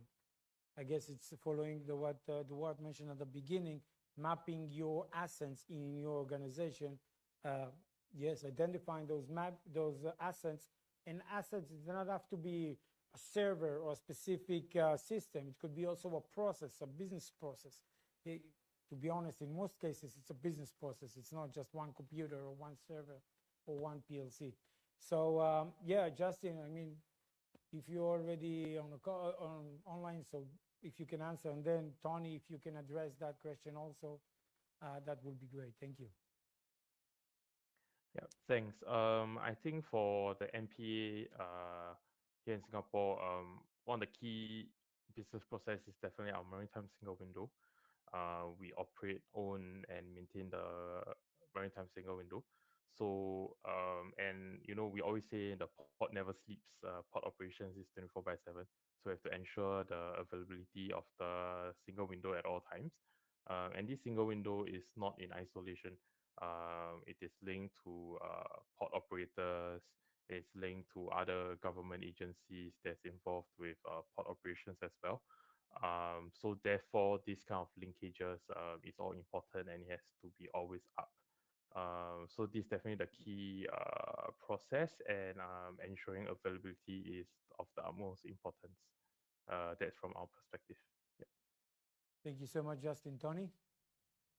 Yes, hi. From the LA side, definitely securing and protecting our supply chain. That's the heart of our economy, locally, regionally, and in domestic across the United States. You know, our critical infrastructure is also key to ensuring that there is a place to do business at the Port of LA. For terminal operators, for shipping lines to call the port. There's this entire ecosystem that we have to look at and identify all the physical and cyber risks that are associated with it. And you know, part of our responsibilities is to, you know, either have programs like our Cyber Resilience Center that's external facing, working with our stakeholders, or our internal systems to protecting our digital assets, our digital infrastructure, to ensure that the Port Authority is providing these key services for these complex business operations. As I mentioned, there are several you know of these sectors in here that move cargo in and out of the port. Thank you so much, Tony and Justin. We do have a few more questions, but we're running out of time. So what I will do, I will answer those questions later on. And we are here, of course, for the rest of the day. So more than happy to answer in private about those questions that we left open. But before we will conclude, any last comments for the panelists that you want to comment on either of the topics that we talked about, or any other topics that you guys have in mind that the audience will be interesting to hear? I know that there is a tour in the arena shortly and tomorrow, so I think it will be very interesting also to see the place in person. Any other comments or any closing remarks for you, gentlemen?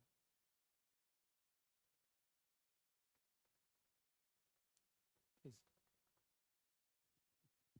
Ophir, I think that in this panel, I learned a lot, and I think that we have to think a little bit about the vision that you made in your last question. What do you think about the future? What will be the lessons learned for ourselves and together with our stakeholders that are working together with us?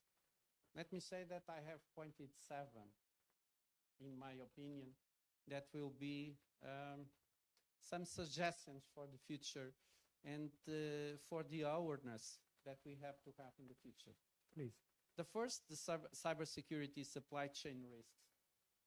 The second, the two sides approach to artificial intelligence. I think that some of you, they have the artificial intelligence, what will be in the future. The third, the zero trust architecture that is being made now. The fourth, the third party scrutiny for compliance officers, the confidence that we have in the supply chain and among the stakeholders and also in the ports.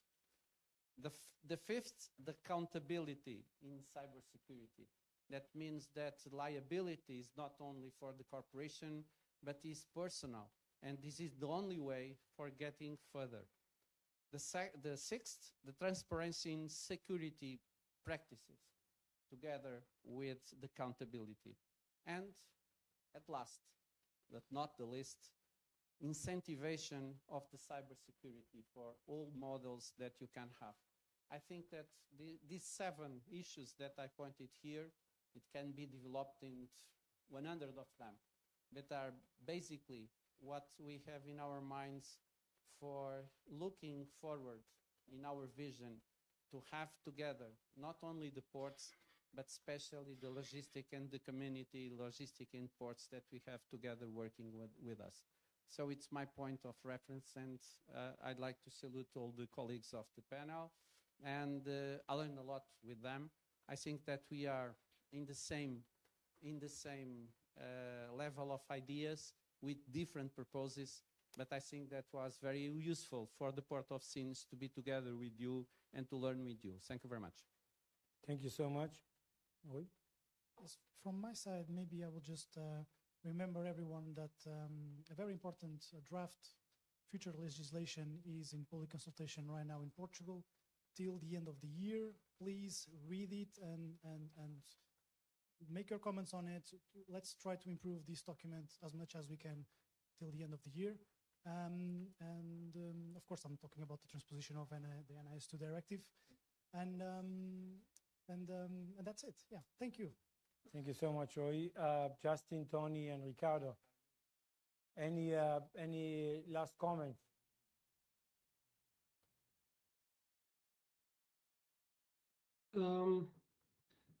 Well, thank you again for having me here on behalf of ENISA. Yeah, just to echo Rui's words on the NIS transposition. This is the cornerstone of cybersecurity in Europe. So I also, stress the importance of having your feedback. The more feedback we get from all the sectors, the better we can adjust the transposition. This is, we all know the challenges that are coming and that we will be facing, but also leave a word of, not to take it with, tranquility, because we will be able to manage all the challenges that are there. So not to be very, we know that both the companies, the National Cybersecurity Center, and also us, ENISA, will have challenges. But yeah, if we work together again and cooperate, we'll go through them. So I would really recommend to have your input on the document. Thank you so much, Ricardo. Thank you so much. Tony, Justin? Yeah, so please. Every panel that I participate, every speak engagement that I am involved in, I learn a lot from the peers across the different sectors or in the same sector, domestically and internationally. We are faced with very similar challenges. It depends on the maturity level of specific organizations and the resources that are given to them. One comment that I would like to make is for the audience is, given the resources that you have, work with that. The analogy that I always remind myself is utilize the crawl, walk, and run method. So that applies to all my, all the resources that I have and the things that I'm responsible for. So I'll leave it at that. Thank you so much. Thank you so much. Thank you so much. Justin? Yeah, thanks for having me.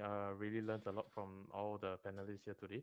And as we spoke about collaboration, I think among all of us here, I think we are all on the same team, looking at cybersecurity for all the port systems, the global port and shipping economy. So I open to any contact, sharings, feedbacks, and collaboration moving forward. Yeah, thank you very much. Thank you so much. Please, of course. And at last and not least, thank you very much, Ophir, for your moderation. I think that was wonderful to have you here together with us, and especially for the match that you have made about so different approaches, but at last in the same ideas. And this is the way that I have to salute you and to congratulate for your work. Thank you so much. Thank you very much again. Thank you, everyone, for the time. Thank you.